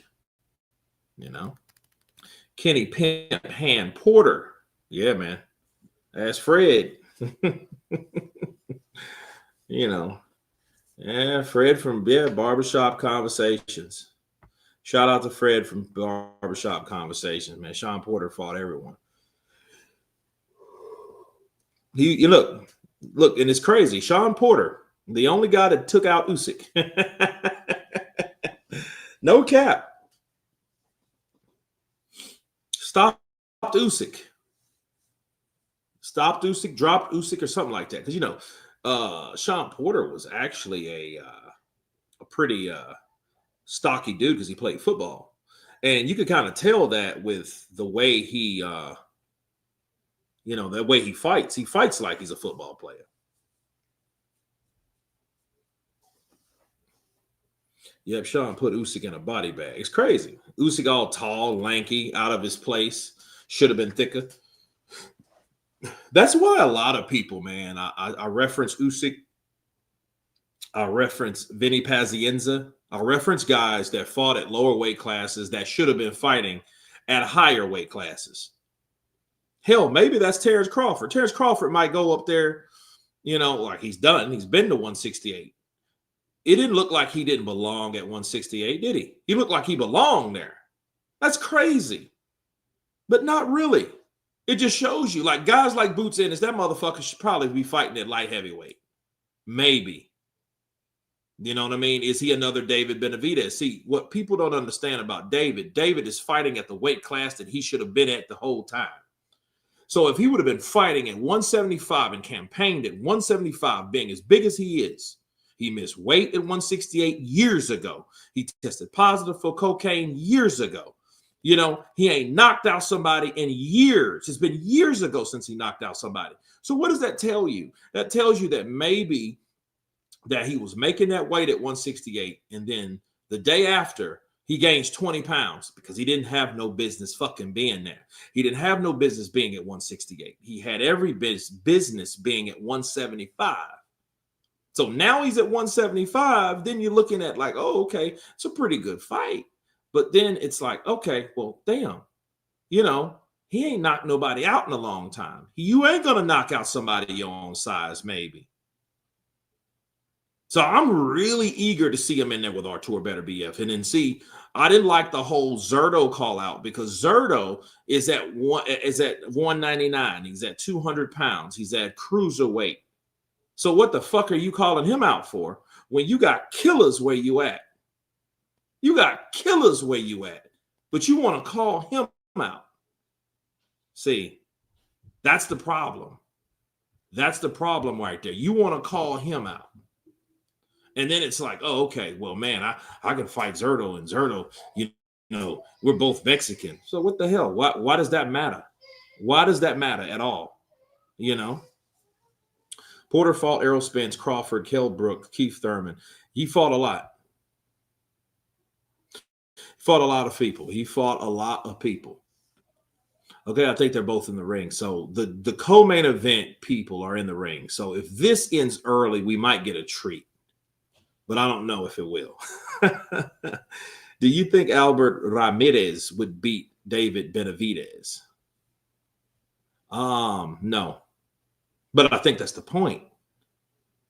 See, if David goes up to cruiserweight and fights Zerto and beats Zerto, he takes what Zerto has, and then that would justify not having to fight at light heavyweight no more. You know what I mean? But what people don't understand is, yo, you're moving away from the clear and present danger in the division you're in, just to go somewhere and fight the linkest or weakest link of that other division. You don't go to cruiserweight to take on Zerto. You know what I'm saying? And beat Zerto, and then, oh, I'm the guy there. Well, you didn't do shit at the WBC on the 168 pound weight limit. You didn't do that. You didn't do anything there. So why are you thinking that this is a good idea? It's good for the perception. Hey, I've beat guys at 175. I've became the WBC email champion at 175, but then I'm going to go to Zerto and have a fight against Zerto at 199 or 200 pounds at cruiserweight. But then you ain't fought Apataya, you ain't fought Artur Beterbiev, and you ain't fought Dmitry Bivol. You're fighting everybody that's not champion. You fought one former champion years ago. But what is that? Who is that really? Volchnik. Volchnik out of the ring, not a power puncher. You know, it was a good fight, though. David showed that he could hold his own against the norm. But can he do that against the elite? That's what I need to know about David before giving David too much props. I'm glad he's at 175, but it doesn't mean anything from you leaving 168 if you don't fight the best in the division. It doesn't matter. None of that matters.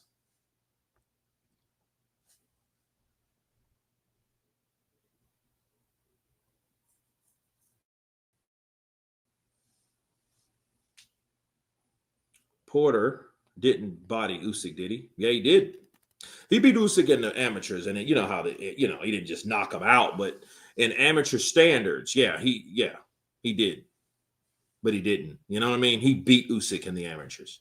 He rocked Usyk, and you know when you rock, you get rocked in the amateurs. They're they're oversensitive to blatant damage in the amateurs. So if something happens and you get stumbled like that or something like that, that's considered like a TKO, because you got headgear on and they justify you. Well, hey, if you're getting hurt with this headgear, we're gonna stop this fight for you. This ain't the pros.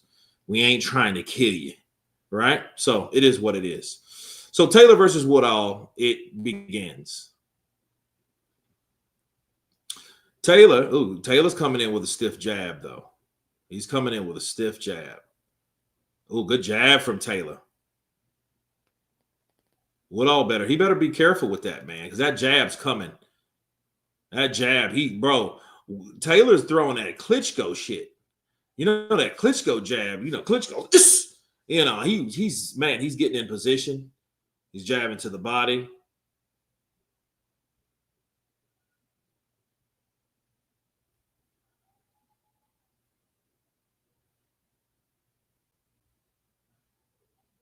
Oh, good right and the left for Woodall. Woodall tags him with a right and the left. That was a nice counter, because he waited to Taylor to come close enough, and he let those shots go. Right and a left.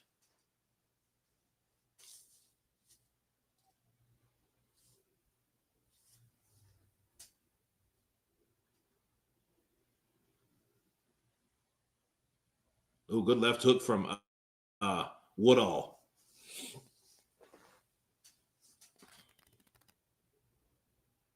Oh, good jab from Taylor. Good jab from Taylor. And see, this is the equation. Woodall's looking to counter, but he's getting pushed back from the jab of Taylor.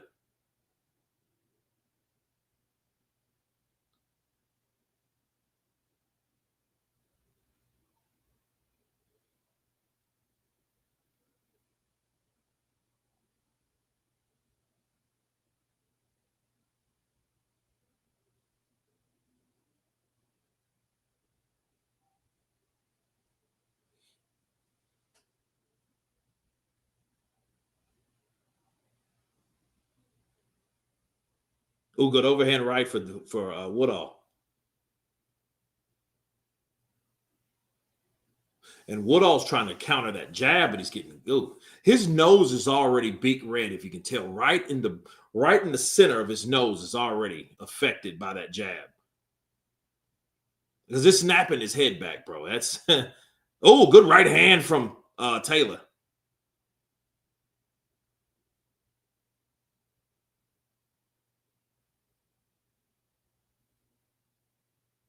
Double jab for Woodall. Oh, good jab for Taylor.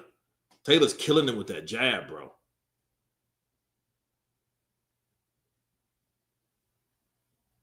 Nice round. Nice round. Yeah, that jab is doing some numbers on him, bro. That jab. And it, he gets close enough, he lets it go, and then he's not showing Woodall too much of what he can do. It's almost like reminds me of something that Ike Corte used to do very, very well. Ike Corte will only show you the punch that he's hitting you with. You know what I mean? That jab was just, and he beat you with the fucking thing. He would keep you at bay. He would punish you with that jab. He would push you back with that jab. And he would hurt you with that jab. You know what I mean? He would, like, the way his punch was, he would, and he didn't really have really good footwork. It was just he was a physically strong fighter that had great distance capabilities. That's why I think like guys like Trinidad didn't fight him. That would have been a very interesting fight if Trinidad would have fought Ike Corte. I always wanted to see that fight. But every fight don't get made the way you want them to. Just like, Parker, the Caballero. I want Parker to fight Usyk. I want Caballero to fight Usyk.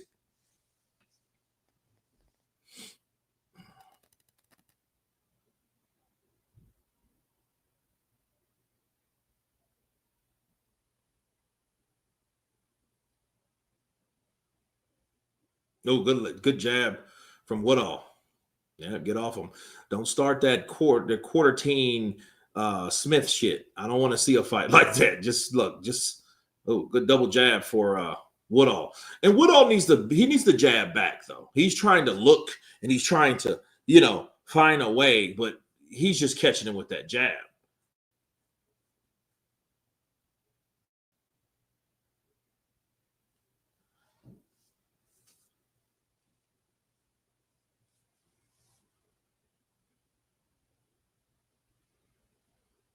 Good double jab from Taylor. See, Woodall should be jabbing, and he's not. He jabs too late. He should be jabbing right when he's in front of Taylor, because Taylor, because all he's doing, Taylor is waiting for him to stand stationary.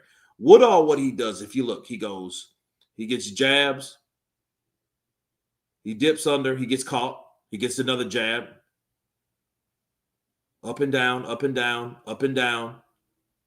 Right hand lands, but he hasn't moved since. His head movement is not consistent enough.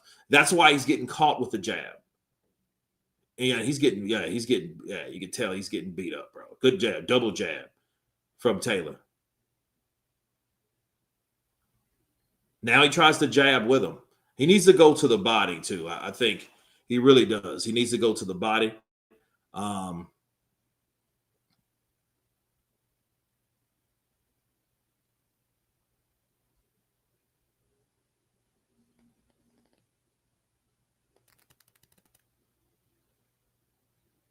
Oh, good left hook for Taylor. Jab for Taylor. Jab for Taylor. Ooh. He tries to return a double jab, but Taylor's he's already out of position by that time.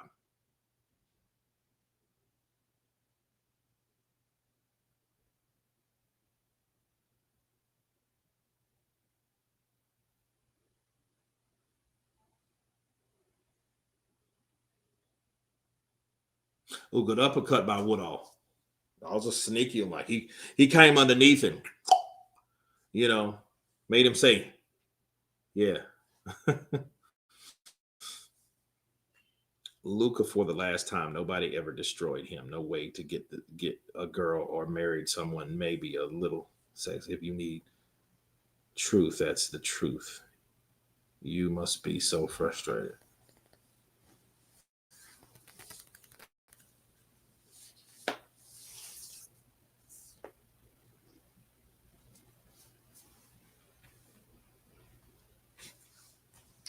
Do exactly what I know I can do. It's going to be a great night for us.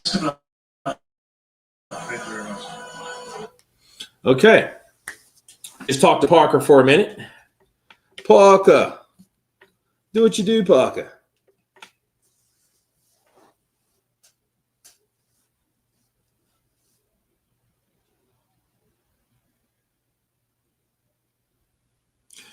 And Taylor comes right out with that jab, man. 3 jabs, you know. Now, not all. Oh, good right hand lands for Taylor. Oof. Now, Woodall lands a nice little left hook. Oh, good right to the body from Woodall. That's what he needs to do. He jab upstairs for Taylor. Because that jab's not, he's not going to stop that jab because it's working. Why would you stop something that's working? You know what I mean? Oh, good jab. Oh, good jab from good jab from Woodall. He comes back with overhand right. That knocks down the guard a bit. He needs to go back to that body. He misses the right hand and he eats a left from Taylor. Good right hand from Taylor. Oh. Left hook kind of stunned Woodall for a second.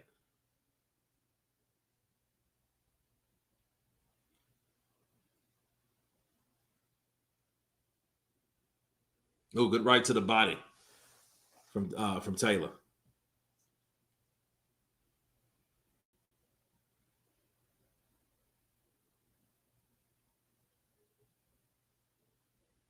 Oh, double jab from Taylor. Another jab from Taylor. Jab to the solar plexus from Taylor. And he's mixing it up. He's and he's coming back. Nice.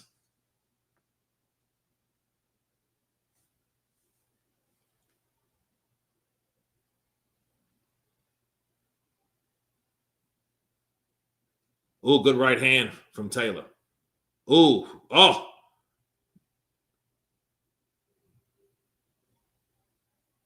Good left hook from Woodall. Oh, good right hand from Taylor. He just missed that other right hand. He rubbernecked it. He continues the jab, bro. He has to get Woodall, bro, he's getting busted up from that jab, man. You know what I mean? Because see, for me, I would more likely be trying to anticipate that jab than to get caught with that jab, not just sit there. Oh, good right hand. Good right hand from Taylor. I don't think this is going to last long, bro. The way it's going, you don't have these bitch clinches. You just have 2 guys standing off and having a shootout. That's what you want. You want 2 guys that's like, hey, let's see what you can do in the middle of the ring. Let's throw down. Let's do what we do. Let's do what we need to do. Let's do, let's have it. Like Ricky had said, let's bloody have it, right? That's what he's doing. Jab for Taylor. Oh. Oh. Hey, this is a good fight so far, man. Woodall, man, to say the least, he's showing balls. Like Philip Hergovich, balls. He's showing balls, man. That jab is great. Is busting them up. Another line, Lucas. Both Sean Porter in battle. Ooh. Yeah, I mean, look, Beterbiev gave Usyk hell too, bro. That double jab, bro. He's piercing him with that jab. That shit ain't even funny. That shit ain't even funny, dude.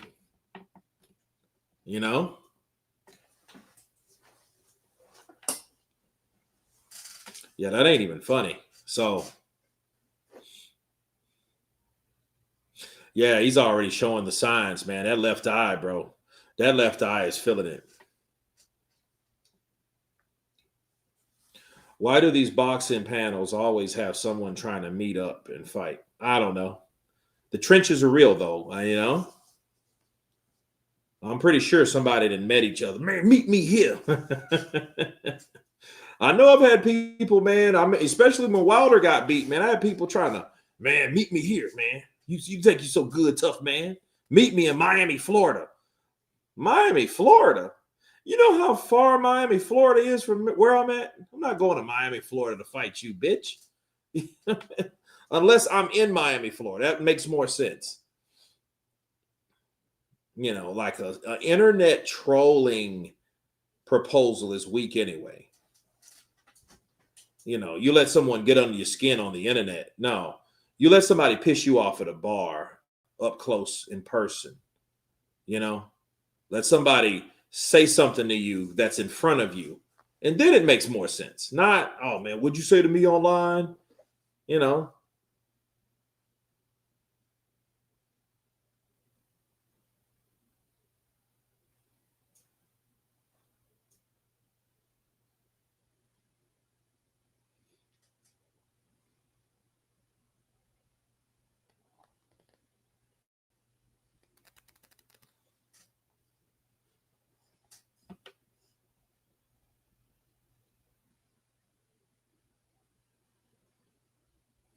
CJ, because they behind the keyboard, they don't say that shit in face. Nah, you won't even know who a person is, man. If you walked into a bar and a person talking shit online, they wouldn't raise their head if they saw you. They would probably see you just to know shit. That's Kurt. Damn, that motherfucker's a lot bigger than I thought he was. You know.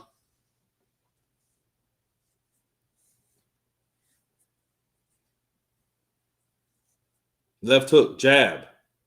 Ooh, good right hand for Taylor. Jab to the body for Taylor. Ooh, good overhand right. Ooh, another right for Taylor. Ooh, good right hand for Woodall. Left uppercut for Taylor. He comes back. Good jab for Woodall. He's holding he's standing his ground. Ooh, good right hand for Taylor. He comes back. Punches right through the guard. Another jab. Double jab from Woodall. He throws a lazy right hand. He eats another jab. He lands a right hand. Left hook lands for Woodall. They trade jabs. This is the type of fight you want. That's what I thought I was going to see the last fight. Damn you. Oh, good right hand for Taylor.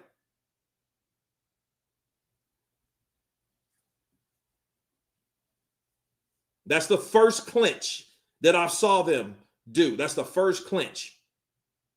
And it wasn't really even intentional. They just, kind of just locked up throwing, doing their own thing. Not made of, a habit of grabbing. That's a good round right there. Kurt, if we ever met in person, I'll buy you a beer and shots. Skrilla 50. Absolutely. It'll happen. Skrilla 50, aren't you in where you at? The Carolinas? Something like that?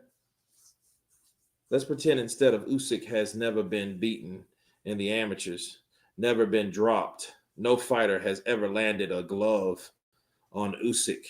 He's the greatest fighter in history. Am I doing it right, fanboy? Hear that voice tonight.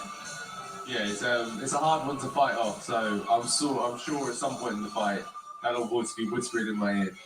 Final word. Everything's done. There's nothing left to say. There's nothing left to do. Just take your seats, eat your popcorn. You're in for a dramatic night. There you go. There we go. Round 5. Bro, the hate. Sup, Kurt? It's been a while. How you been? Fear Assassin. Kind of punch to you, bro.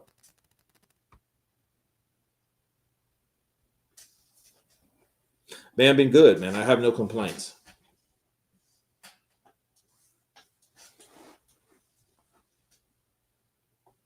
Oh, good left uppercut. Good left hook. Oh, good right uppercut for Woodall. Double jab for Woodall. Oh, good left to the body for Taylor. Jab for Taylor.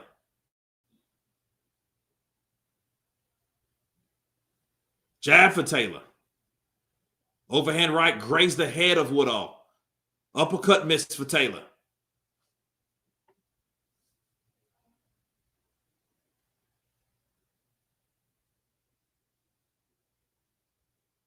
Ooh, good double jab. Ooh, good right uppercut for Taylor. Jab for Taylor.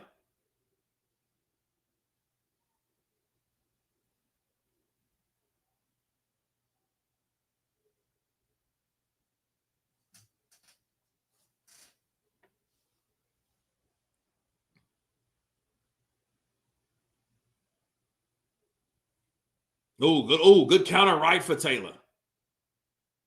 Ooh, good right hand for Taylor. Damn, did that hurt Woodall? Hey, he's still standing though, man. He's still standing though. He tries to jab in as his jabs are getting lazy though. Ooh, good right to the body for Taylor. Right to the body for Woodall.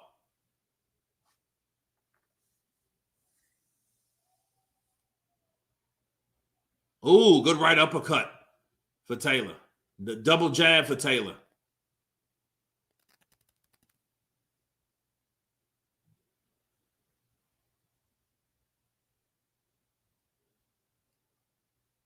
Ooh, good overhand right and a left hook for Taylor. Damn, jab for Taylor.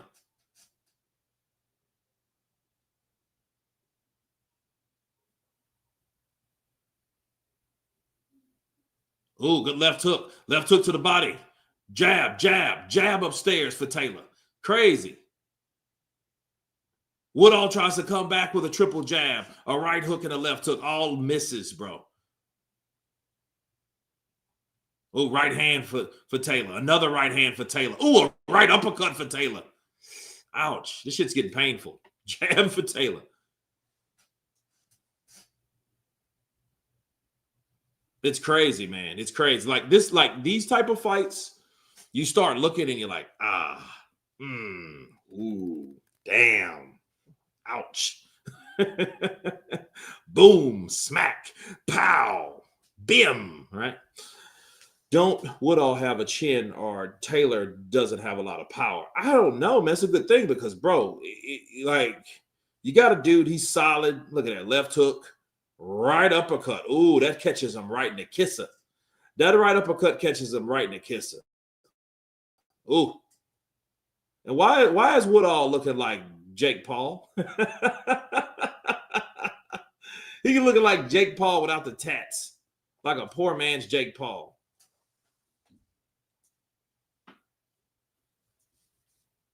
We got Lawrence Accauley. We got a lot of people there, man. Daniel Dubois, Tyson Fury.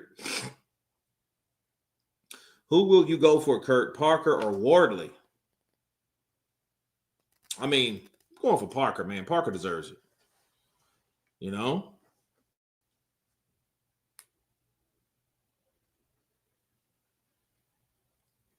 Oh, good one. Good 2 and 3. Oh, man. Hey, Woodall's tough, though. I like to say Woodall's tough, man. I don't want to say that old boy don't have power. Because it doesn't seem like man, he's really giving he's giving Woodall a whooping, and Woodall's like, hey, you know what? I'm gonna try to come back. Oh, good right hand, and Woodall comes back with a 1, 2, 3 shot to the body. That's what he needs to do. Just go to the body. Do a Derek Chisora, bro. Just do a Derek Chisora. Oh, good right hand. Oh, the jab from Taylor. Oh, good right uppercut. That was a nice sneaky one, though. He got that. Oh, another good right uppercut. Another right hand from Taylor. Another overhand right from Taylor.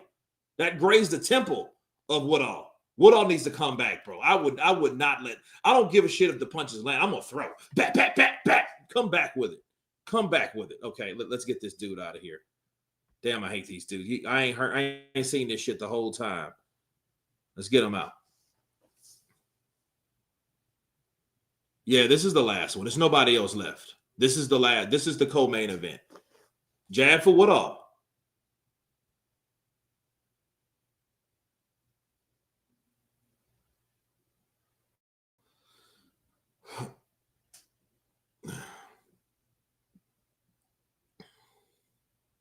Oh, go overhand right for Taylor. Oh, jab. Another jab.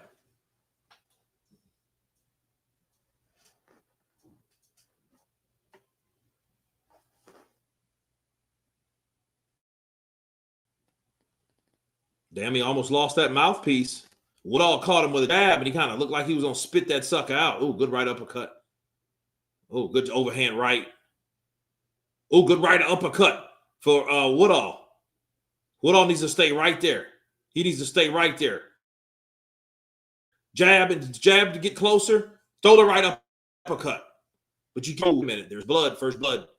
That left eye is cut from Woodall.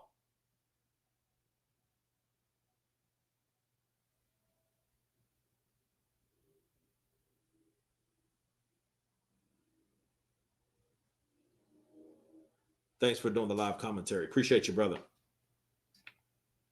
Ooh, good chopping right. Good chopping right. Ooh, good overhand right. That landed dirty. Wait a minute. Wait a minute. We got both men cut. Left eye of my man Taylor cut as well. My man Woodall cut as well. Both guys they're drawing blood, bro. It's going to be a dirty fight. I like it.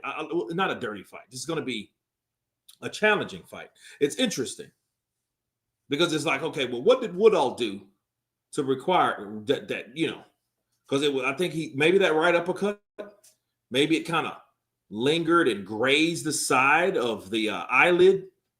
Because, yeah, he's cut too, bro. Taylor's cut too. Woodall's cut. Both cut.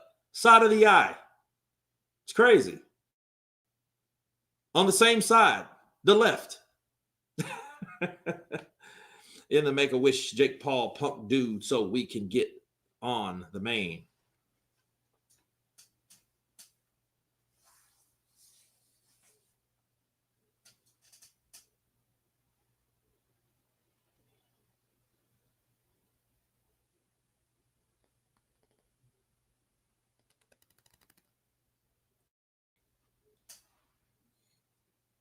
Yeah, Woodall, bro. He's throwing shot. He does need to. Oh, good right hand. Another right hand. That kind of buckled Woodall. Another right hand that buckled him.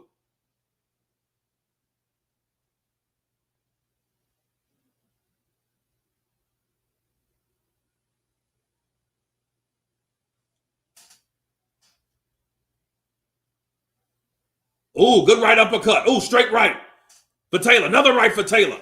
Other hand. Uh-oh. That referee's getting closer. He's looking. Because, see, when that referee starts kind of inching around and starts looking, you know, when he starts doing that there, yeah. That's signs of possible stoppage there, guy. Possible stoppage. It's round 7.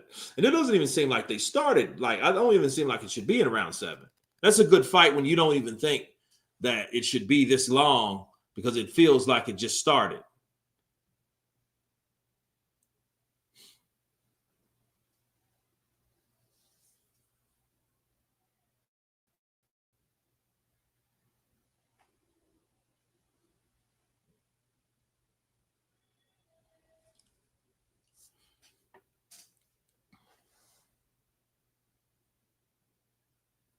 Overhand right.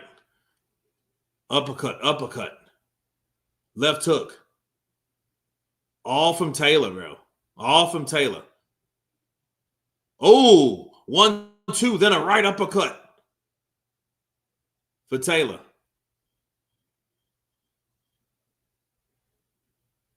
Oh, overhand right for Taylor. Jab for Woodall.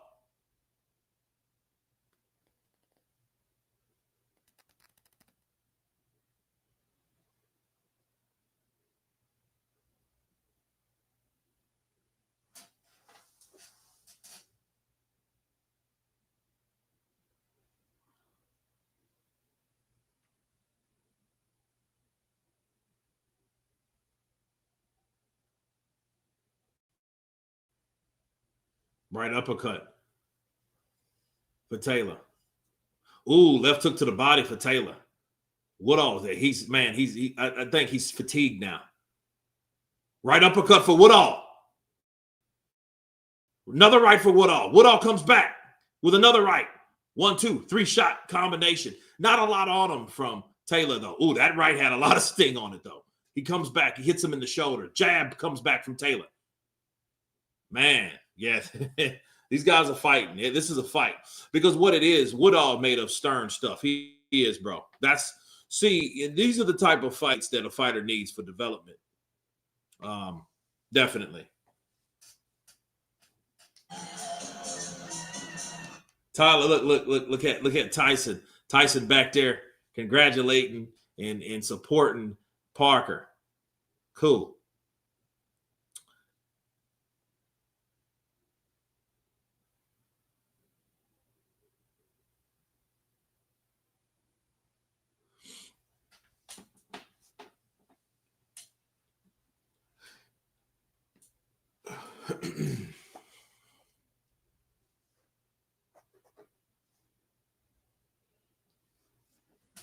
Here we go. I think this is round 9.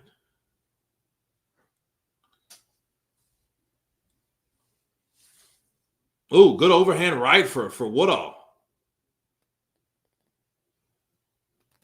Oh, good 1-2 to the body.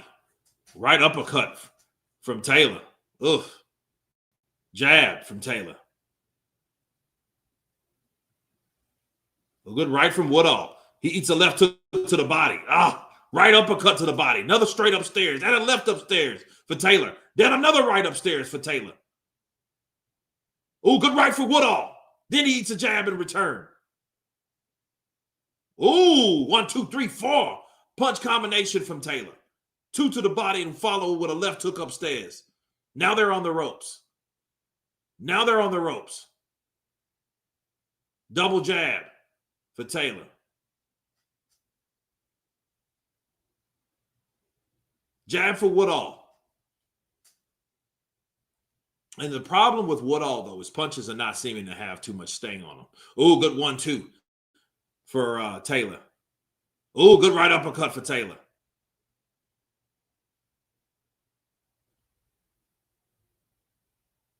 Look at that. 1, 2, 3.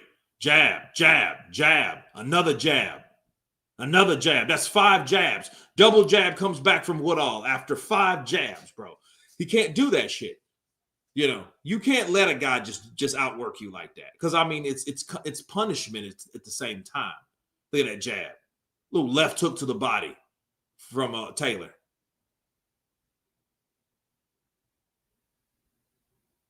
Oh, good 1, 2, 3. Shot combination. 4, 5, 6.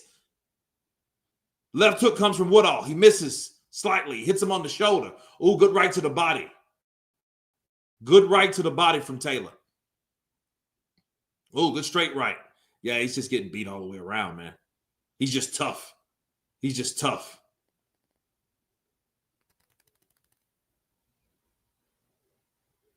Good right hand. Another overhand right.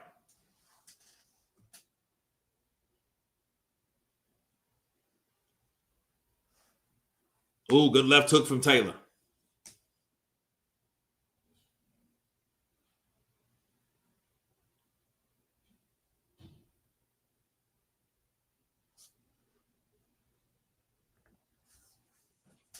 Oh, good chopping right. Another right hand.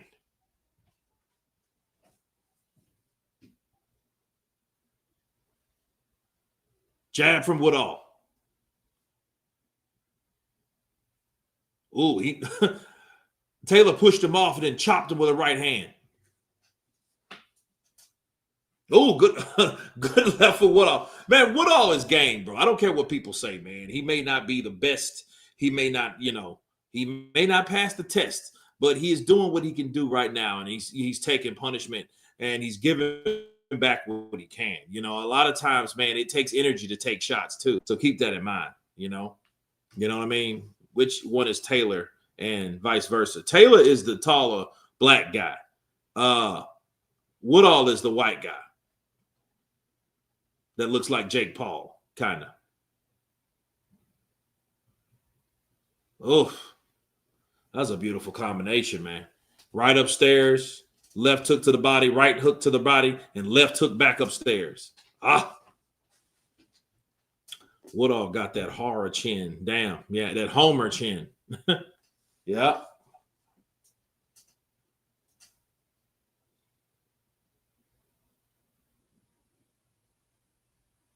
Here we go. I think this is 9 of 10, I believe. Yeah. So this is the 9th round. Jab for Taylor. Jab, right hand misses. Oh, good double jab from Woodall.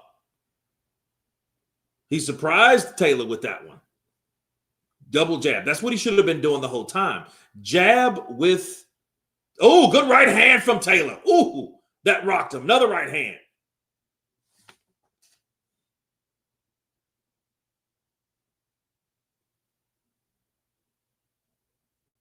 Ooh.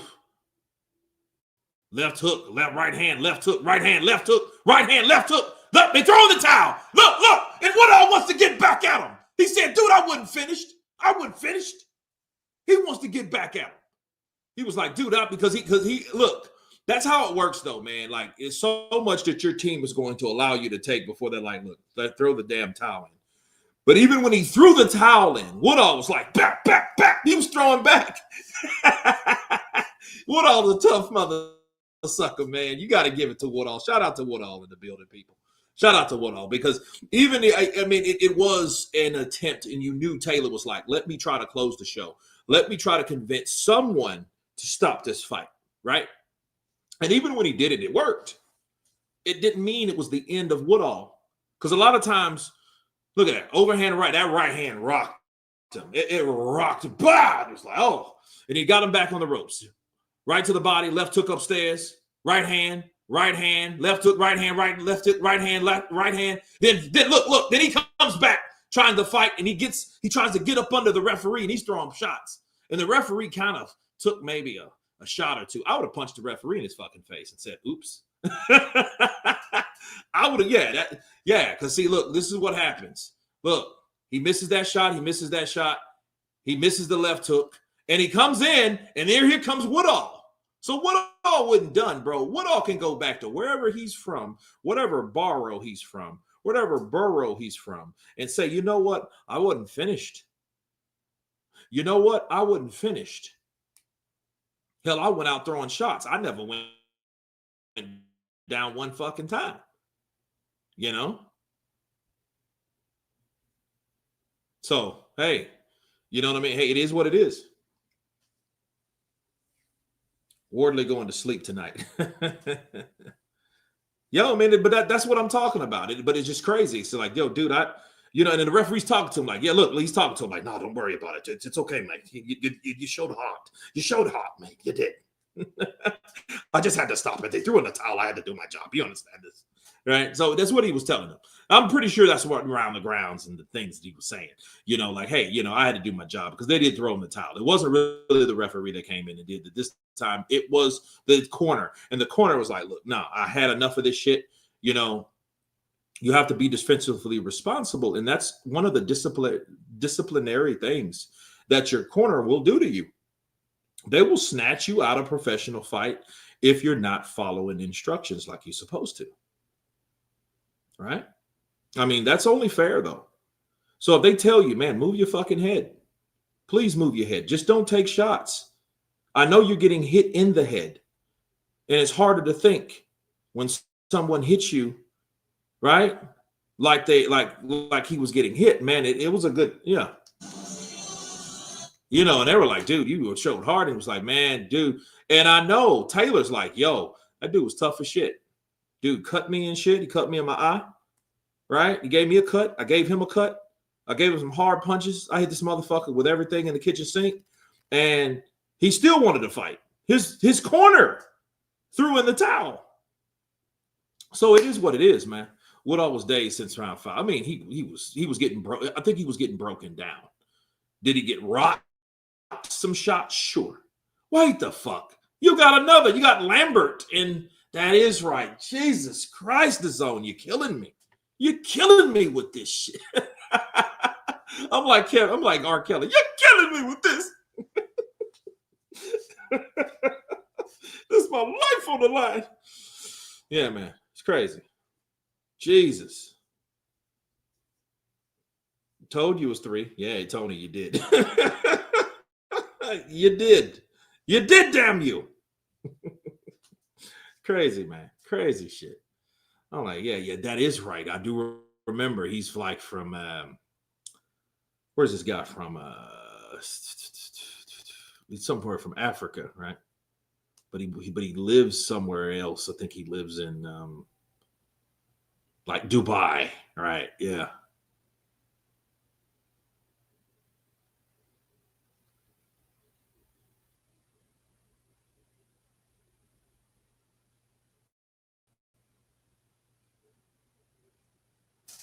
Is one more before?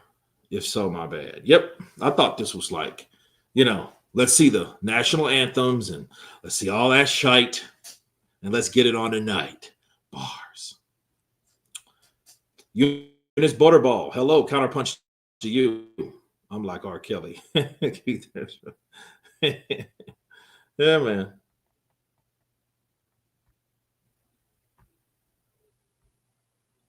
Yeah. Y'all killing me with this. I need help. I have a big heart. Dude, you're going to the clink, dude. It's over for you, pal. That dude's like, dude. And I still don't know what the hell he's in there for, to be fair. I mean, I know that was what was alleged, but then, like, what is he in jail for? You know what I mean? And it's crazy, though, about when it's almost to me, when these people go down, they're not down because of the evidence. They're down. They go down because of the documentaries that were made. Because remember, R. Kelly, I mean, he really didn't get in trouble. They really didn't start going after him before. Only after the Surviving R. Kelly shit. After the Surviving R. Kelly, it was like, hey, Robert Kelly, come out. You're going to jail. We see the documentary. We see the documentary. Bro is there for forbidden golden showers. That's why he's in there. Oh, and he's a pedo. Yeah, I guess. He's a PDF. Quiet SP counterpunch to you. I want to piss on it.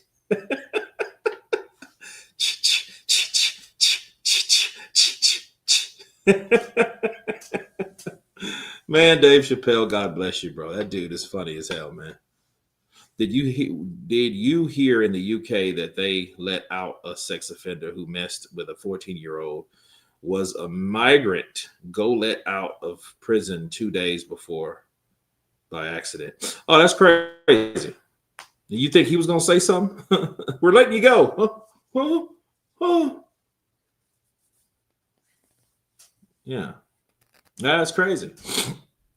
And he got as far away from that prison he could. My mind's telling me no. Oh, man. Kurt, much respect from the UK. We need you to come here and get some interviews with some of these fights. Any chance of that? Also, who wins the main event? And a massive respect and shout out to you too, Lee Thompson. Yeah, man. When we get boxing back in the swing of things, and I got to finish a couple shows because I got to start a show here in a little bit, like next week. Then probably another show after that, and after that show, I'll be free to travel like to the UK. You need euros, or you need enough dollars. Yes, please, Kurt, you need to go on a world tour. That would be dope. That would be dope, man. That would be dope. Like just flying and doing the thing. Oh, cool. They got everybody lined up. They got Caballo. They got what's the big black guy's name? One's actually got in the ring with each other. If you could, Agate, fight one of them, who would you pick to take on? Brother, I hate trash talk, brother. I say this more time. Defense would say, Agit Kabayel fight with another guy. First of all, I fight in Germany, and after I can fight. No, not a Coley, the other guy. I see all of the sport competition, These guys is really good guys, I have no personality problem with the guys. But, yeah, with defense, we'll see. For me, it's no problem. I'm ready for everyone. And that's the answer I expected you from Agit, because I know that you will fight any of them. Dev? There's a guy there. There's been a lot of talk about Dubois potentially versus Agit Gabriel. I think a future champion against a former champion. That would be a fantastic matchup in the future. Well, Daniel, what do you think about that? You've just heard it from Ade there. Look at this lineup here. Agit Kabayal at the end. How does that sound to you? Yeah, listen, I'm fit and ready to go. I'll take on Fabio. Oh, snap. Daniel caught out Caballero. I'm ready to get back to the top. I knew Daniel would say that because, again, all of these guys. I like it. I like it, people. Would fight each other straight away. Hopefully, no one starts to do anything silly right now. Frank. No. You've got this No, bro. Let him have it. You're taking over the heavyweight division. How do you manage this, Frank? Frank got all of them mother suckers. He got them all. We'll make them happen. We're making one happen tonight. We've been doing it all along, and you're going to see some great fights in this heavyweight division now. These guys Adelaide, are ready to go. Moses. Say they're either champions or they're interim champions. All of them are in great positions, all ready to fight for the world title. So when the big man, Mr. Usyk, when he wants to, or when he's got his mandatories, one of them will be the winner of tonight, and then the other guys are going to be queuing up to fight the winner of that one. This is so good at the moment, this heavyweight scene. They're good fighters. We've got great British content. We've got Germans. We've got people from all over the world. We've got the older guys, the young guys. Tyson's in the house. I see Derek Chisora's over there. There's lots of guys here. I think Joe Joyce is coming tonight. This is the best time for the heavyweight division, and we are making the fights happen. Frank, I don't want to play matchmaker, but I like to matchmake sometimes. There you go. Come on. Come on today. Ready, let's go. Me and you were at a table when he said that to Anthony Joshua, and they went and got it on. Can we not make that? Can we not make a former champion against, I think, a future champion? How quick can we make that fight, Frank? Well, we will see, won't we? We'll have to sit down and work it out and see if we can make it. We're not going to make it on the stage, though, that's for sure. Why not? Contracts, Fuck it, dude. Why not? Their purses and something. But these are fights that the fans want to see. These fights, they're great fights. Daniel's a former champion. He wants to get back in there. Ajit's had a string of really good wins. He wants to make his debut now in his home country, in Germany. That's so good.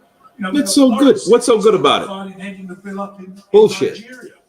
He's the #1 guy in the BT.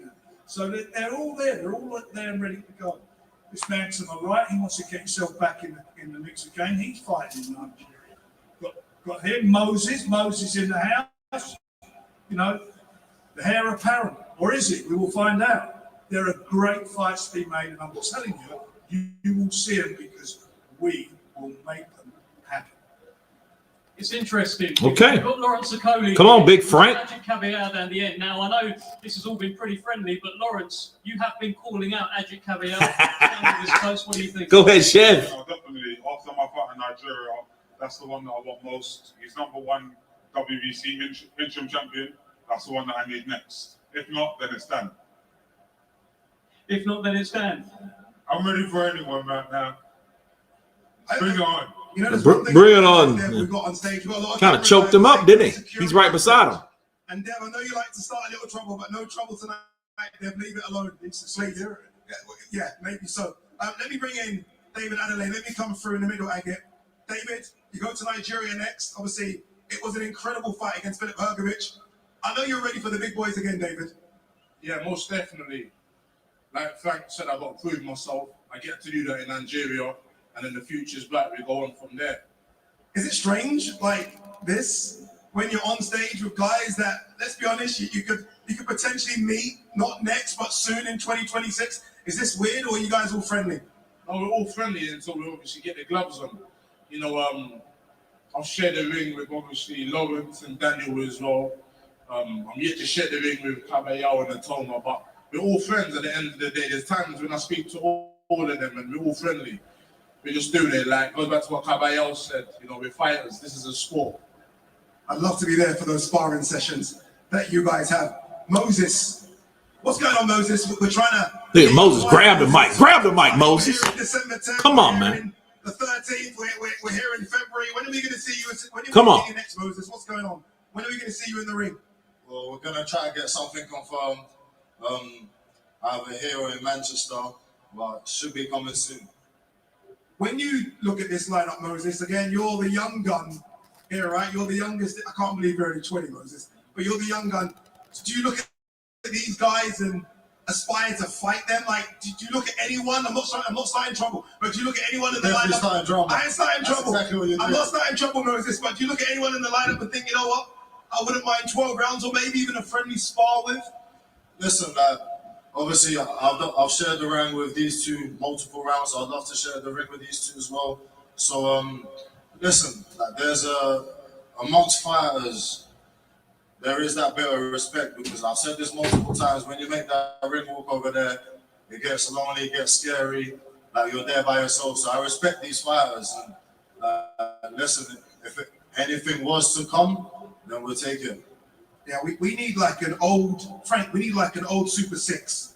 You know, the old Super 6 where we get to see who really is the top dog, because I feel like everyone on this stage thinks they're the top dog, and we need to find out who the top dog is. But it's happening. There you go. They need a tournament, bro. Get a tournament. Who's the best out of those two? We're making it happen. Yeah. It's not like these fights hard. I got something to say, man. I got a counterpunch to this shit. You know, with the zone, which is the whole heavyweight boxing, we're seeing the best fighting the best.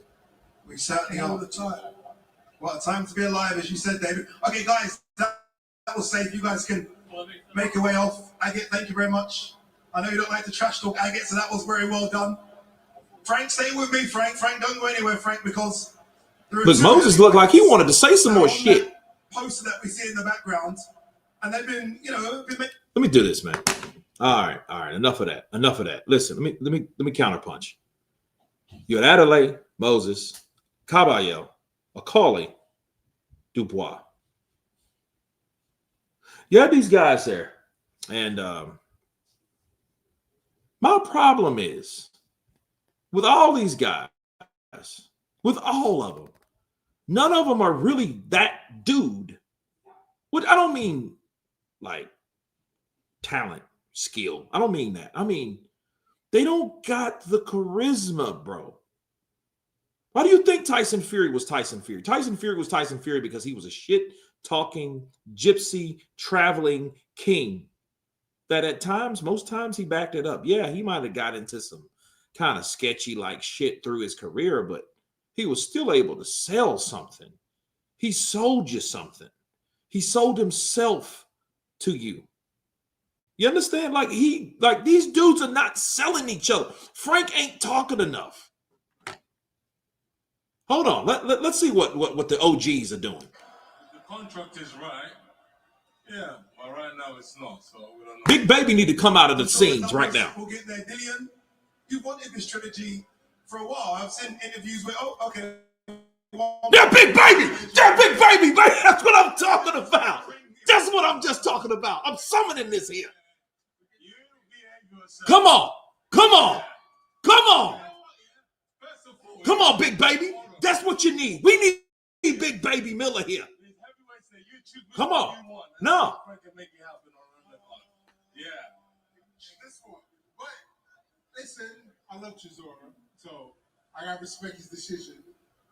I'm a little heartbroken. Come on, Big Baby. Boxing disappointments happen, but I know Frank has some tricks up his sleeve, so we're gonna see what happens. And more power to both these guys. I wish them luck December 13th. And if I get to fight with them after, that'd be great. But damn, Chisora, you owe me about a year's supply of cheeseburgers for this one, boy. Security had one job. Obviously, you're a big boy. Hell no, Big Baby came out of nowhere. You did come in. Nah. I'll come to you again. The question I asked is that you've been asking for this trilogy for a while. Are you going to get the trilogy? Is this the fight you want? Hey, Derek called me and said, "Want to fight?" I said, "Yeah, let's go. Whatever." Listen, I don't run from no fights. I take any fight on whenever, regardless. I show up on a fight and give it my all. So whatever. He's not gonna contract this, contract that. I don't give a fuck about all that. I just want to fight. I love fighting. I enjoy fighting. I want to do it while I'm young. Give the fans and the supporters the fights I want, and then when it's done, it's done. Time wait for no man. Frank, are we going to make this fight, Frank? I mean, it looks like, we want to see the trilogy between these two. Is it going to happen? They've got history, 2 great fights they've had. Do you want it? Alright? Do you want this fight? Why not? Do you want it? Yeah, listen, I want the fight, but the paperwork has to be right. Ah, Yeah, see. you know what I'm talking. Paperwork has to be right. What's the paperwork? Listen, the business side of it has to be right. Let's be honest about it. Yeah, and then I can guarantee you that the fight's gonna be amazing. You know, because Dylan has got 2 over me right now. You know, the first one I won. I know I won. Eddie Hearn boy gave it to him. The second one, he knocked me out. I woke up trying to get up, and the ref was like, "Mate, the fight's over." You know, I was like, "Oh shit!" But you know what? That was a good left hook he hit me with. Amazing. You know, I was winning the fight, but I thought I was losing the fight, so I had to go for it. Listen, yeah, I won the fight. The fight will happen in December with Dylan, 100%. But it's going to be an explosive fight. That we know. Yeah. The first 2 fights were explosive, so I expect the Trinity. Good fights, though, bro. But this one will be better, I believe so. This one will be better, I believe so. Okay, I hope it happens. Dillian, I hope it happens. Frank, the numbers. Let's hope it happens, Frank. Sort the numbers out. Us. It's our job to do it. We'll see what we can do. We'll see what we can do. All right, let's go to Adam Smith. Let's continue the show for our next fight. IBO. Okay. And we still got another fight. I forgot about that damn cruiserweight fight, all the excitement. But like I'm saying, they don't have a Jarrell Miller. And then, you know what? Speaking of Jarrell Miller ain't Jarrell Miller no more. Because he's trying to, and I know what he's doing. He's trying to be somebody else. Jarrell Miller is trying to be somebody else in order to get fights. But what he doesn't understand is him being someone else is not going to get him fights. Jarrell Miller needs to come out there and shove somebody, slap somebody, push somebody, spit on somebody. You know what I mean? Get in somebody's face, talk shit about their moms and do these things. That's what he needs to do. He needs to come with something that we know Jarrell Miller. He's the bad guy. He's trying to be the grown up version of the guy he used to be. We don't want to see that shit. We don't have enough action. We don't have enough juice. We don't have enough charisma. We don't have that right now. That's the problem. We don't have that. We don't have what it takes, I feel, to keep the boxing heavyweight division interesting. You know what I'm saying? We don't have that. Yeah, I don't want to see that. Miller equals disrespect. Now he is pussy. I don't like that. I want him to call them both pussies. You're a pussy if you don't want to fight me. You're a pussy if you don't want to fight me. But what he's trying to do, he's trying to get in good graces with Frank. You know what I mean? He's trying to do that. I do like he did come up and he did pull up. Miller was there. So Miller's doing his job. Miller's there. Miller should fight AJ next. Fuck that. Miller should fight AJ next. That's who AJ should fight next. Let's just put it that way. That's what should happen. And see, you know, and Joshua and Miller got real beef. They don't like each other. They will never like each other. I don't think I would like a world where they do like each other. You know what I mean? Because it's like, okay, if you like Miller, fight Miller. If you don't like Miller, fight Miller. Easy, simple. So it's, to me, man, I don't like that whole thing. That's a true main card, bro. That Miller versus that was the, look, that shit should have happened in 2019, man. I'm just gonna be real with you. That shit like Andy Ruiz, because Andy showed us that he ain't done shit since. Not saying Andy didn't deserve it, not saying I'm not glad he had it, but he showed us he didn't deserve it. So what did he do with the opportunity? The opportunity, please, the opportunity, trilogy. All poor ass excuses. Those are supposed to be men, not girls. Come on, exactly. Come on. Babsy 627, counterpunch. 627, Babsy in the building. All poor ass excuses. These are supposed to be men, not girls. Oh God, bring back the nasty shite. That's it. Bring it back, man. See, Miller had that. Fury had that. Them guys don't got that. Caballero's too damn nice. He's a beast in the ring, but he's too nice. I want Caballero to have an attitude like Pulev used to. Remember, Pulev was kind of crazy. You know what I mean?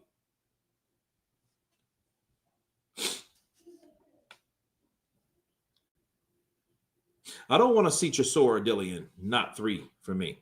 Me neither. Nobody want to see that shit. Nobody want to see Andy Ruiz versus AJ. But look, but I bet you more people would rather see Andy Ruiz versus AJ 3 than Dillian White versus Derek Chisora 3.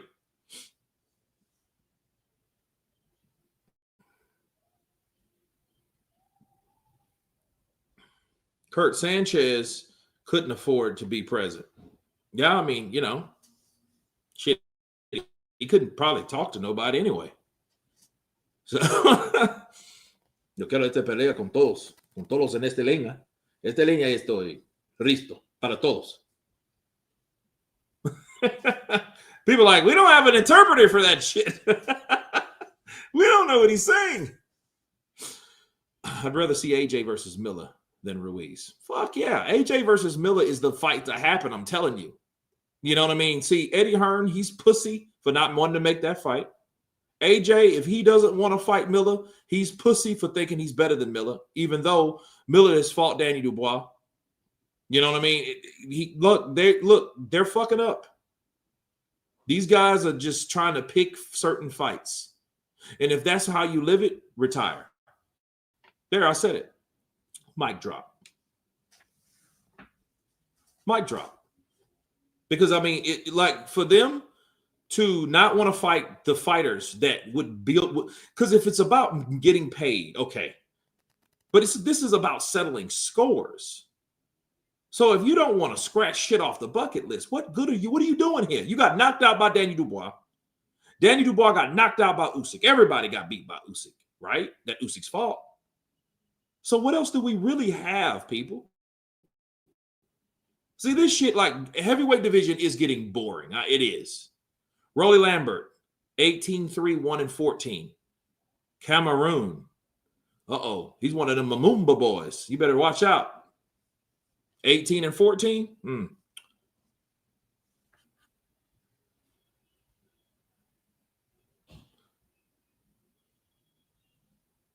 Hey, just tuned in when Parker fight starts. It starts after this fight. Mario Stone, it's closer and closer. This is the last fight beforehand, and I hope this is a first round knockout. That would be a treat for everyone, so we can get to see who's going to fight Usyk next. Because this is what this is about, right?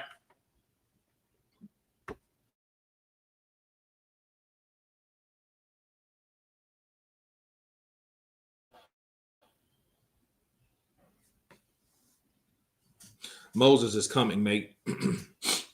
I mean, yeah, because the only person in that line that said something at least remotely fiery was Danny Dubois. Let's fight. I want to fight Caballero. Let's fucking have it. Let's stop with all the man. Look, let's let these dudes, man. Look, I'm tired of the nice guys, bro. I'm sick of these nice motherfuckers. I'm gonna be real with you, and I think they're good people. But dude, we need some excitement, man. What do you think? 2018, 17. Why do you think people liked or hated Wilder? Why was Wilder so exciting? He talked shit. That's why. He gave people a reason to like him, or he gave people a reason to not like him.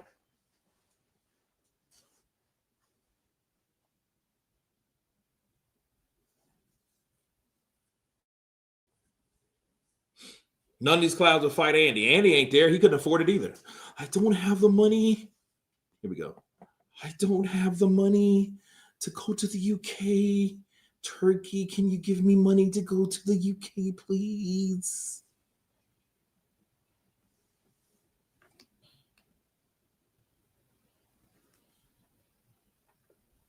So, are these guys gonna choose a stance? I don't know. Get them over with. Get it over with, please. Big boys, though. Big back bastards. It's solid, isn't it? Cabello says he wants only 2 fights, Usyk and Dubois. He could have said that then. You see what I mean, Peter? He could have said that then. He could have said that then. I just want 2 fights. Fuck all of these guys. I want to either fight Danny Dubois or Usyk. Because none of these other guys have nothing else for me. I'm already the WBC interim heavyweight champion of the world. I don't need another fucking tune-up. I don't need a side belt. I don't need none of that. I need to advance. I need the opportunity to show that I'm the best fighter in the world. Kurt may be they bring back Ngannou. Kurt, maybe they should bring back. Well, Ngannou's, man, listen, let Ngannou take his time. Ngannou just had a child die on him. He just killed a lady accidentally. So, I mean, you know, I'm not trying to rush anybody back in the ring that's mentally not ready to get back in the ring. Just going to keep it real. I'm not going to do that, you know? And this is one of these, this is a 12-round fucking fight, bro. Let's all take a nap, right? Because, I mean, let's take a nap. I wanted to see Francis versus Jones bad. Mexican Mafia bought Zerto. Probably did. Bought him a yacht. You know, he bought him a yacht. Remember, he was just chilling on a yacht doing all this and shit. And then he's supposed to be injured. For all injured guys, athletes, fighters, etc., that claim that they are injured, stay the fuck off the internet. Because it's just making you look like some hypocrite a-holes. The WBC interim doesn't mean much, though. With Suleiman not ordering anything versus his cash maker. Correct. Counterpunch to you, my brother.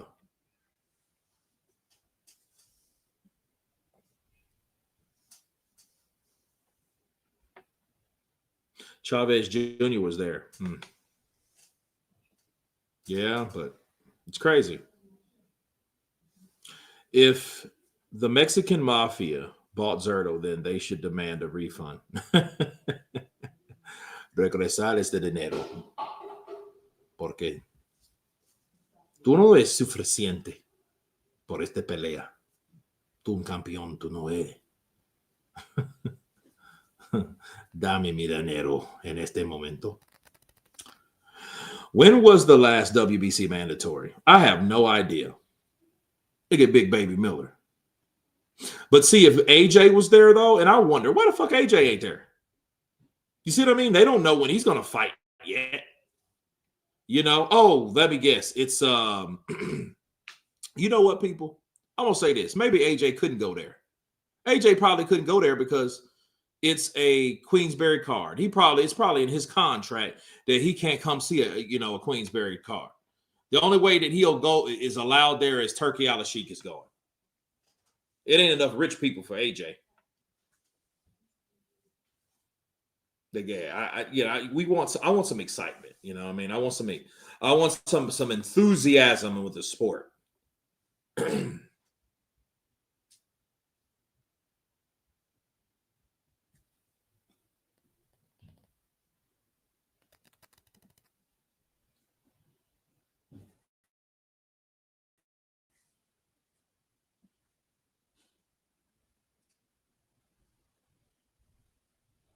Kurt, those fighters who are afraid to speak should pay you to be promoted by you in your channel or sponsor.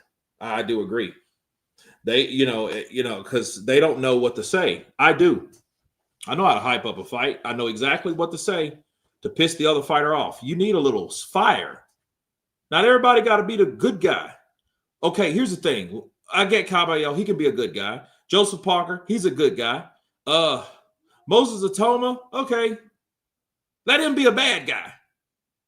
Let Lawrence Akali definitely be a bad guy. Adelaide, a bad guy. You know what I mean? I want Daniel Dubois to be an asshole. See, he was rocking in the right direction when he said that about Joe Joyce's mom. That was an asshole move, and he paid for it, but it spiced it up a little bit. What are these dudes doing? How are they fighting? They're fighting like some morons. Look at them. They're fighting like they're scared, really. Come on, man. Come on. Come on. Yes. These dudes are sparring. They're these dudes are sparring. Uldejad. Uldejaj. Uldedaj. Right? Is that how you say it? Look. Need some AI level promos for boxers to stay relevant. Daniel is an asshole. Fucking something wrong with that brain cells. I don't mean to be mean, but something ain't right there. Whatever, ready to get back at it. You know, I'm like, aren't there any assholes on the top in the heavyweight division? Not one. Nope. Everybody's nice. This is what happens when everybody's a good guy. You know what I mean? There's no good movie with everyone being the nice guy. There's no plot. There's no motive. There's nothing that we have to go on. You you gotta love to hate some people sometimes if they're bad. If it's a bad thing, it's like, okay, well, it is what it is. You know? You have to have somebody that's the yang. You got the yin, you got the yang. We need the yang. It is what it is. You need fire, but sometimes they need to be bad. Shit, sometimes we need fire and water. Shit, fire and blood. Let's have it. Look at Andy Lee. It's got to be a benefit to Joe, isn't it? He's moving as fast as ever and carrying that weight. It's got to be a benefit. You mentioned fire with fire. Is that what we're going to see? Best of luck. Very calm and composed as ever, Andy Lee. Okay. Skrilla can definitely turn Dubois into an asshole. Everyone acted nice after Turkey steps into the game. Yeah, man. If that's what it is, I don't want it. Go away. Because I think, Turkey's, look, white man, they're wanting this money back on from the zone. They want cash back.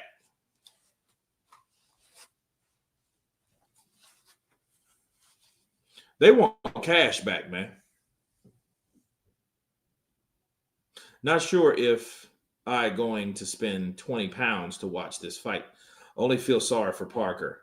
Maybe I will pay because of him. Well, Lee Thompson, I tell you what, if you decide not to, my brother, just donate half of that to the live stream in the trenches. That'll be much appreciated because I did buy this shit. And this shit's $60. I'm pissed. I'm still mad about it. Because I still don't know any of these motherfuckers. Not a one. On the undercard, I don't know any of them. I don't know any of these guys.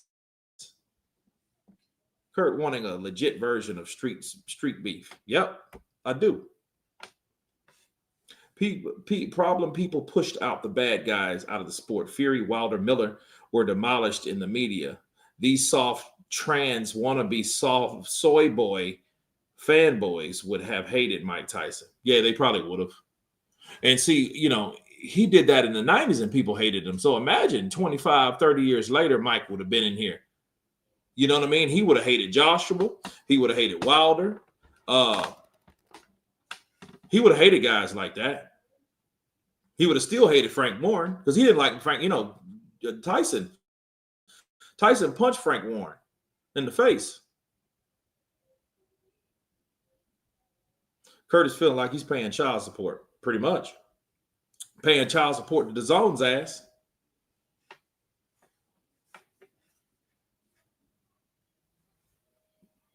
Mike would have killed Wilder.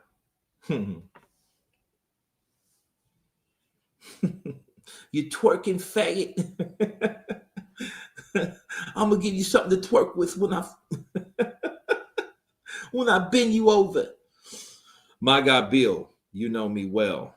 He wants to eat their kids. I want to eat all 7 of your kids. I want to eat them. I want to taste them. I want to taste the dairy curd juice. I want to taste the dairy curd juice in the blood.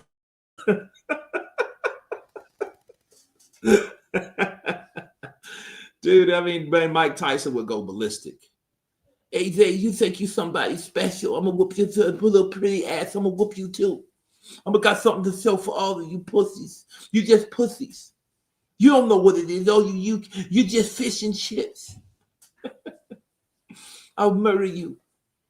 Tyson would have wrecked Eddie Hearn and his slave master daddy, Barry Hearn, into Pluto. Yeah, he probably would have jumped on Eddie, though. He probably would have jumped on Eddie. Man, yeah, Mike would have. Man, the old Mike Tyson, Iron Mike Tyson. Bro, Iron Mike Tyson would have had everybody scared. He probably would have been fist fighting Dillian White. Him and Derek Chisora have been fighting. There's Joe Joyce. I didn't think Joe Joyce was there. Yeah, Joyce is looking old though, right, man? He's looking like a fucking grandpa. Look at him. His face is getting wider.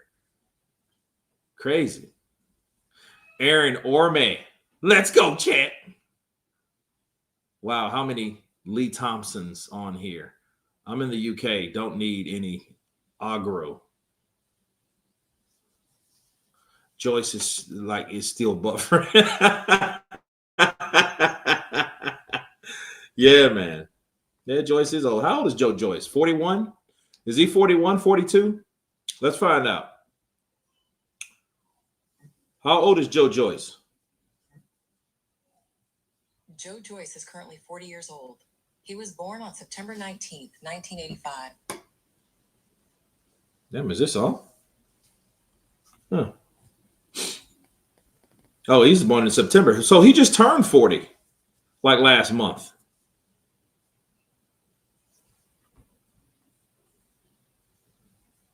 Joyce is 386 in boxing years.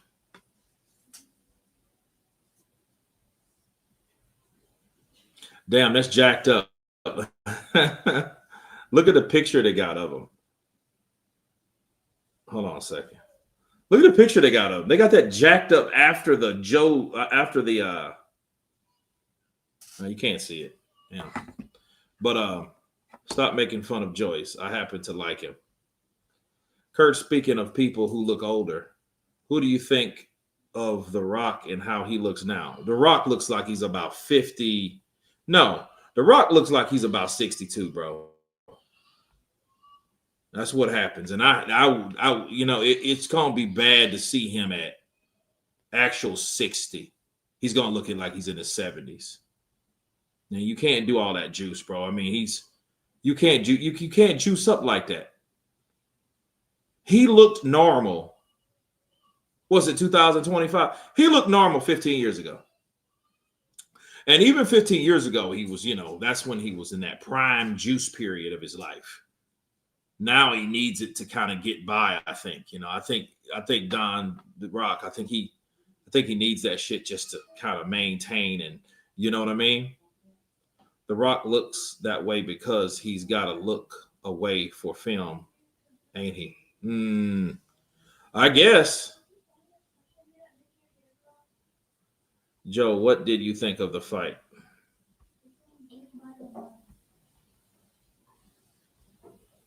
Joyce's problem is he walks right into heavy punches, walks right at them. I never understood that shite. I mean, he likes the punches. Bro, Samoan, don't take juice. Bro, Samoans don't take juice. Okay. You can say that shit all you want to. Shit, what do you think happened to Junior Seau? You know, I mean, besides CE. He's a big boy too. Maybe it was CE or CT. Dwayne DeRoy Johnson.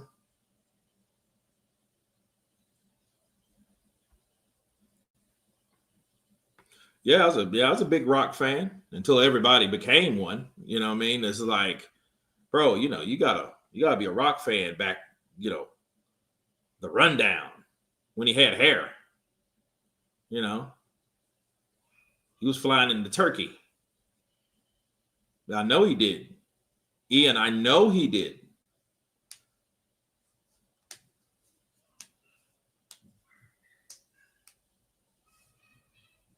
So, yeah. And Junior Seau was a massive beast.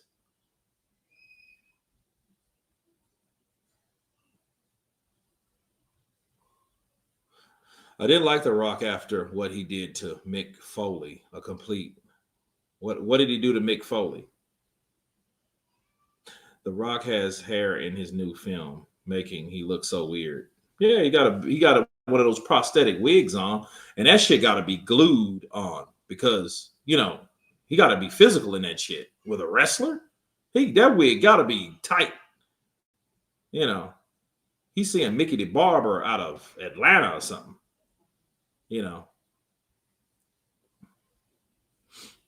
Yeah, I seen that shit, man. And people getting them pieces like that where they glue them and they shave all your hair and then they put it on.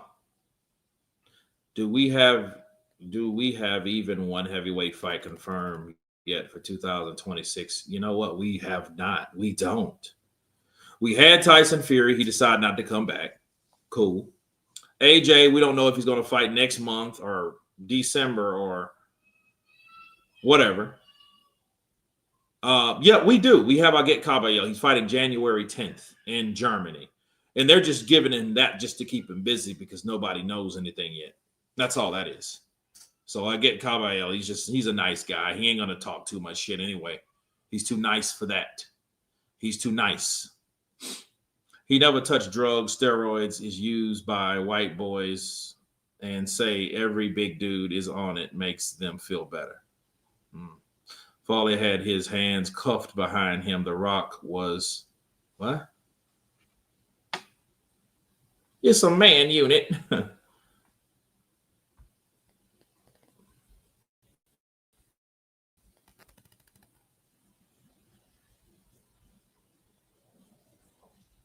He kept hitting Mick until Mick was unconscious, but Mick loved it. Kurt, give them your magic mind. Yeah.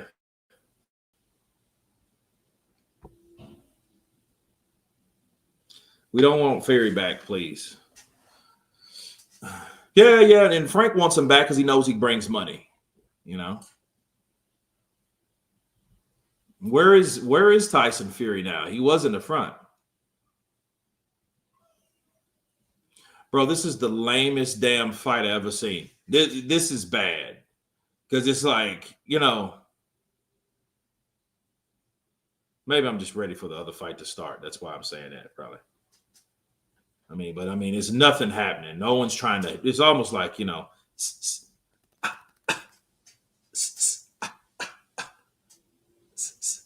that's not what it looks like. Look at Lambert. Lambert's just kind of like just flicking a jab and covering up. Look, flicking a jab, double jab, move back. Watch him. He changes fucking stances. So he's going to do the same thing. Double jab, double jab. He actually catches him on that one. So I guess there's music to the madness, right? They did a hardcore match with chairs and no quit match, and Mick was hit with a chair until he passed out. Oh, okay. Is that a wrestling thing, right?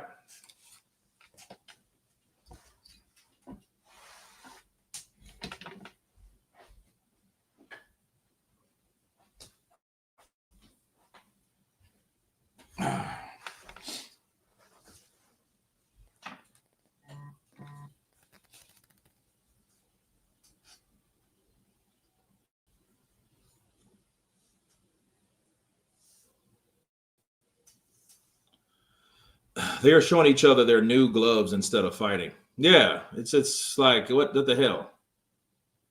Days of space. What the hell that means?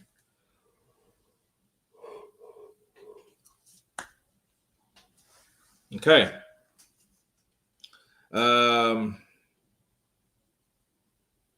Kurt, who do you think wins out of Triple D versus Fury? I don't know. I think Tyson gets him. Because I think Tyson will be able to smother the attack of he'll see the punches coming from Dubois. But then we thought that about AJ too, didn't we? And he beat the shit out of AJ. AJ ain't came back since. This man took a whole year over. He got his ass whooped. People dropped all off the channel, got all mad. Kurt, who do you think wins out of Triple D? And Fury, there you go. Fury. But then Daniel might come out, and beat the shit out of Tyson. I don't think I have it anymore. This bloke can beat the shit out of me. Then it's going to be embarrassing for him. Tyson knows what he's doing. He ain't going to fight AJ, and he's not going to fight Daniel. Because he's not going to fight people that are his rivals. So he doesn't want to make that look bad. He hates the idea of him and AJ fighting the same fighter, Francis. And people are going to do nothing but compare them. They're going to compare the performances of the two, rightfully so, right? And so because they're going to do that, they're always going to look at Tyson and hey Tyson, man, you had hell with Francis. AJ didn't.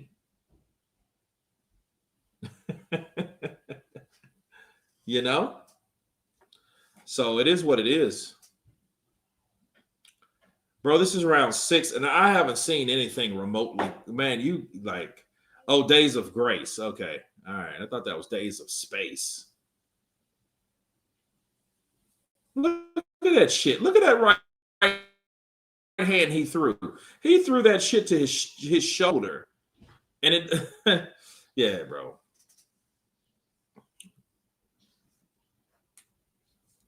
Yeah, you don't want you don't want him to fight, that then it'll make him look bad. That's why he's kind of low-key pissed off at Parker for beating him up.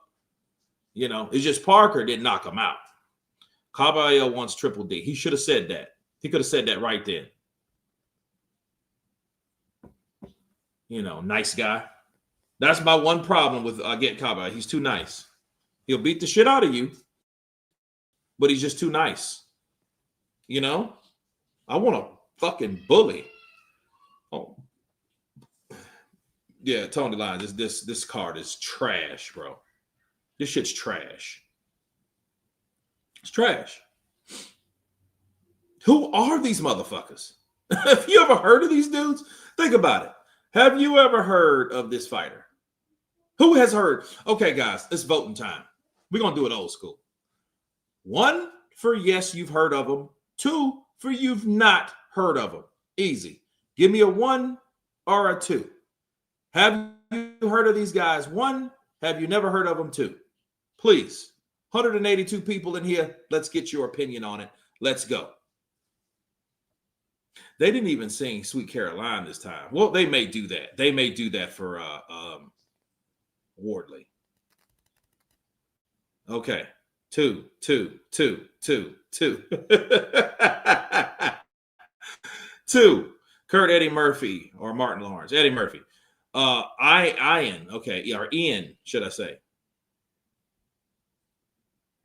Come on. Let me get it. 1 or 2. For you guys that don't know, we're voting right now. Have you guys heard of these fighters? Click 1 for yes or 2 for no. 2, and Google doesn't know them either. Damn. I get will punch you out, then help you get up as you fall. Fabio versus Fabio. 90s Fabio versus Fabio Wardley.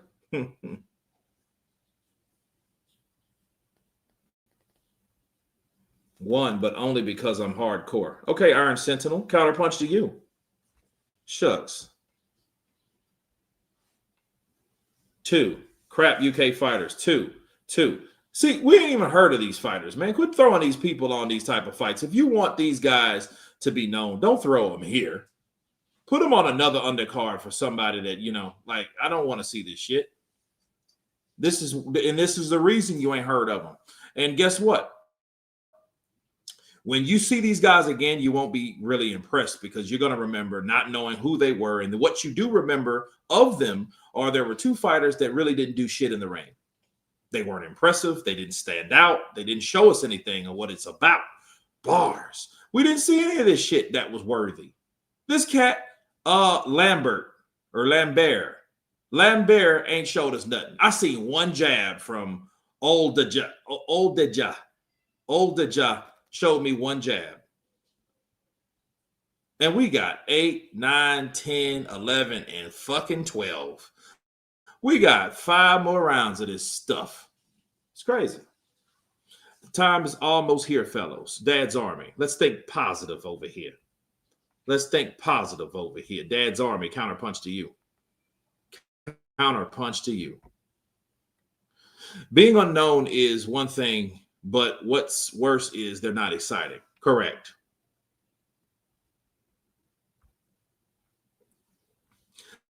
That's like being around someone that knows people and you're a nobody and you say nothing and you expect people to know you. You know? Oh, I don't know who he is. He didn't talk much. Okay. Who gives a damn? Frank ain't trying to pay for a good card. Obviously, he's not. I'm not paying these bastards more than they're worth. Just put some nobodies in there. There's some good quality fights. Put them in there.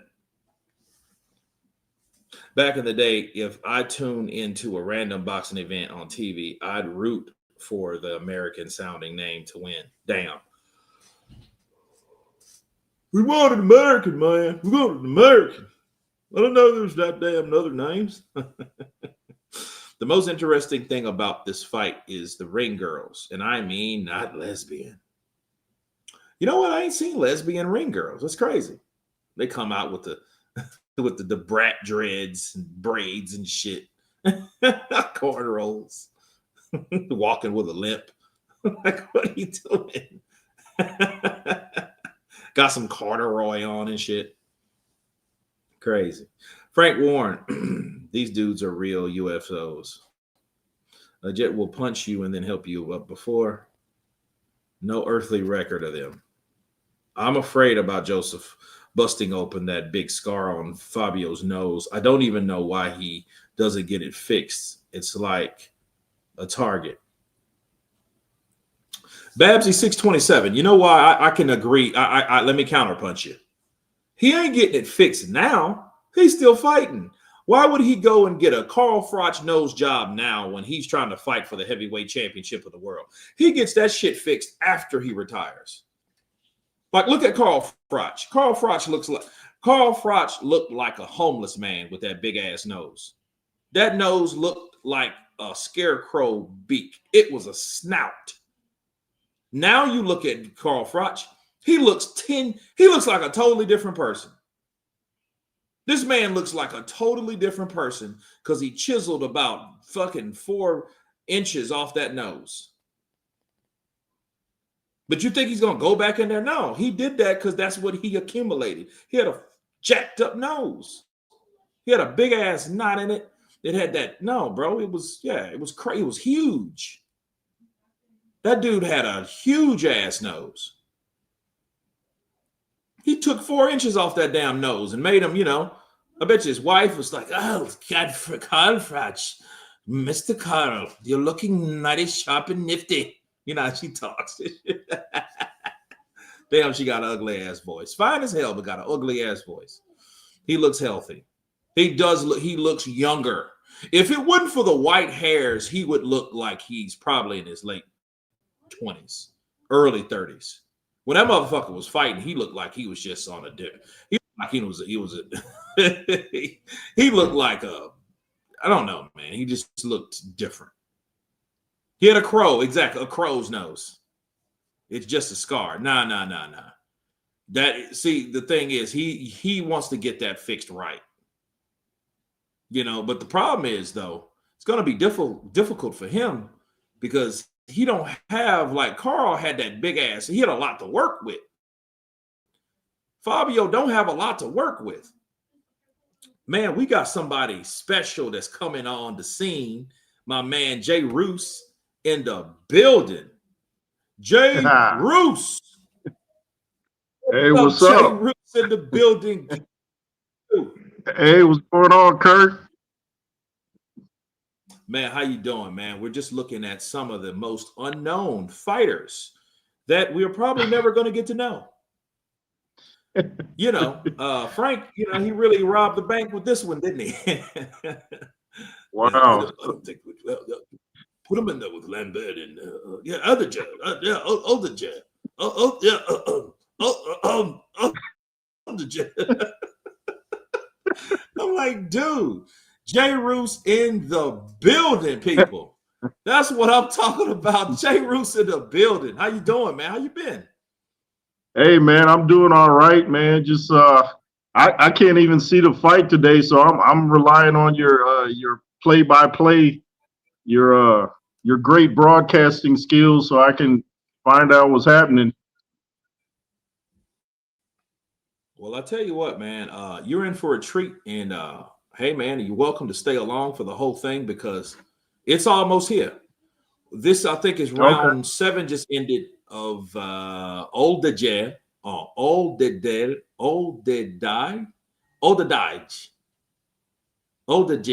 whatever. Right? So, yeah, we so man, yeah, I don't, man. Look, for what we seen, look, Big John Fear in the building. My son's still the best ever. Those dunces, they're all a bunch of punks. They don't know what to do. They're sitting up there like lifeless mute cunts, aren't they? Dulcers. That's what they are. They're just dulcers. Adelaide, he looks like a big monkey. Daniel Dubois, he's stupid. He's a big, dumb, stiff idiot. Moses, he looks like he's just got off his mom's tit. Who else is there? What is it? Gabayel, you can't even pronounce that shit. He doesn't go back to his own country. We don't even know. He can't even promote someone like that. Oh, man. Big John, man. He got quiet, though, to be fair. Yeah, I ain't seen him in a while.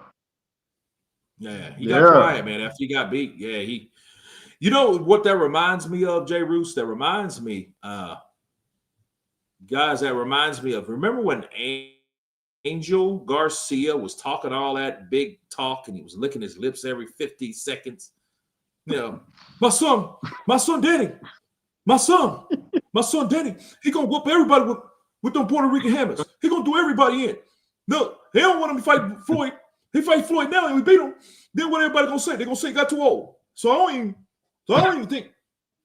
I'm like, dude, how much you gonna lick on them lips, dude? You got thin little clay lips anyway, and you sitting there licking on them like they, you know, yeah, he was on that shit. He was on that shit, pal. Yeah. Drink some water. Licking his lips like grab some H2O. Yeah, man. And then as soon as he got beat, he got beat by Keith Thurman. Keith Thurman beat him back in 17.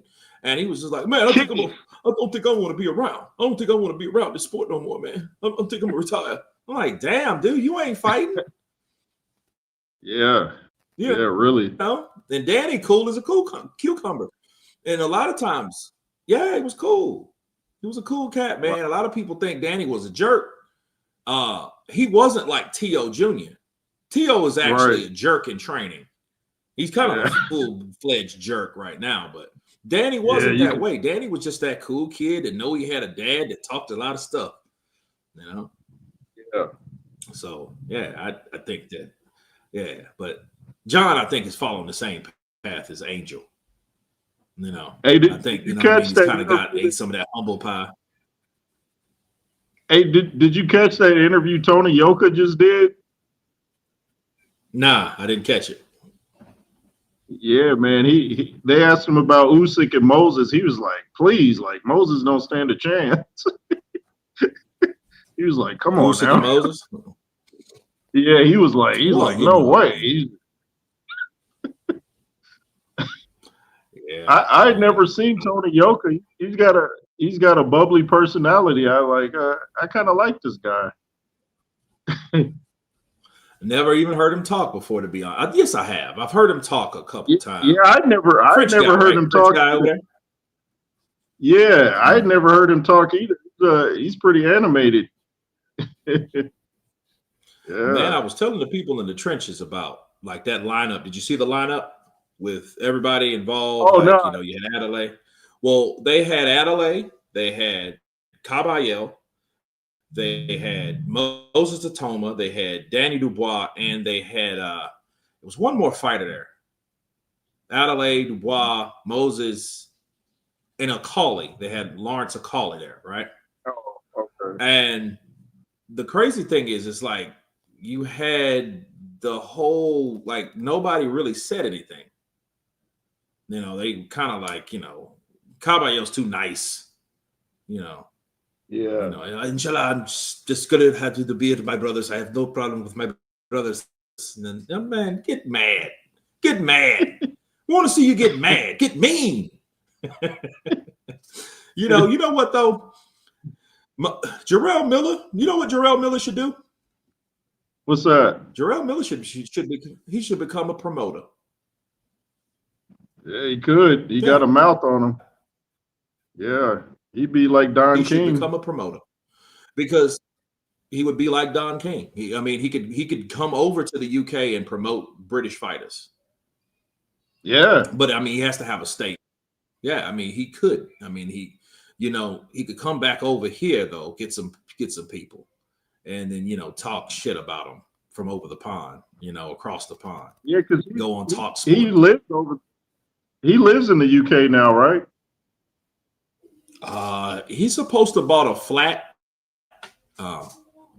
over there. I heard he did. I'm not. It's not confirmed, but I'm pretty sure he did. Yeah.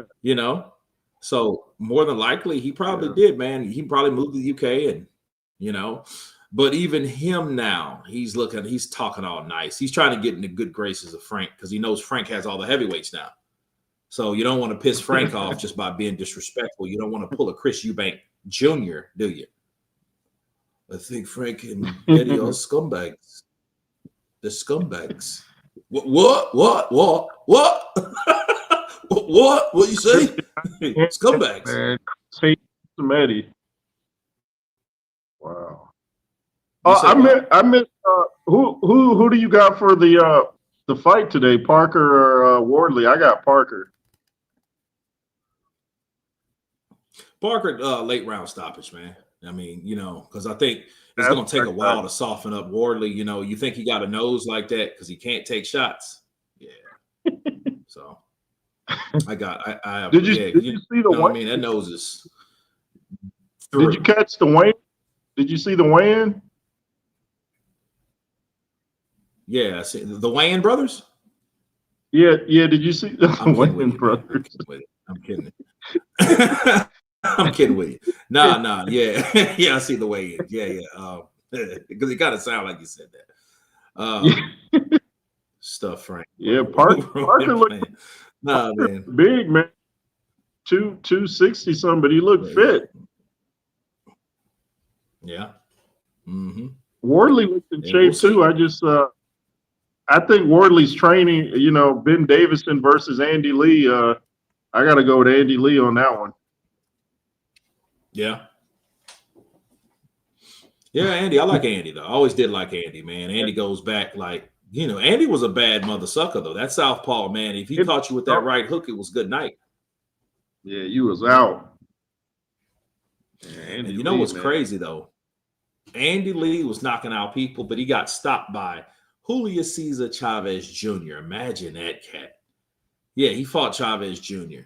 and Chavez beat him. He beat Andy Lee, bro. Yep. And it just showed you how fast. Yeah. Wow. Go check that out. Andy's crunk trained. Wow. But to be fair, this was after he died, Emmanuel. Oh, Emmanuel. He didn't have he didn't have the tutelage no more. Yeah, well, I mean, he didn't have him in the corner. Like when Mickey died before Rocky fought Clubber Lang. Remember that? Mickey died in the dressing room and Rocky went out there and got knocked out by Clubber Lang. He'll knock you in the next week, Rock. They were handpicked. They were handpicked, Rock. You mean you got me fanatic to do the fight? You mean I'm no good? No, you're good. Rock. They were handpicked. I just wanted to take care of you, Yeah, Dude, that was a trick. that's the movie right there, man. Clubber Lang. Clever Lane. What you talking about, fool? Hey, why don't you bring your woman? Hey, miss.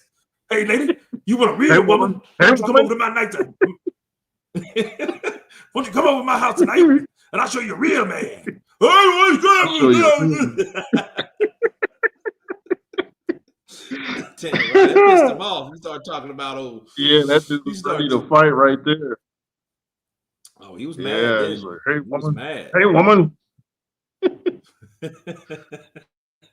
Yeah, man. Yeah, man. He was showing him. Man, Mr. T. Man, still living watched legend, Rocky. man. Living legend. Dude, I watched Rocky 3 so much. I had the whole movie memorized as a kid. I had the whole, from beginning to end, I had the whole movie in my head. Nice. Yeah, man. It's a hell of a movie. You're not hungry, Rock. You haven't been hungry since you fought Apollo. Let's fight. Second fight. You said I can't win? You said you can't win?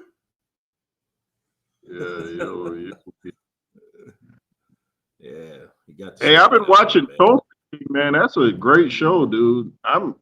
That's a great show with What is Stallone. Tulsa King. I'm into that show. Tulsa King. Oh, where you at? Yeah, on Paramount. What's that? Where you at? Where you at in Say the it- show? Where are I'm you at in the on show? season. What season you? What season is season 3? Oh, you already. You binged that shit, didn't you? Yeah, man. That's Samuel Jackson's supposed to be on sometime this season. He's joining the show. Oh yeah. It's a well-written show, man. A lot of twists and turns.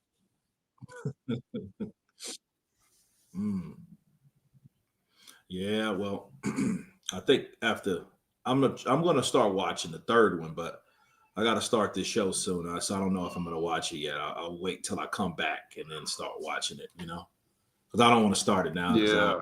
I leave tomorrow, so where you at? I want to watch The Wire.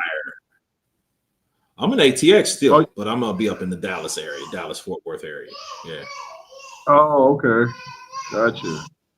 Yeah, I'll be up there. So we'll be between Dallas, Fort Worth, and West Texas, Central Texas area. So that's where we'll be filming at.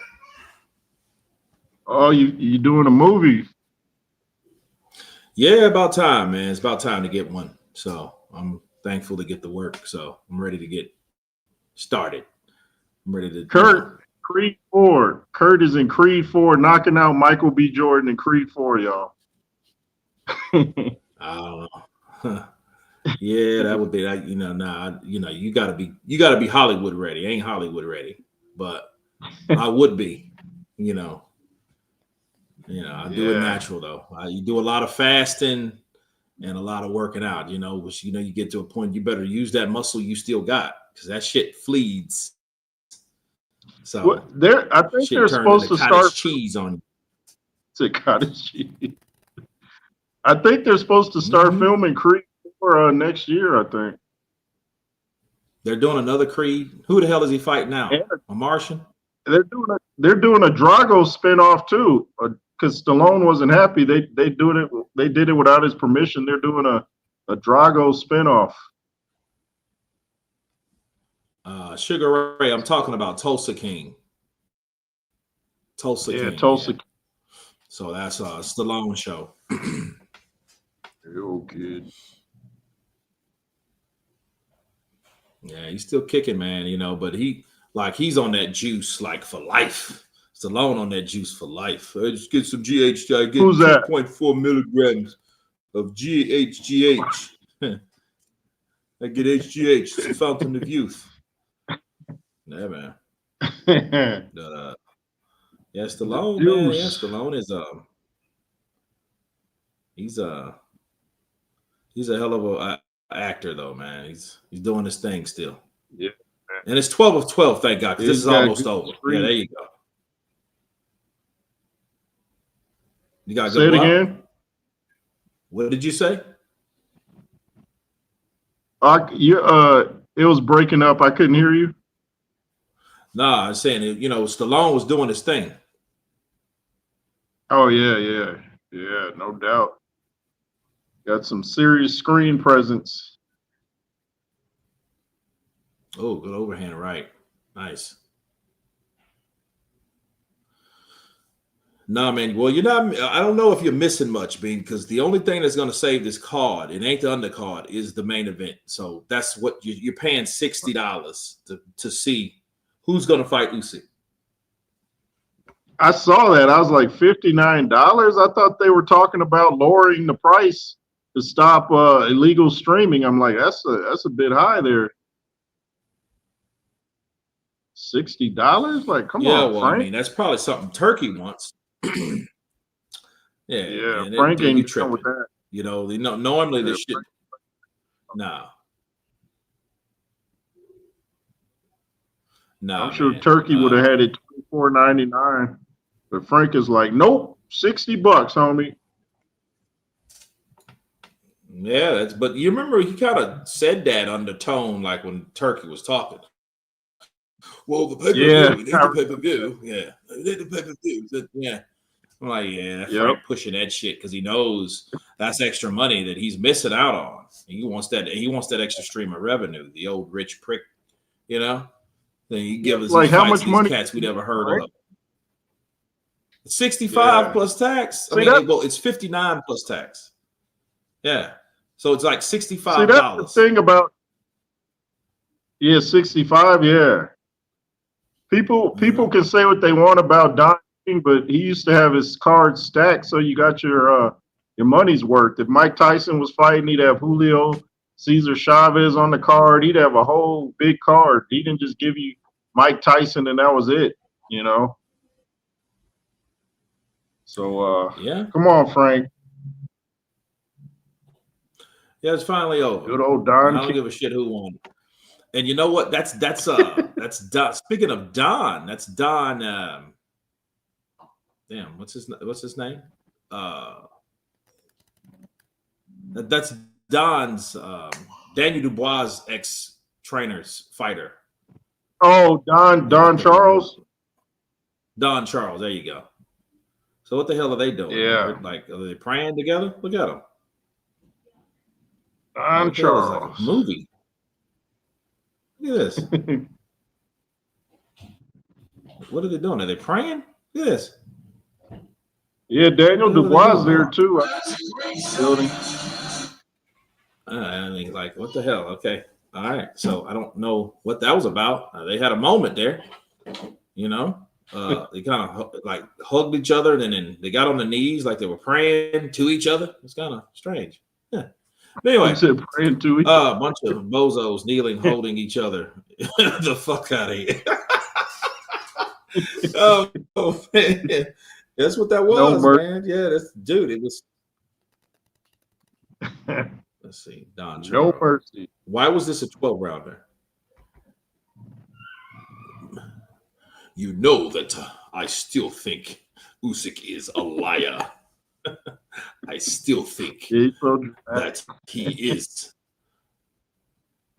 I think he still is a liar. He's a fraud. And he should be afraid and ashamed before God. They should not have poked the bear. Yeah, he pulled out Ivan on his ass. He pulled out a punch that people didn't know he had. Man, threw that shot. Man, he went to knock Dubois out, man. He knocked his mouthpiece out. You know what I mean? That was bad. He hit Dubois so hard, Dubois he knocked his mouthpiece out. Where he was. Yeah. Yeah, he knew. He was on that ground. The motherfucker was counting. 1, 2, the light. 3.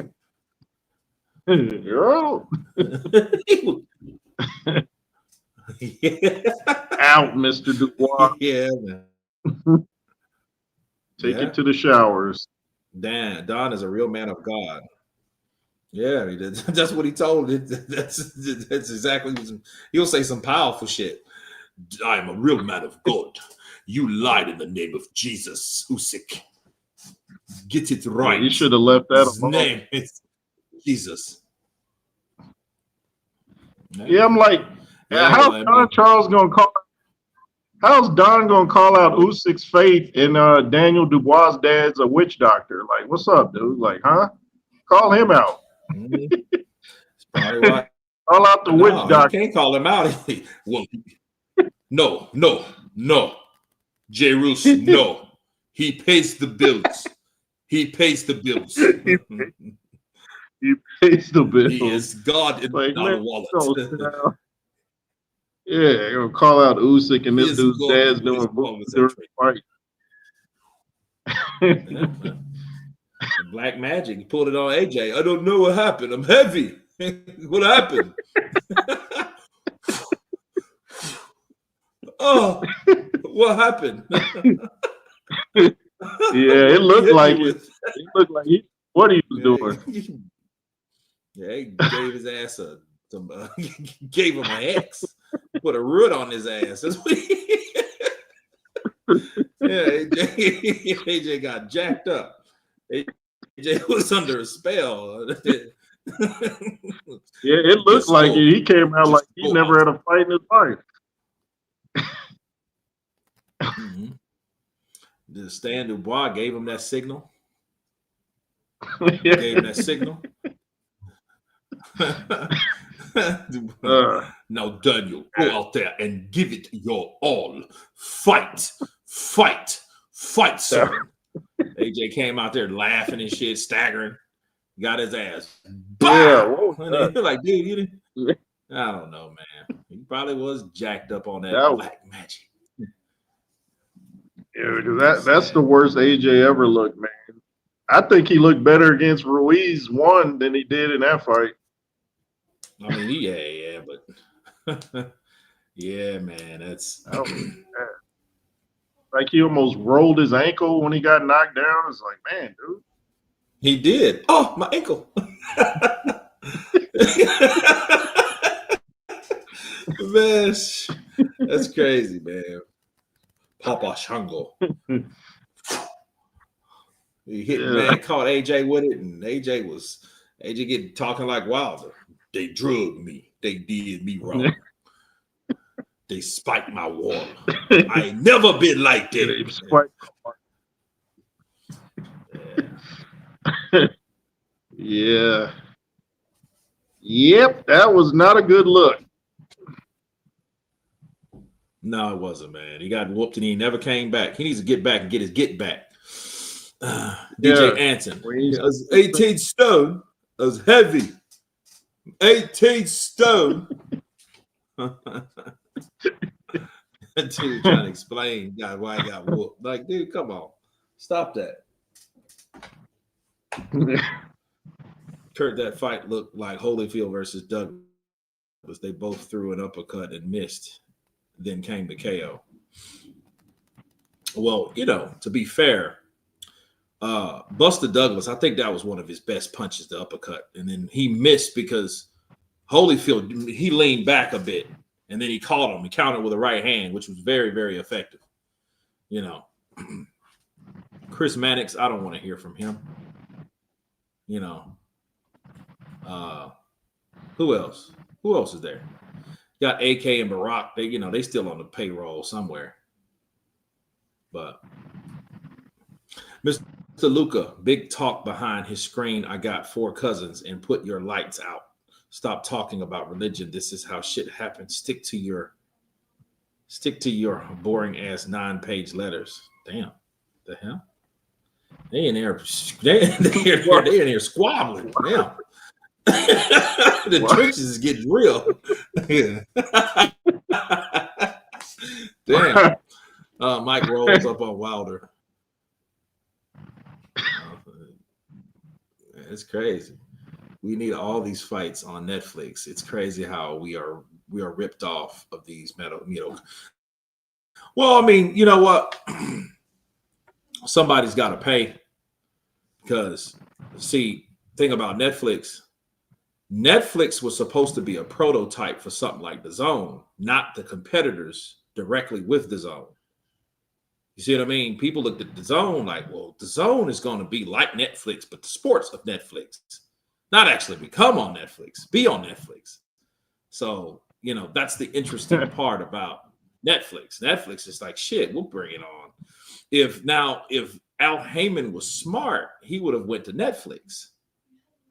If he was smart, if Al Heyman was smart, he could have put everybody, but he wasn't trying to give up that money. He ain't trying to give no remember guarantees. Remember that shit? That ain't even talked about no more, because you shouldn't talk about a guarantee, because every fighter's supposed to be guaranteed when they fight. You know, they're talking about all this upside shit, man. Upside, pay-per-view, man. Need my upside. Shut up, man. Get you I don't need that straight pay, man. That straight pay. No, man, I'm losing money on this straight pay. No, that's what you were brainwashed to think. You know, then now they started complaining about the damn money, ain't getting it on time. That's what it was. I'm not getting it on time. You know. Yeah. Hernan, let's go. Let's effing go. Let's go, man.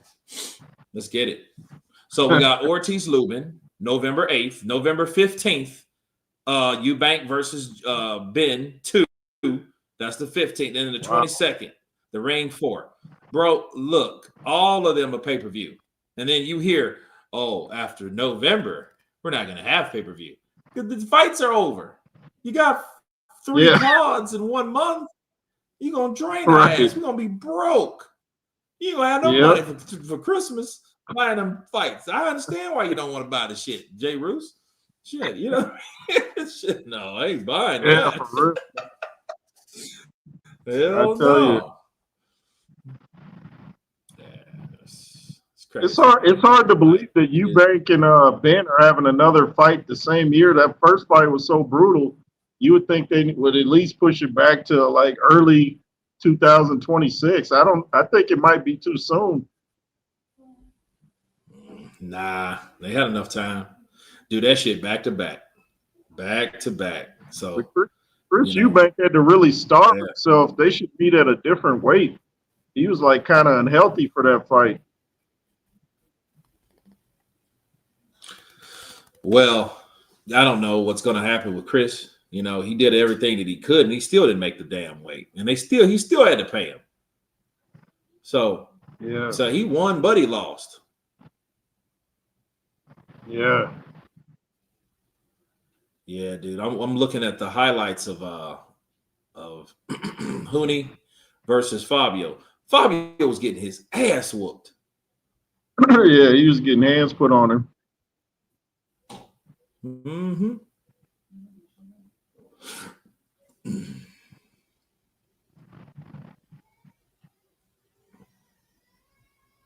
Dude, that's crazy. Fabio can take a punch too. I think people underestimate the fact that, hey, I can also take a shot. Yeah, he's got a chin on him. Mm-hmm. I don't think he's ever been down. I don't know. I don't think so. I don't think he has either. Yeah. He's pretty fast too. He's got fast hands. I just his defense is a bit suspect, but he's got some fast hands. But I don't know if he can take the power of Joseph Parker at 260. Something that's going to be a lot on the chin, man. It's a lot of power coming at you. Yeah, he's done. Look at that chart. That Fraser Clark. Man, he's looking like Fat Joe that just took a shot of heroin or something. You know? I'm like, damn, dude. Yeah, look, Fraser Clark look like Fat Joe. Hey, man, that's who he looks like to me. Yeah, man, he called him, man. Yeah, he was done, man. He's Fat Joe. Fat Joe. Didn't he put a dent in Fraser Clark's head? Like he dented his head or something. That was kind of a scary knockout. No, he broke his jaw. Yeah, but remember his head did something weird when he got hit. Remember? It was like a weird, like his jaw was twisted weird. Like it looked crazy. It looked like with Deontay fucking jaw. That's the same thing. He hit him in the mandible right here. So it kind of dislocated it. You know, so it's yeah, that's crazy, dude. You know, Yeah. Wardley punched a hole in Frazier's head. He broke his shit. That's bad, man. He shitted it. Yeah. Here we go. How do Here comes Joseph Parker. Are they coming to the ring? Yeah, he's coming to Joseph Parker's coming to the ring first, which they had to do a coin toss. They had to do a coin toss because there's no reason Joseph Parker should come to the ring first. Yeah, that's wild. We better hear that "Sweet Caroline." Ba, ba, ba. You know. Yeah, man. Yeah, they get crunk over that, man. It's crazy. I'm like, that's a Neil Diamond song. Why do you like that shit so much over there? You know what I mean? So it's crazy. Where are we at? Come on now. Babsy 627. Parker is coming to the ring. Yep, he put a dent in his head to knock him out. I think that's just, he's done. Frazier was done, you know. But hey, this is the exciting times because this is the Infinity Wars. The next fight is going to be the end game. You know what I mean? So this is what we have to look forward to. You say, British fans, do it best. Counterpunch to you, and we'll take the test. You know what's crazy about Joseph Parker? When I looked at him in the last press conference, I thought he was slender because his face looked slender. Then when he stepped on the scale, I'm like, oh, man, he's even bigger. Like, I thought he's going to come in at like 245. I was like, oh. It's like, man, this dude is big. No. I seen that waist getting wide. You know? Yeah, I saw that too. You waist got wider. That waist was getting a bit wide. Yeah, I noticed that. Yeah. Here we He go. still had abs, though. He still had abs. Uh-huh.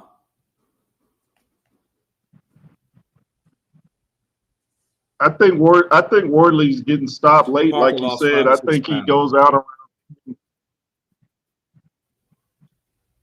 I mean, we'll see, man. He's trying to throw that Deontay Wilder. You know, he's trying to throw that. He's trying to throw that to this day. He should steal that shit from Wilder. To this day. Isn't it? to this day, isn't it?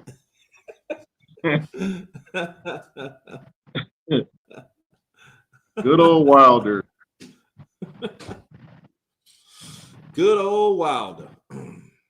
Here we go. Yeah, nah. Get flagged. Cheers, everybody. Hernan, counterpunch to you. Parker got lean muscle on. Okay. Mr. Grandi, bruh, Wardley can crack. He gonna be looking for that respect early. Trust me. Okay. Parker better win this. If he don't, what? Okay. Luca Mora. You can see the roid rage effects in Parker's demeanor. Andy Lee and Fury's doctor hooked him up good. Oh, come on, man. Nah, he's not on roids. Hey. He don't have a steroid body. No, if you're on roids, you use vascular. If you're not vascular, you're probably not on nothing. Man, there's no telling. I mean, that would suck for everybody. Because I mean, see, the good thing is when someone tests positive for roids, they get a bad rep, man. You know, it ain't forever. Plus, Joseph Parker's Samoan. Samoans are just naturally big for the most part. They actually David get big for the most part. Yeah. Yeah. Yeah, they Samoans get got big. Parker has some really big legs. So does Tua, them big ass coconuts for calf muscles. Yeah, David Tua's calves look like somebody's eyes. Yeah. It looks like 2 heads down there, just big ass. You know, right? Yeah, Yeah, that dude's, you don't let him hit you.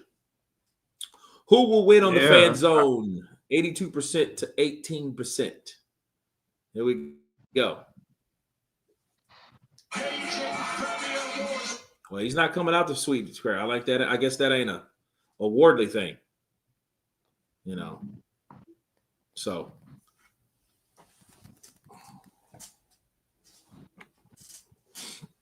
Samoan women need wide hips.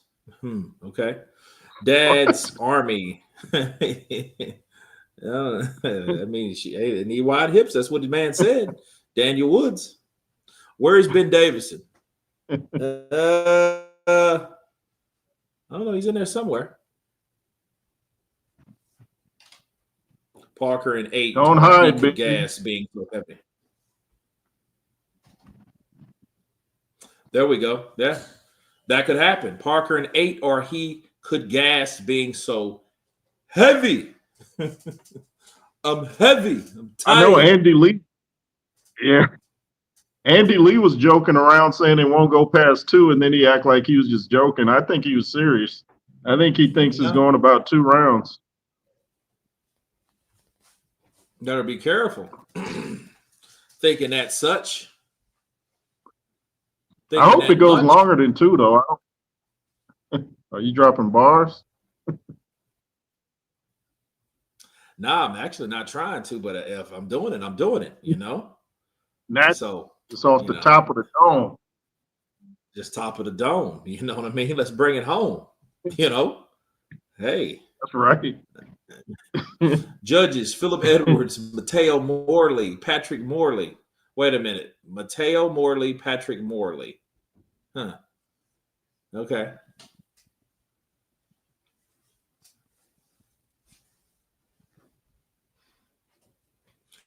Okay, both fighters are in the ring, people.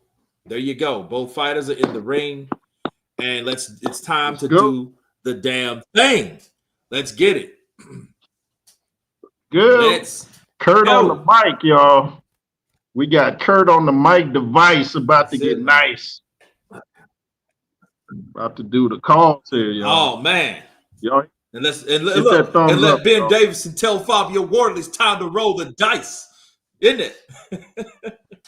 Yeah, man. Good night for Parker to display a huge if Wardley lands one.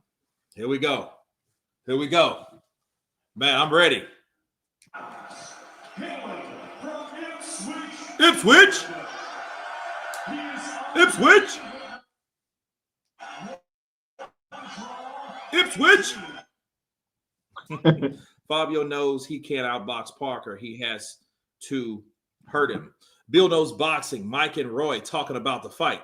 Well, first of all, I just thank Parker. He's smooth. He's a little bit too heavy, but don't get it twisted. He's ready. And I think everything is everything at this fight. You know, Joseph Parker, he got the chin to win, too. Because a lot of times, Hooney, he ain't been tested. So they put this boy from Australia. They threw him in there with Fabio, knowing Fabio hit like a tank. Then we knew that, but we didn't know what Hooney could take. So we seen that he took out Hooney in the last round, but he took a lot of beating. So Joseph Parker, he should be able to take it. Because if he can't take it, he ain't going to be able to make it. What do you think, Mike? I just think both of these motherfuckers should fight because I think the best should fight the best. It's stupid. I think that these guys have to show charisma. If they just show whatever on their mind and show what's in their heart, then they need to let it out because this shit's getting boring. This shit's like the fighters talking about how nice and their good friends. Fuck all that shit, man. When I was ready, I wanted to fucking murder Holyfield. I wanted to murder Nick Lewis. I wanted to eat his children. You know what I mean, bro? Yeah, I know what you mean, dude. You know what I mean, bro? I know what you mean, man. Shit, I was ready. I ain't scared of nobody. I wasn't scared of you. I wasn't scared of nobody, my whole crew. I wasn't scared of nobody. But I just want to let everyone know that there's got to be somebody that's going to come back in the sport of boxing. It's going to show somebody that, hey, fuck you. I don't like you. Fuck you too. And you want to fight? Let's get it in. Let's do it. Well, who you think will win, Mike? I just think that Parker could do a little bit more, but then Fabio has a hand cannon. So I just think everybody's sleeping. So I'm going to go for Fabio Wardley in the 4th round KO.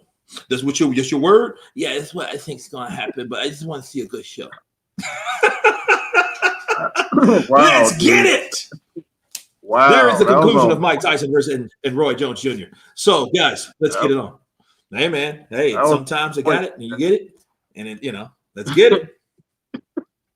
Oh, here we go. Here we go. Here we go. Experience Hey! Joseph Parker. All right. All right. Let's go, guys. Let's get it. Let's get it. Oh, Floyd. They're both hell of fighters, but unfortunately, they don't know. We don't know who the hell they are. We don't know who they are. So, you know, it ain't been somebody since AJ. So AJ needs to come back and show them all. So I think we're looking at this wrong. We're looking at the money. You know, Joseph Park, he's cool and stuff, but you know, we'll see what these fighters can do. Shout out to the UK all day. All right. So, ooh, man. Wardley was gonna throw a right, and it kind of stunned Parker because Parker was kind of uncertain. Oh, good jab from Parker. Uh-oh. Jab to the body from Parker. Ooh. Jab upstairs. And see what I think that they're trying to camouflage that right hand. That's what they're trying to do. That's why Wardley didn't throw it. Now Wardley just ate two good jabs from Parker. Another jab from Parker. Parker wearing those famous or infamous Paffin gloves from Paffin Sports. Glove gate. He says gloves kind of, right hand deflected.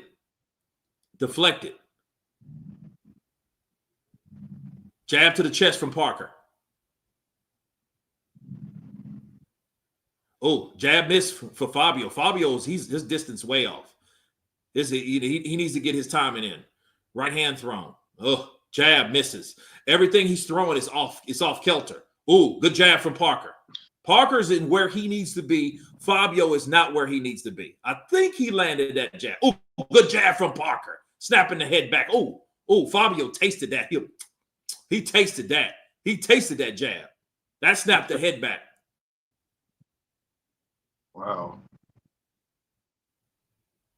Fabio takes a walk around the park. You know what? I think his nose is bleeding already, bro. That nose, wow. Babsy 6. Babsy said, shout out to Babsy. Hey, They go in the clinch. Yeah, he's already bleeding from the nose, bro. Bruce, he's already bleeding from the nose. Bad. Wow. Right to the body from Fabio. Jab to the body from Fabio.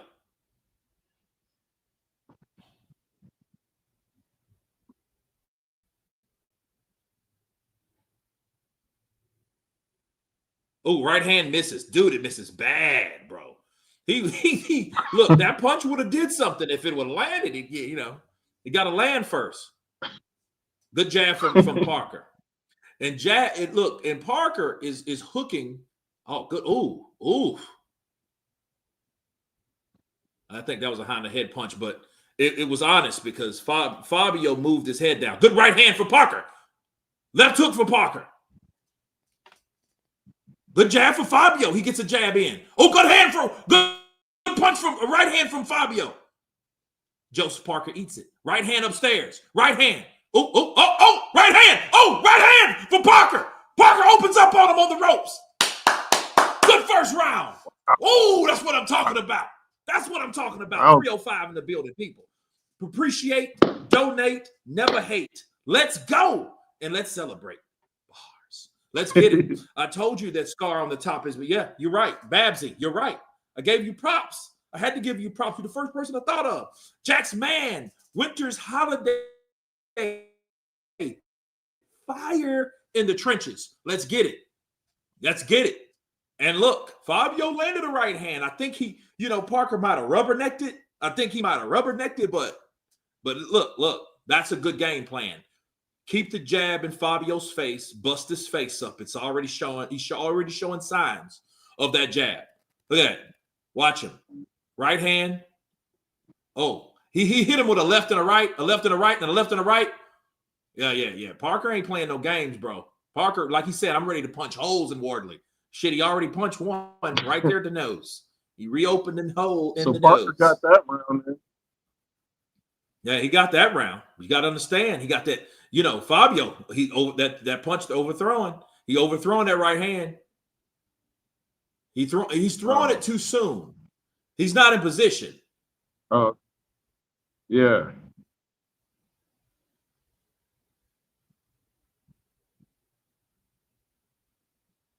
They go for the clinch. They break. Right to the body thrown. Missed by Fabio. Fabio comes back. Jabs Parker. He eats 2 jabs. Ooh. Parker's throwing that jab. Ooh, good jab. Oh, but Parker countered off his jab. Jab to the body by Fabio.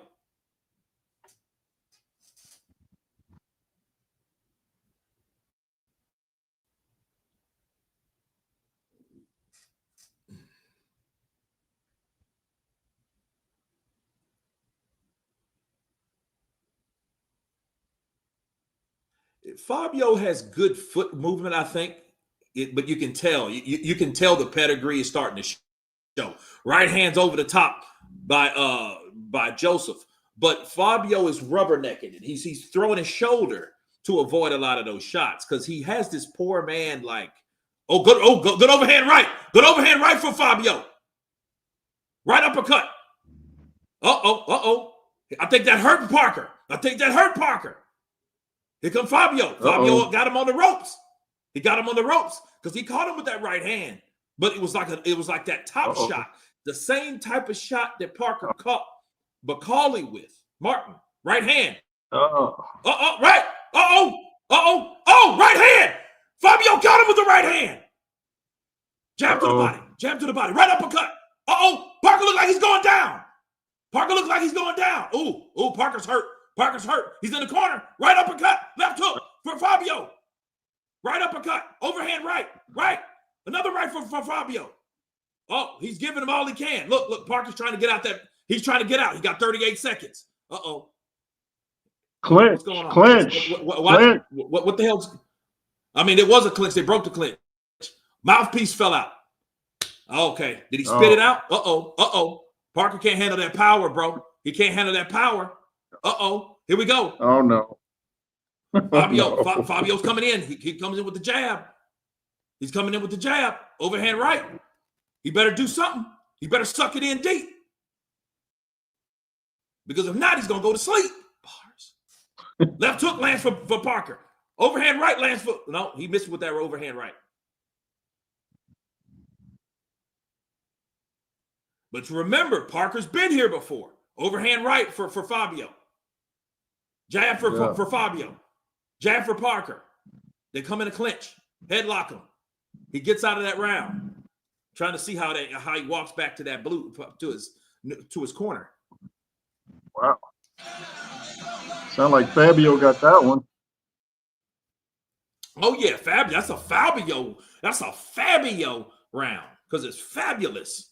But now he caught him, and then he came up with the right uppercut. So he caught him underneath, and then when Parker dipped down, he would come with a right uppercut under the top. Now Parker caught him with a right. But Fabio's right is so he caught Fabio and hurt Fabio and got Fabio up. That right uppercut, boom, that right uppercut. But Parker showed his chin is durable. Wow. This ain't a Justice Huni. You know what I mean? Huni stayed closer. Good right uppercut to the left hook for Fabio. Jab to the body, right, over the top, right, downward for Fabio. He hits him to the body. Man, this is a tough fight already. Wow. Here we go. Round 3. Momentum belongs to Fabio. Round 3. Fight.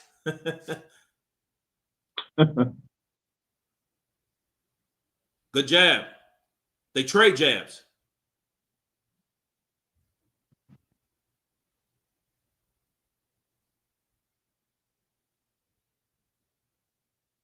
Oh, good right hand for Parker. Good jab for Parker. Oh, good right hand for Fabio. He countered that jab. So he caught him with a jab, and when that second jab Parker went in for, there comes that right hand. Because remember, you can throw that jab all night. You better watch for that right hand counter, because that's what could hit you. Right.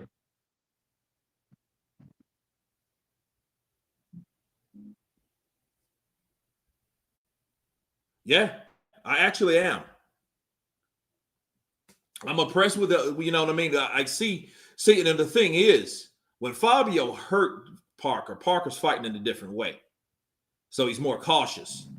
You know, if you look at the first round, he was ready to get him out of there. But since he got hurt, he knows, like, this is what I have to worry about. I have to worry more about this guy catching me versus, you know, me catching him at this point, because I don't want to get chinned. You know, I don't want to take that type of shot again. That's what he's worried about, you know. But I mean, but see, Parker's been here. Good right hand from Parker. Fabio went down. Oh, good right hand to the body from Fabio. Jab to the body from Fabio. Good shot. And then expect the right hand to come over that to the top. If he keeps going down to the bottom.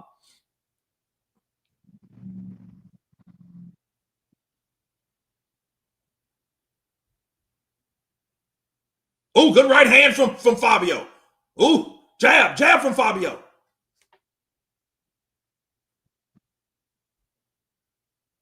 Jab from Parker. Parker shoots a triple jab. I think he missed all of them.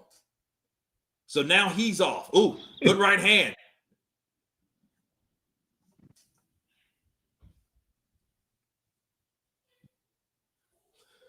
Referee warns him to watch Fabio's head because he's kind of leaning in at times, because he leans in when he throws that right hand.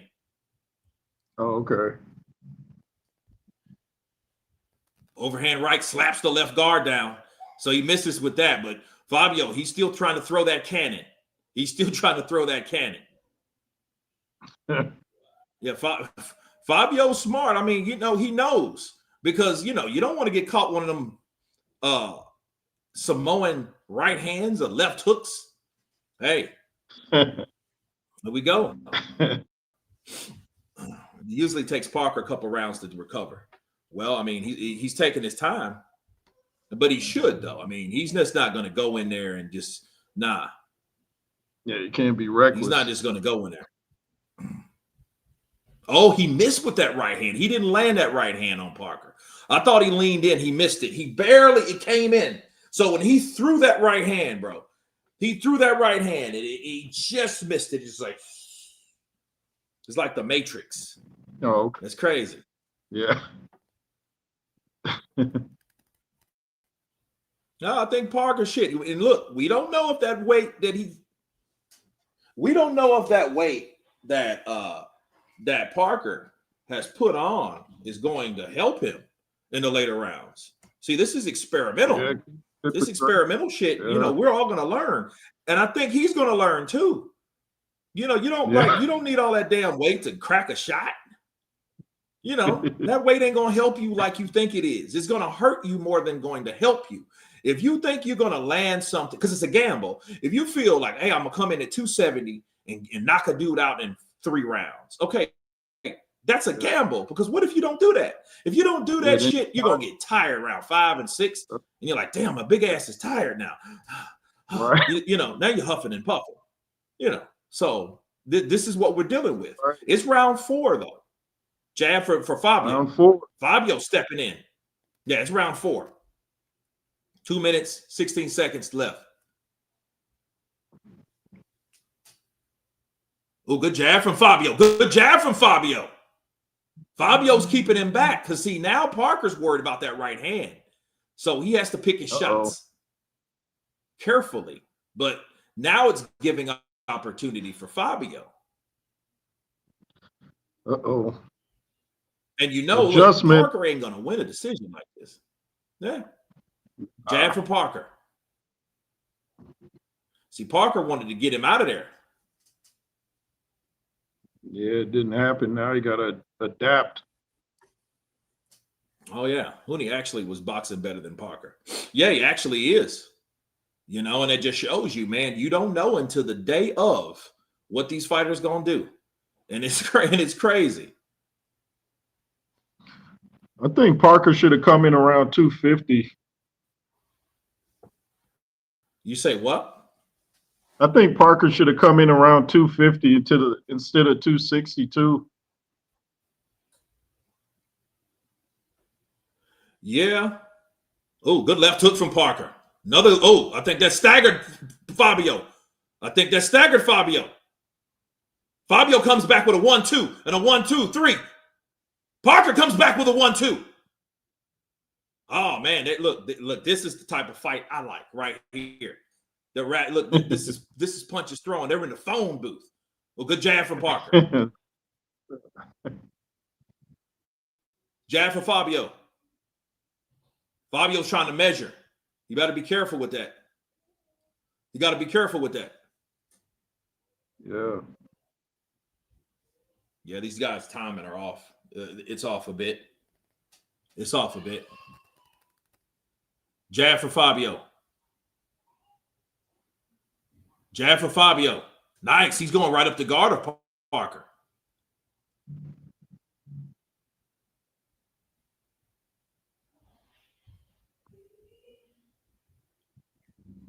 Parker was in the 240s until Dubois fight. Now he's beefed up. No, I mean, yeah, and I don't know why though.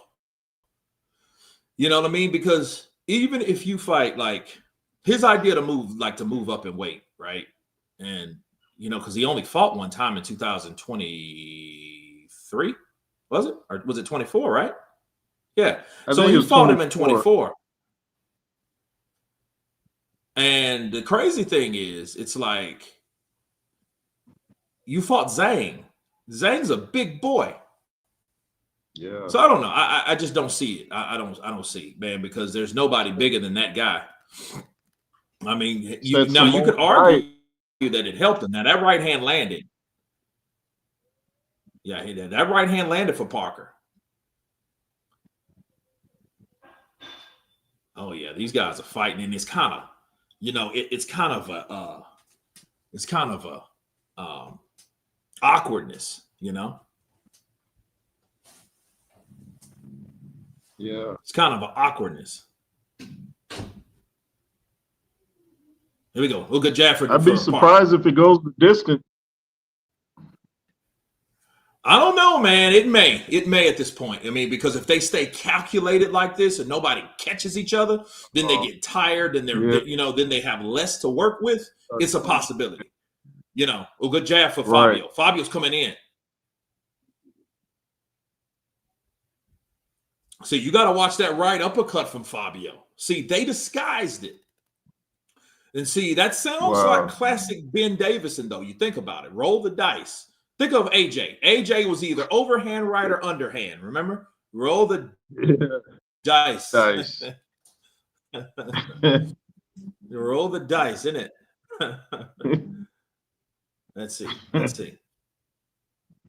Ooh, good left uppercut to the body. Good right hand. Uh-oh, Parker's coming for him. Ooh, good right uppercut for Fabio to the body. But that punch to the body was nice. And then it set up a right hand over the top. This is a good fight, man. This is like, because they're both they're good with, they're not flat-footed.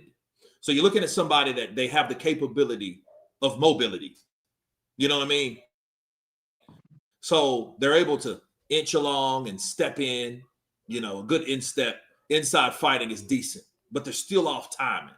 But it's because a lot of, like Fabio, like I said, he does the shoulder roll a lot. So he turns his body and rubbernecks it.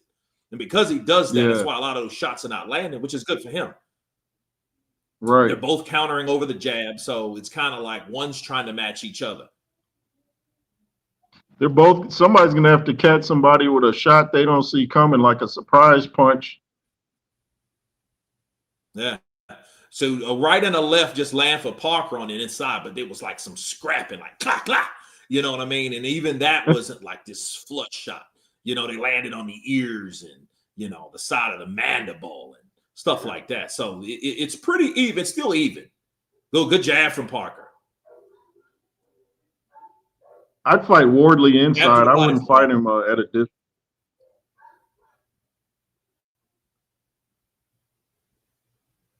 I mean, you know, look. Fabio, though, remember, he's the lighter guy.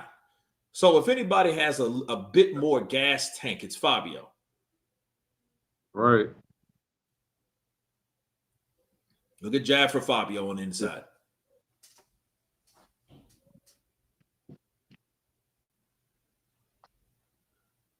I mean, yeah, this is what separates the men from the boys, though. These are the type of fights that you don't get a lot of lands because they got the damn game up. They're stepping this shit up. And see, when you do this, I mean, Fabio did do his homework. Iron Sentinel, counterpunch to you, brother. Counterpunch to you. He did do his homework. Because, yeah, he's knowing, like, look, I can't just go in there throwing wild rights. You know what I mean? I'm not going to go in there taking a lot of punishment like I did Hooney. You know what I mean? So, yeah, he knows they've been paying attention. They've been paying attention. Ben Davison, you know, he's doing what he's doing. He's telling them what he's telling them. Look at that left uppercut. Hope we don't get a draw. Chopping right over the top.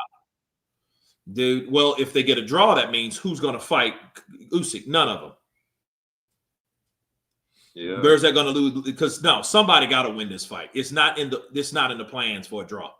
Trust me. Yeah, There's not in the plans for a draw. No draw. Nah, it ain't gonna. It won't happen. They ain't got time for that shit. Nah, they need somebody to fight Usyk. Right. They need the next big fight. No draws.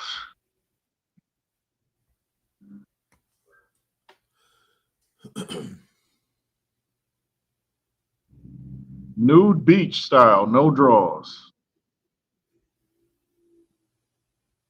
Jab to the chest for Parker. Oh, good counter from Fabio. Now he just threw it out there. Ooh, he just missed with that right hand. Parker meant it, man. That right hand would. Oh, Fabio smart. He clinched him because man, Parker was coming. Parker went from overhand right. Now they're fighting on the inside. Hey, good for the ref though. The ref would let them kind of attempt to fight themselves out, not just come in and try to run shit. You know, a lot of these refs just try to come in and break it up now. I don't give a shit what you were doing. Break it up. Break it up now.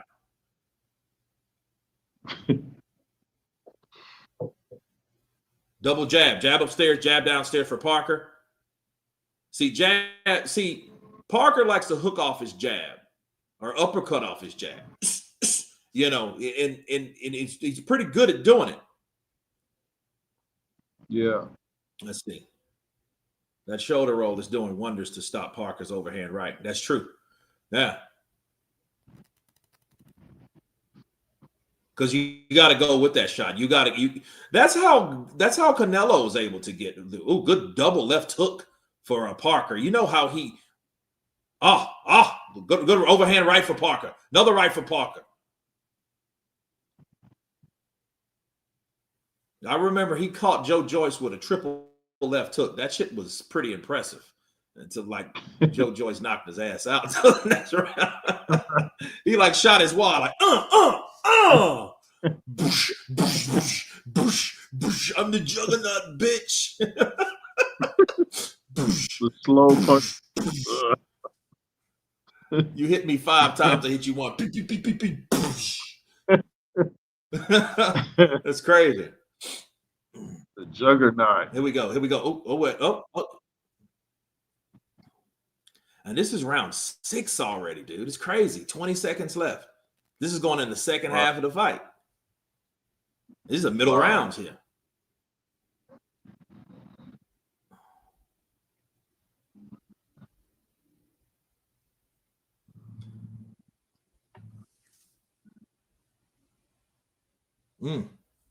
Here we go. Joyce was like Michael Myers against Parker. Damn.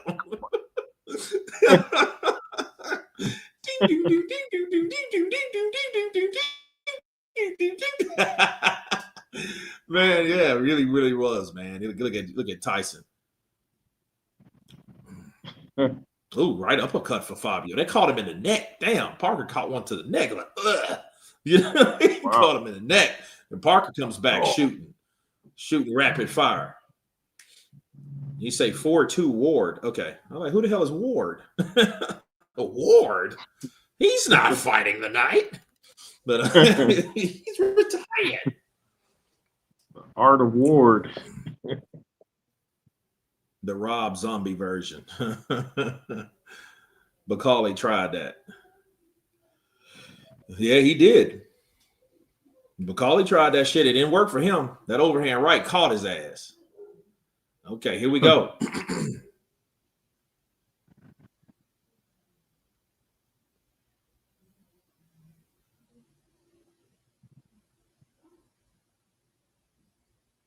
Now, Carl Frampton has it 58-56 in favor of Parker. Wow.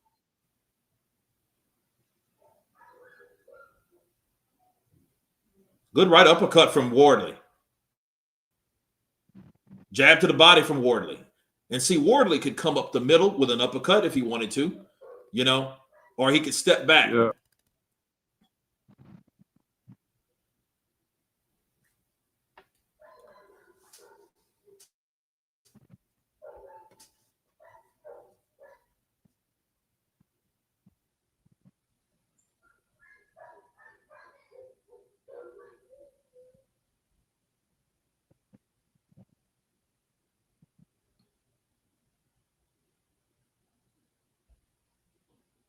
Good jab from Parker.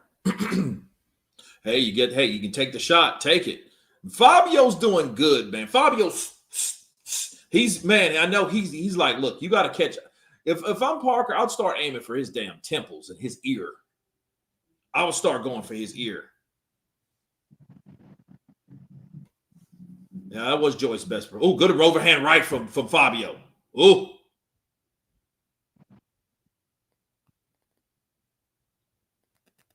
Oh, good right hand. Good right hand for Parker.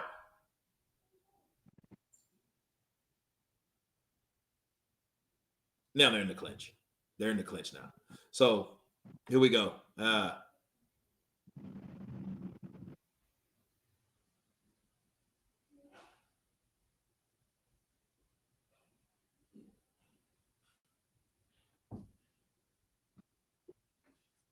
Parker's jab has scored. Yeah, he's doing good with his jab. Jab to the body from Fabio.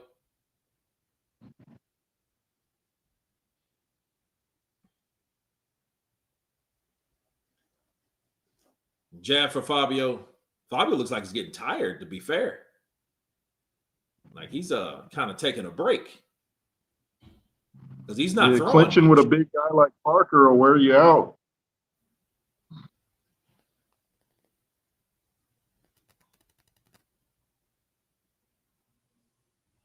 Yeah, Fabio looks like he's I don't know. Maybe he's reserving his energy for probably hard for him to breathe through that busted up nose. Maybe. Shit, he's kind of looking like the fucking crypt keeper in here. You know what I mean? You got that crypt keeper shit going. Okay, Manchester Gunner, 4-3 Parker. Alugbemi, 4-3 Parker at worst. Parker needs to use Kurt, his weight. I'm gonna be right back, Kurt. All right, man. I'm gonna be right back. Okay. Oh, he caught him with that right hand. Look, he caught him with that right hand, peoples. He caught him with that right hand. Good shot. Kurt, my 2-year-old son, Ezekiel, just picked Parker to win this fight. Sugar Ray, counterpunch to you.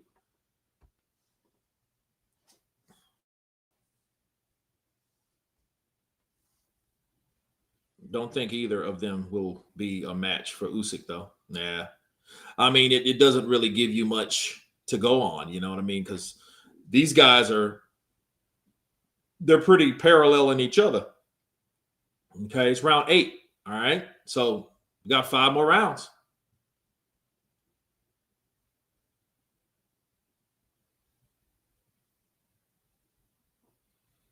Yeah, it may go the distance because I mean the way it's being fought, you know, because it's like they are not trying to make a mistake. Right thrown, he misses. Fabio misses with that right. Jab for Parker. Jab for Fabio. Jab to the body for Parker. Jab upstairs for Fabio. Jab downstairs for Parker.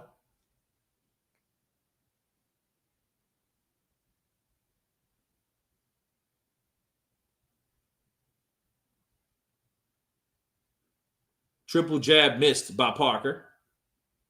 Fabio evades it.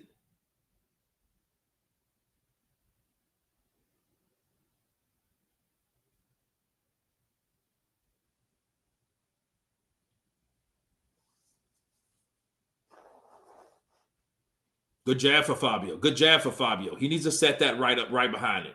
Oh, he threw the right hand and he just missed. Right hand over the left shoulder for Parker.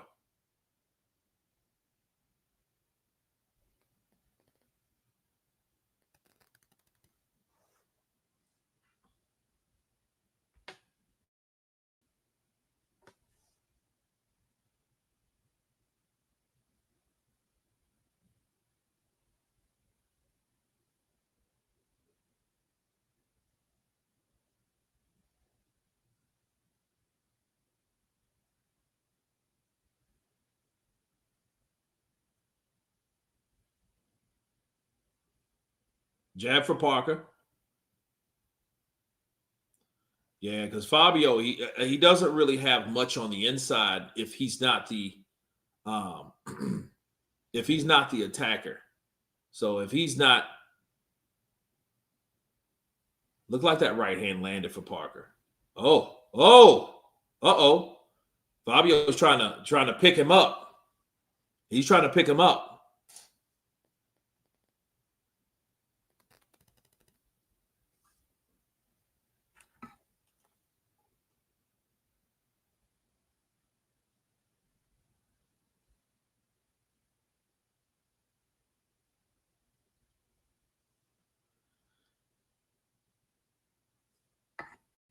Okay, the end of round 8, people. I mean, how do we have it? Like, what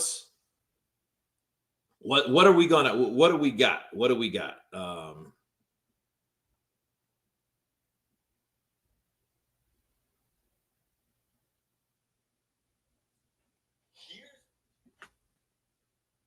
So I don't really know at this point. So, all right. I have no idea who's winning. Maybe Parker. Don't be afraid. I will not leave you alone. Junto Coro, ¿qué es lo que pasa contigo?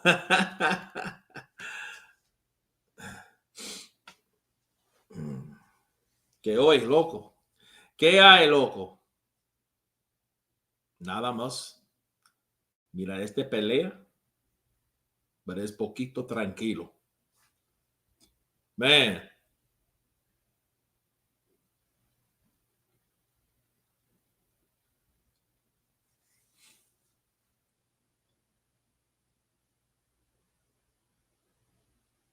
Overhand right misses for Wardley.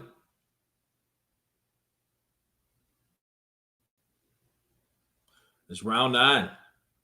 And see, the thing is, though, Parker, Parker's not going to make too many mistakes like Hooney. Hooney just didn't know any better.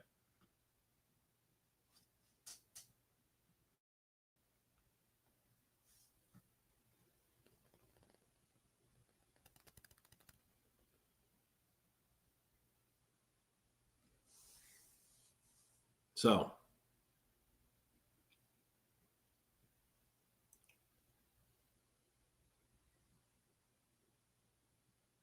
good jab for Parker.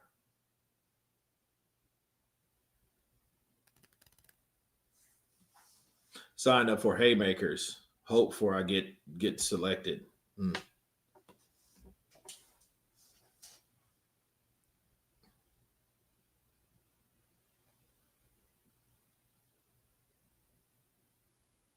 Good jab for Parker. Jab for Parker. See, here's the thing. This is boxing, so you have to be scoring, So if that's anything that we need to pay attention to, especially if this goes the distance, is Parker actually scoring, So it is what it is. Good right from Wardley. Oh, good left hook. Oh, that hurt Fabio. That left hook hurt him on the inside. Right hand lands for Parker. Or left hook lands for Parker. Fabio holds his arm because he knows I have to throw the right hand. I have to throw the right hand. Here we go. Here we go. Jab for Parker. Jab for Parker. Overhand misses. Oh.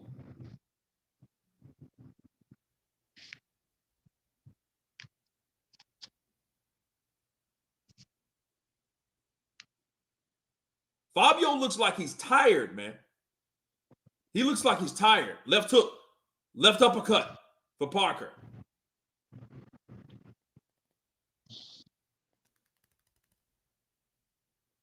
Oh, good body shots from Fabio.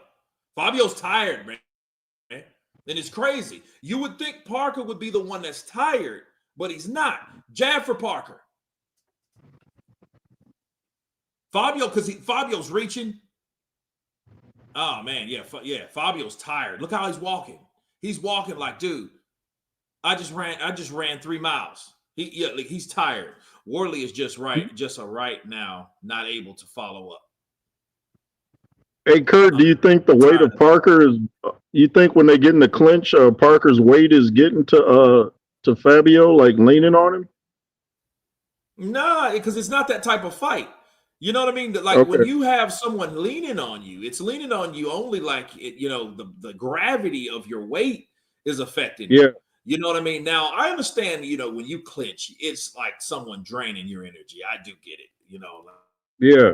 Like an aggressive ass hug, but at the same time, I don't think that that's the case. I think Fabio's physically strong enough to do what he's doing. You know what I mean? Right. So I think so. It sounds like Parker's Fabio because he hit Fabio with something that Fabio did not like. Fabio kind of went back and he kind of leaned on the ropes. A little good right uppercut for Fabio.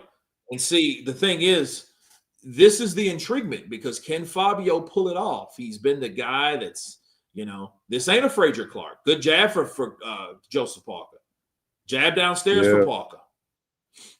See, Parker's looking either overhand right, but he's really looking into the left uppercut or the left hook. Jab for Parker. Good jab for Parker.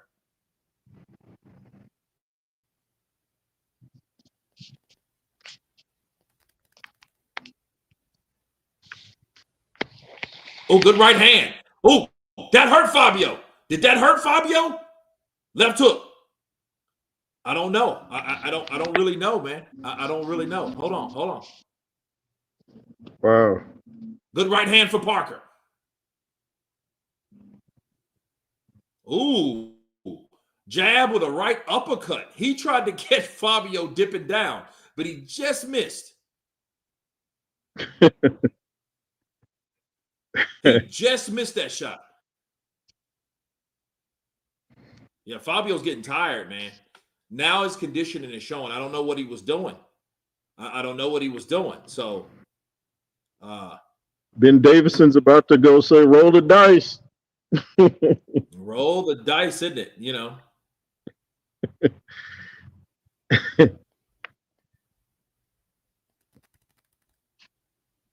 Okay, let's see here. Let's see what's happening. What's happening?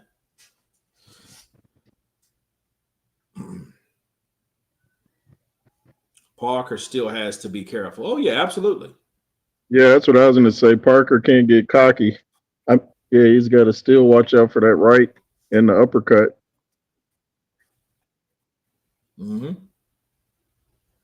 Oh, good right hand for Parker. Oh, good right hand for Parker. That hurt him. Right, another right hand. Another right hand. Another right hand. Looks like Fabio's going to go down. He's shaking his head like he didn't hurt me. Right up to the pot. Another overhand right for Parker. Fabio says, okay, I got it. I'm going to eat that shit. Another jab in the right hand for Fabio. He comes back. That's what I'm talking about, baby. Right uppercut. Right uppercut. Left hook for Fabio. Fabio shows I can take this shit. I went 12 rounds with Frazier Clark. Right uppercut. Did that hurt Parker? That looked like it hurt Parker. No, right hand. Oh, right uppercut. Left hook for Fabio. Fabio comes back. Throwing shots. Right hand. Oh, good right hand for Fabio. Left, right, left. Misses. He's slipping. He's dipping. Oh, And the round is over. Wow. Wow. Aren't you entertained? That's a crazy round. Because they both had their moments. They both had their moments in this round. That's great. Great fight. Because it looks, man, this shit's crazy, bro. I love this. I love it. Fabio, who do you give that round to?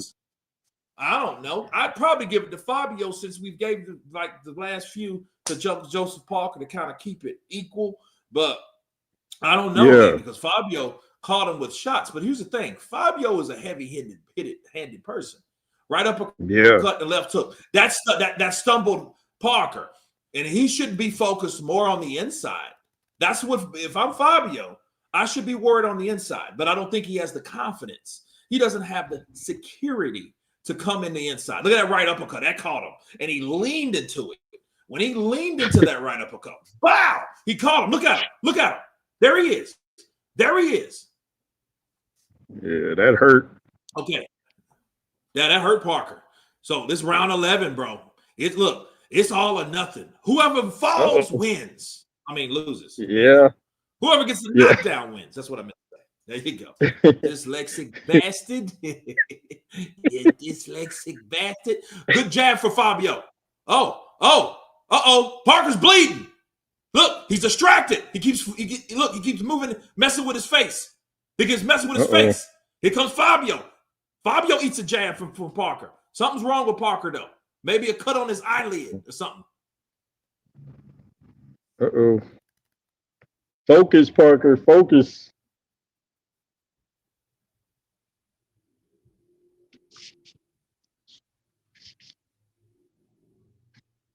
Jab for Fabio. You know this shit goes, if it stays like this with no knockdowns and no draws, but it's like it is like it is, man, it's going to be, we consider something to be very controversial. Yeah, something. Okay. Yeah. Oh, right hand for Parker. Parker's hurt. Right hand. He looks like he's going to go down. Left hook. He throws. Parker knows. He knows. I can't fly. Right hand, left hook, right hand, left hook, right hand for Parker. Fabio's trying to finish him. Parker's bobbing and weaving. Look, he better be throwing. But something's wrong with his eye. Overhand right for Parker. Overhand right to the body for Parker. They're going to stop it. Look, Parker comes back with the right and the left. Right hand for Fabio. Right hand for Fabio. Right uppercut. Left hook for Fabio.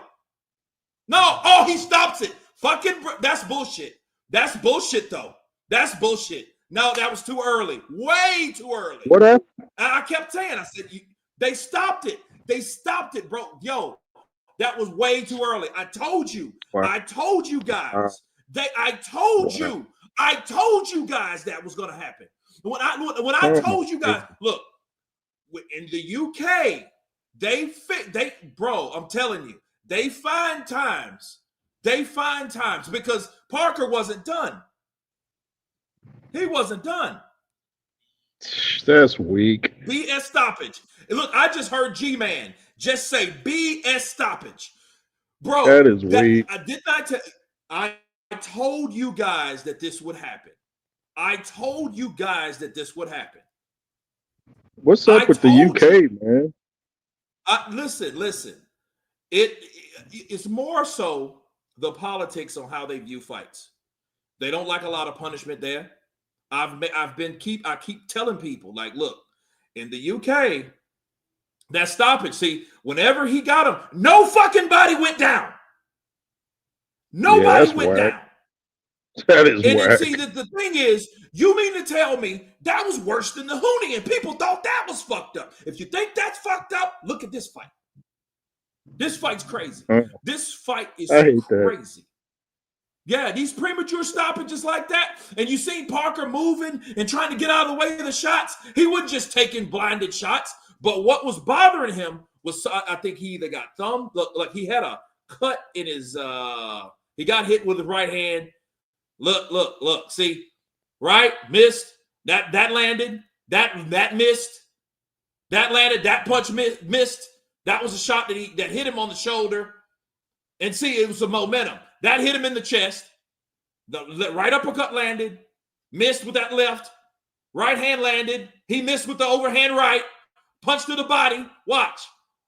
Right uppercut missed. He lands to the left hook. He missed with the left, and the fucking ref stops it. Bullshit. You cannot tell me that that fight was on the tape. That fight was rigged from the get-go. I told you guys that this would happen. I told you guys that if Parker gets in trouble, they're gonna, bro. I told you. I told you that everybody. Didn't I tell you? Public enemy number one. Didn't I tell you Joseph Parker was that? I told you guys Joseph Parker was that guy. He's that guy. He has to knock him out. See, they pulled this shit like, oh man, this is no. They knew that shit was bad. They knew that shit was bad. You mean to tell me this was the 11th round? It would be if it was the first round. No, you mean to tell me that this was the 11th, bro? Yes, yes, this was the 11th round. And you mean to tell me I can't wait to hear Joseph Parker? Hold on. Yeah. No, man, that's bullshit, bro. They stopped that fight like that. And Parker was like, whoa, what are you doing? What the fuck are you doing? What are you doing stopping this fight like that? That's not right. That is not right. No, bro. I'm trying to tell you. You got to allow a fighter time to come back. And they know it's over. No, it ain't what a comeback for Wardley. Yeah, well, look, here's the deal. Man, back and forth that this fucking fight was, you gonna tell me that this, nah. And it shits on the whole performance between the two if you see corruption trying to come through. Right. Ladies and gentlemen, here is the official time. 1 minute 54 seconds of round number 11. That's a bad fucking ref. And that's the same cocksucker that's always, no, please, no more punching. He needs to be banned. Look, Joseph's pissed. He's mad, bro. Yeah, that's wild. Same fucking ref, I'm telling you. He's the same ref. He's notorious.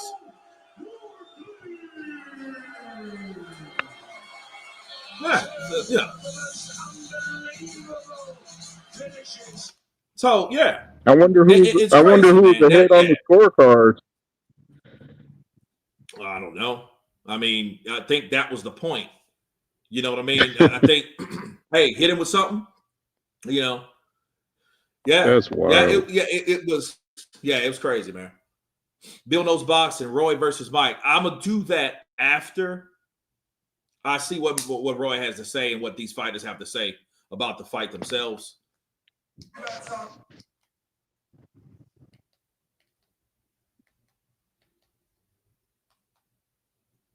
What the fuck? Okay, just froze. All right. I mean, yeah, man. Look, this fight here, it was set up for Parker to lose. Parker's supposed to lose 3 times in a row, and he didn't. So there was. That's crazy. That is crazy. It's like anytime boxing comes back, like Crawford, Canelo, then the next fight is always suspect. I feel like has a big Hollywood ending coming, but you just knocked out the second best heavyweight in the world, Fabio. So what does that make me then? Make sure the second best heavyweight in the world, Fabio. No, it don't. Not with that type of shit. All the way before this fight was made. Nah. I believe I'm at the top. No. I proved I'm at the top. You landed some big shots, he landed some big shots. In the second round, you look like you handed out. And it's shots that normally put people out. How did you continue to not get dispirited when you were landing those big shots, but you was able to take them? Look, it's something we planned for, it's something we drove for. All credit to Joseph Parker. That man can't get enough respect from me. He deserves the world of respect from the boxing community. He took a chance when he didn't have to against a risky fighter like myself. Look, Parker's leaving. He knew he was tough. Parker's leaving. He don't even want to talk. Fuck it. You know, he's like, yeah, I'm leaving. You know, I would at least speak my piece because he might say something. I think it's fucked up. You know what I mean? Fuck it. I think it's fucked up. I think it's bad. I think it's shit for business. I think it's fucked up. I would have good home for my wife and my kids. I'm sick of this shit. I know Andy Lee's gonna unleash, dude. Yeah. Oh yeah. Well, Let's see. I told everyone before this started, I ain't losing today. This belt will be mine. I was going to take it, and I did everything I said I'd do. Fabio, do you understand what you've just done in the ring today? Right now, Has it sunk in yet? Nah, it hasn't sunk in yet at all. And I know everyone talks about me. Yeah, Wardley took some shots. He took the shots that he needed to take. But shit, you know, it's like if He you got a just gift. say, All the people that support me along the journey believed in me when everyone said I was out. Everyone said I wasn't going to make it. Everyone said I wasn't going to go nowhere. yeah, but this wasn't the dynamic classic Hootie fight. He does, you know, that's a deserving more of a this shit here. You just got that a was guy that's fought every fucking body in the world. You never seen me, never heard of me.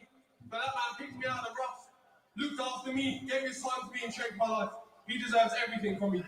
That's crazy. Fabio, you seem to just be a fighter that wants to fight. He hurt you a couple of times, and most fighters retreat. But I bet you the ref wouldn't have stopped that shit though, wouldn't he? See, this shit was on Nah, tape. not at all. Yeah, look, I'm not taking nothing away from Joe, but I wasn't hurt in the moments. I was just sloppy. I got caught with my feet in silly positions. I got caught off center, committing too much to a shot and taking the return. But I wasn't ever hurt. I wasn't ever buzzed. I wasn't ever robbed. Look, I said it time and time again. I'm not the most clean, perfect amateur with all the fleety footwork, but Well, hey I man, get the job that's done. Was you surprised when Howard Foster came in and stopped it? I thought you should have stopped there about 5-6 punches ago. that's bullshit. See, Oh, shut see, up, that's dude. bullshit. You heard that motherfucker? Yeah, like shut up, dude. Don't even try it. I'm still throwing punches. Don't go anywhere, Fabio. Let me bring in the man. You said Usyk. This is the man that can make that fight. Now watch this. Let's see the energy of Frank now. You've had a lot of good heavyweights, Frank. A lot of incredible stories. This might be your biggest story yet. What this man has achieved and what he continues to achieve. Is it going to be Alexander Usyk next for him, Frank? He said he wants to do it, and that's what it'll be. But let me tell you something. He is so right what he says. It's a 36-minute fight, and it only takes 1 second for him. And he does it time and time again. You know, he was behind in the fight game, but honestly, I sit there in amazement. Somebody's had 0 amateur experience, 20 fights, fighting a former world champion, and a guy. Yeah, that's fucking bullshit. They should have let that fight go. You don't stop a fight like that. Fuck you, Frank. But anyway, you don't do a fight like that, bro.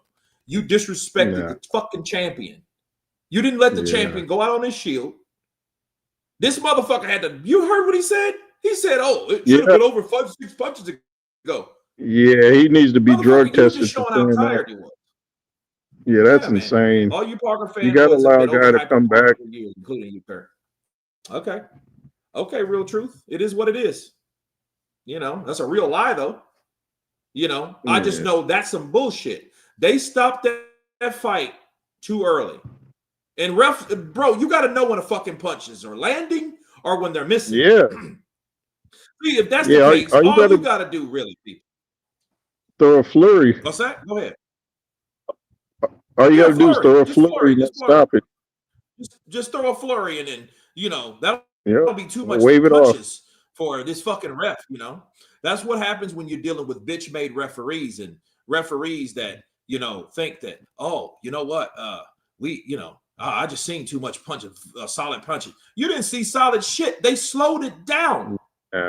He got caught with a left hook. He missed the right hand. He missed the other shot. You know, that referee has history of jumping in early. Yeah, I don't trust these refs. They're probably gambling on the sport, just like them NBA dudes just got in trouble for gambling on basketball. I don't trust these refs at all. I mean, that's a fucking hell of a hustle, isn't it? Yeah, he's like, hey, I got Parker in the 11th. I mean, not Parker. I got Wardley in the 11th. He probably bet on that. Yeah, man, that's fucked up. That's fucked up. And now, you know, but do you see how? But do you see how that goes? Do you see what's happening? You know what I mean? This dude, he was set up to win this fight. Joseph Parker was set up to lose. You know what I mean? So, yeah. And Fabio, he was young enough, like, hey, let me catch him with a shot and let me just keep throwing punches until the ref comes in and does his thing. You know, listen, Here's something. Here's a counter for you guys. If Joseph Parker was in fucking trouble, if Joseph Parker was in danger, if he was in danger of getting hurt or knocked out or getting too many punches landed, Andy Lee knows what the fuck he's doing. Exactly. You understand? Andy Lee knows, hey, I don't like that for Joseph Parker. This ain't fucking Joe Joyce. He went down twice for Zilly Zane. The ref was bullshit. Parker made the mistake of not holding Wardley. He just needed to hold. He should have just grabbed him and held him. And, you know, the right hand landed. You know what I mean? Left hook miss. Watch this exchange. Watch. Left. See, they're not even fucking showing it the way they're supposed to. That was a right uppercut that landed. He misses with the right uppercut. He leans back. He catches him with the left hook. Right? He misses with the right. And the fucking ref comes in. Bro, you cannot fucking tell me that that's a rightful stoppage, bro. Get the fuck out of here. Get the fuck out of here. That shit. What, Jay Roos? It's gonna be somewhere. They're gonna show it somewhere. Then you can see it. Then you can do your counterpunch, your theory on this shit yourself. But based on what I just saw, bro, no. You know what I mean? Because if that's the case, it's the type of exchanges that Conor Benn took from Chris Eubank Jr. And if that was the case, and they didn't stop that. They didn't stop that. Yeah, no. It's no consistency. They'll let one fight go, and then the next one they stop. There's got to be some consistency. You can't be, well, this one's dangerous. And especially since nobody hit the canvas, you got to let the fight go. Yeah. Right. Was this fight in the UK or Saudi Arabia? Yeah, this is at the UK, man. This is, you know, I don't think that they will. Yeah, see, but look what they did for fucking Fury. Fury was fucking punched out on his goddamn feet. They didn't stop that shit, did they? No, hell no. Sure didn't. Hell no. Shit, you would have had a riot in that bitch. I can't wait to hear Andy Lee, man. Andy Lee's gonna. This dude's gonna blow a gasket. You know, he's Irish too. You know that shit's not gonna fly. Yeah, he's gonna lose it. So, all right, Roy and Mike. Well, I think Fabio Wardley threw some shots. He knew what he was doing. He was throwing them punches through and through. So he knew what to do. You know, Parker stopped fighting. And I think the ref, he got a little bitch in him because he knew, well, hey, I don't like seeing people hit. Well, if you don't like seeing people hit, you need to find another job. Go be a plumber. Go be a gardener. Go do something else. Don't be a referee if you don't like to say the taste of blood. That's just like vegetarian being a butcher. That don't even make sense to me. What you think, Mike?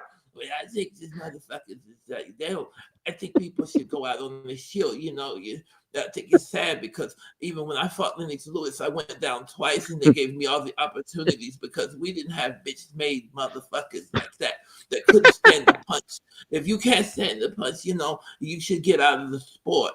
Yeah, I do agree. Mike. Well, I'm still talking. But anyway, you see, Joseph Parker should have spoke his mind like I did against Holyfield. I bit the motherfucker in the ear, but it's over. It's okay because I bit it and he was headbutting me all night. So I showed and told motherfuckers what I need to do. You need to be vocal. You need to be vocal about the fights because if you're not vocal, who's you going to be vocal for you? Nobody's going to speak for a grown-ass man, nobody. So you got to speak for yourself. You have to make yourself accountable verbally. And he didn't do that. He just left the ring with all the shit. I would have done that. I would have just told everybody to fuck themselves and go home and cry a river because I'm the bad motherfucker and I got cheated. Yeah, that's true, Mike. I do think that's true because at the end of the day, you know, I think everybody that was for Parker, now, you know, it's over. I don't think Parker's going to get another opportunity. He's 33. Now, I don't think that he's going to get back in the saddle because I think what he said about Frank is over. He said Frank stank, and Frank going to show him how much he stank. Yeah, man. Yeah, man. I don't know what they got against Parker, but it's like they don't want him in the loop.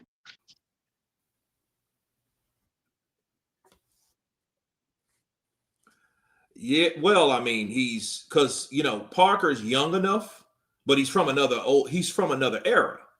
He's from the Wilder AJ era, Andy Ruiz era. He's, you know what I mean. He's almost like he's 2 or 3 years too young, but he fought guys way back when. Now you got guys like Moses Atoba, Fabio Wardley, David Adelaide. You got young ass Daniel Dubois, which he's been around for a long time too. You know, then you got the old heads. Them old heads are getting out of the sport. So it's an old head thing. Yeah, they're trying to clear the runway for. I think they're trying to clear the way for Moses Atalma so he doesn't fight somebody that derails their cash cow. They're like, nah, he might have to fight Joseph down the road, so we're gonna go ahead and get him out the paint. Yeah. Yeah, man. Conrad Francis, get that ref away from boxing. Hey, counterpunch to you, Conrad. Yeah, get that motherfucker out, bro. You know what I mean? That motherfucker looks like a older bitch-made Ricky Hatton. No disrespect to Ricky. But don't he looks like an old fucking wanker that's like never took a punch in his life. And what are you doing being a referee? You know, you shouldn't have people like that. You should not have people that don't know. The best referees were former boxers. Joe Cortez. Joe Cortez was the best. Tony Weeks. Yeah, bro. Fuck. Cortez was my guy, man. I love Joe Cortez. Mm-hmm. There's no way he would have stopped that fight. Yeah. Nah, he wouldn't have stopped it. I mean, because it's like, hey, what happened to the fucking 8 count? Right, exactly. You know what I mean? Like, 8 count. They did the shit for Tyson. They did the shit for Tyson. Tyson wouldn't knock down. Bro, they fucked Tyson. Hold on, let me see this. You see Fabio in the gym, you know exactly what Fabio can do. You watched him spar. Does that surprise you, what you see? So, no, it doesn't, because, like, I'm not gonna lie, I had Fabio to stop me quite late, but I didn't think the fight was gonna be so one-sided to Joseph Parker before Fabio was able to land the knockout. Like, there's a famous saying that goes around in the Davidson gym: a knockout tends to happen way before it actually happens. So basically, meaning it's the prep to the knockout, and I think it's quite impressive for Fabio to just come out of that, because fucking bullshit, like bro. That's technical. I feel like that's more hard. Let me hear what Carl Frampton. His chin, his fitness. Now, there's a little bit of debate about maybe the stoppage being slightly too early. Right. But let's not take that away from Fabio. He's done something that a lot of people didn't think he could. I mean, well, motherfucker, if it was early, you know what I mean? See, here's the thing. You know what I mean? Don't take it away. Bro, what did you do, really? He landed some good shots. Now, he did box better than I thought he was going to do. I did. But he showed us exactly the same fucking shit. You start getting hit, you start getting tired, you start getting discouraged. You know what I mean? And then and that's what happened. You land a right hand with Hooney, the same shit. So, bro, and you gotta listen. They did Parker wrong. I need to hear what fucking Parker has to say. I see. I think Fabio. I'm sorry. Go ahead. What? I was going to say, I think Fabio Wardley can end up like Adam Kanowski or whatever his name is, where he started off good, then he started taking too many shots, and then after a while he just sucked. Nah, he won't be like him because he's not. Adam Kanowski was not in a stable of fighters. He was not. He didn't have the right type of backing. See, eventually that was going to happen to him. See, yeah. I mean, that may. I see what you're saying, but I think Fabio is not going to be that person. I wanted Fabio to fucking earn it, and I don't feel he earned it. But he's just the referee. He shots. Like even in that first fight with Frazier Clark, that was a bloodbath. Like he's taking a lot of punishment. He's winning these fights, but he's getting beat up along the way. He's almost like how Holyfield was in that last fight with Riddick Bowe, man, just taking shots, man. Well, I'll say this, man. Shout out to Zane in the building. It's not December, and already Santa is handing out stoppages. What a filthy demon the ref is. Yeah. Another super chat. CJ Rich impersonation appreciation. Appreciate you, my brother. Bobby Collins, he was the same ref in the AJ versus Dubois fight. Okay. Oh wow. Well, I mean, was he? Well, I mean, shit. I mean, but fucking AJ got knocked the fuck out. So, but I mean, he did some shitty refereeing. Why did he let the AJ fight go on as long as it did? You know, with all those knockdowns, but against Parker, he just waves it off. I mean, it was meant like that. Charlene, the zone, all who paid needs a refund. Counterpunch to you, Charlene. That's crazy, man. But shout out to Wardley. He has a hell of a chin. Yeah, he can take some punishment. You know what I mean? That doesn't make you good. And here's the thing, though. When he fights Usyk and Usyk stops him, that's going to make Usyk that much more lovable. And that's all that means. Usyk will beat the brakes off Wardley, man. He won't know what to do. Yeah. We heard, hey, Parker was done. He's a bum. Why y'all ignoring the fact that Parker was nearly stopped in the third round until he cheated and spat out his gum shield to get recovery? Now, I think he did spat that damn gum shield out, but I think that's just experience. Yeah, that's not cheating. That's being smart. That's not cheating. That's being smart. Yeah. But, I mean, here's the truth. Here's the truth. Frank's ruined boxing. Frank got everybody now. He got every fucking body. You know, he got everybody now. So it is what it is. You know, but Eddie Hearn got a Terramona. Maybe he can save the heavyweight division with that guy. Who he got? Terramona. And AJ, and that's about it. AJ. Who else does he have? Who else does he have? I think that's it as far as heavyweights. He's a effing cheat, and he was on steroids. And Fabio Parker, his justice for Parker and his dumbass fanboys. Damn, you don't like Parker? Then you turned on Parker. What Parker did to you? Damn, experience my ass. I didn't see Wardley pussy out by spitting his gum shield out. I mean, but the thing is, Wardley knew how to grab. Parker should have grabbed.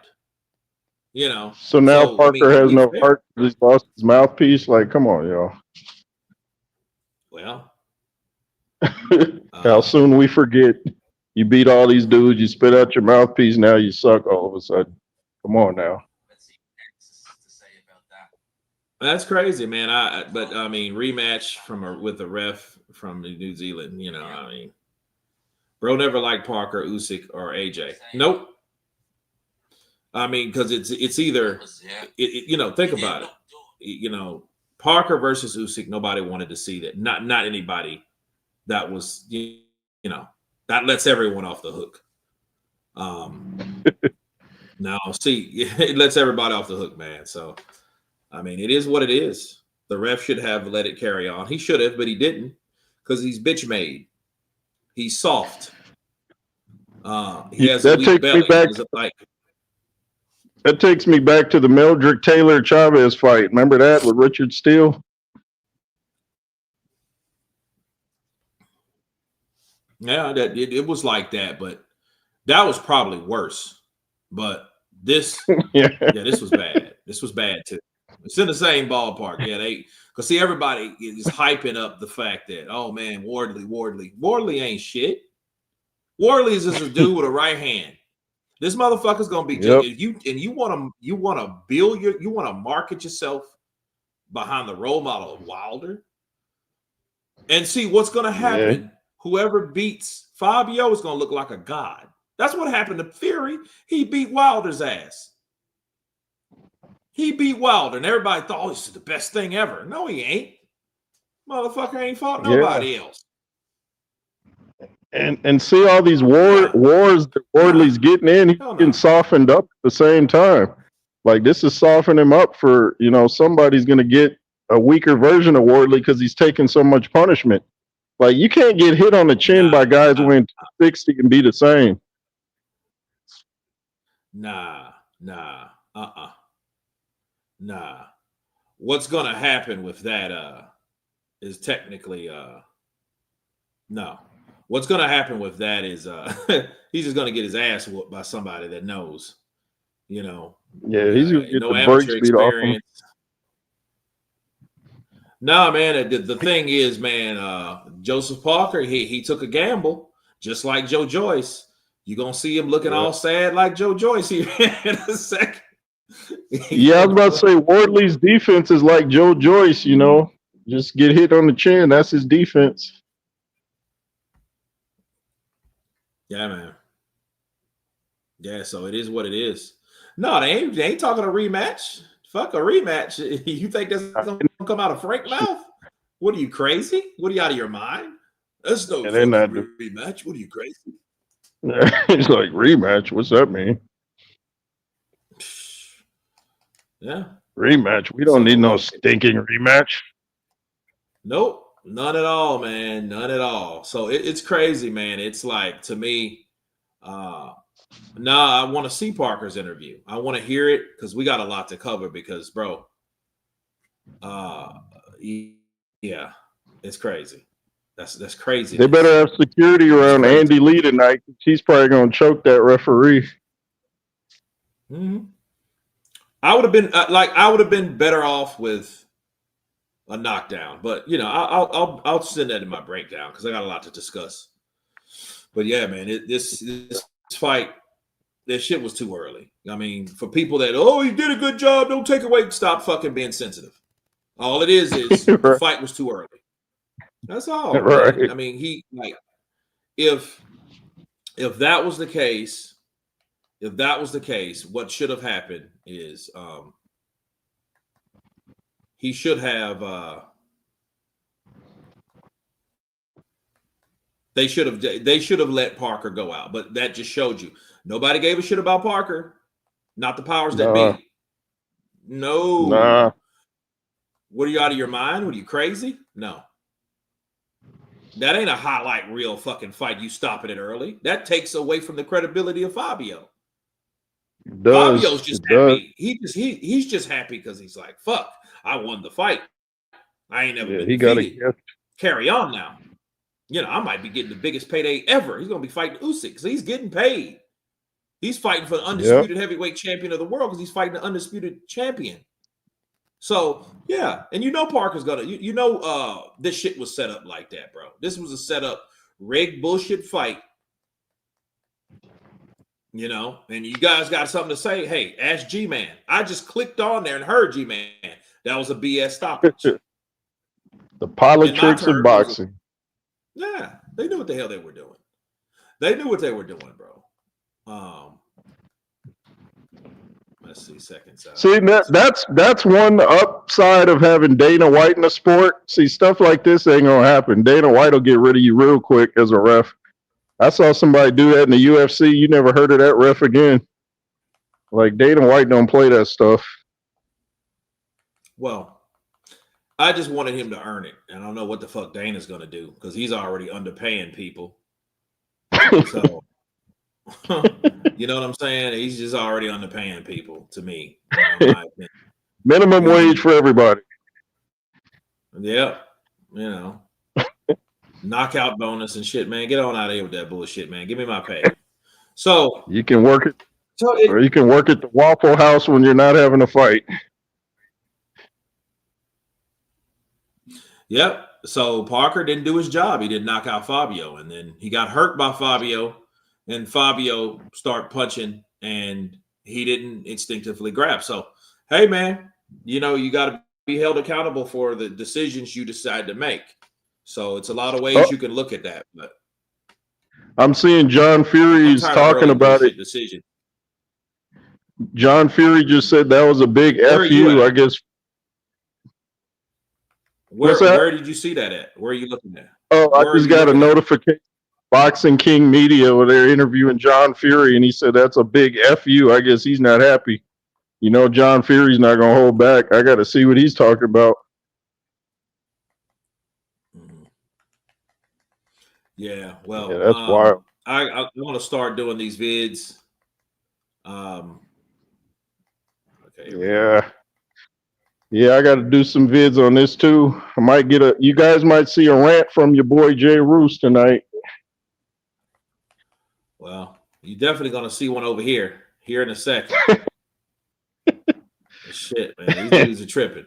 But man, Jay Roos, thanks for coming on. Thank you for being the co-host on the night of the fight between Fabio Wardley, the new WBO heavyweight interim champion of the world, beating Joseph Parker in an 11th round early stoppage. So that's what we have. Great shows. Hey, thanks for having Bill, me. you knows rants coming all the way. So I'm going to get started on that. Love you guys. Be blessed. And you will see some rant videos, counterpunching coming real damn soon as I jump off. Until Yes, then, sir. guys, you guys be blessed. Stay safe. And everyone in the 7 hours and 28 minutes and counting has been counterpunched. Peace. Peace.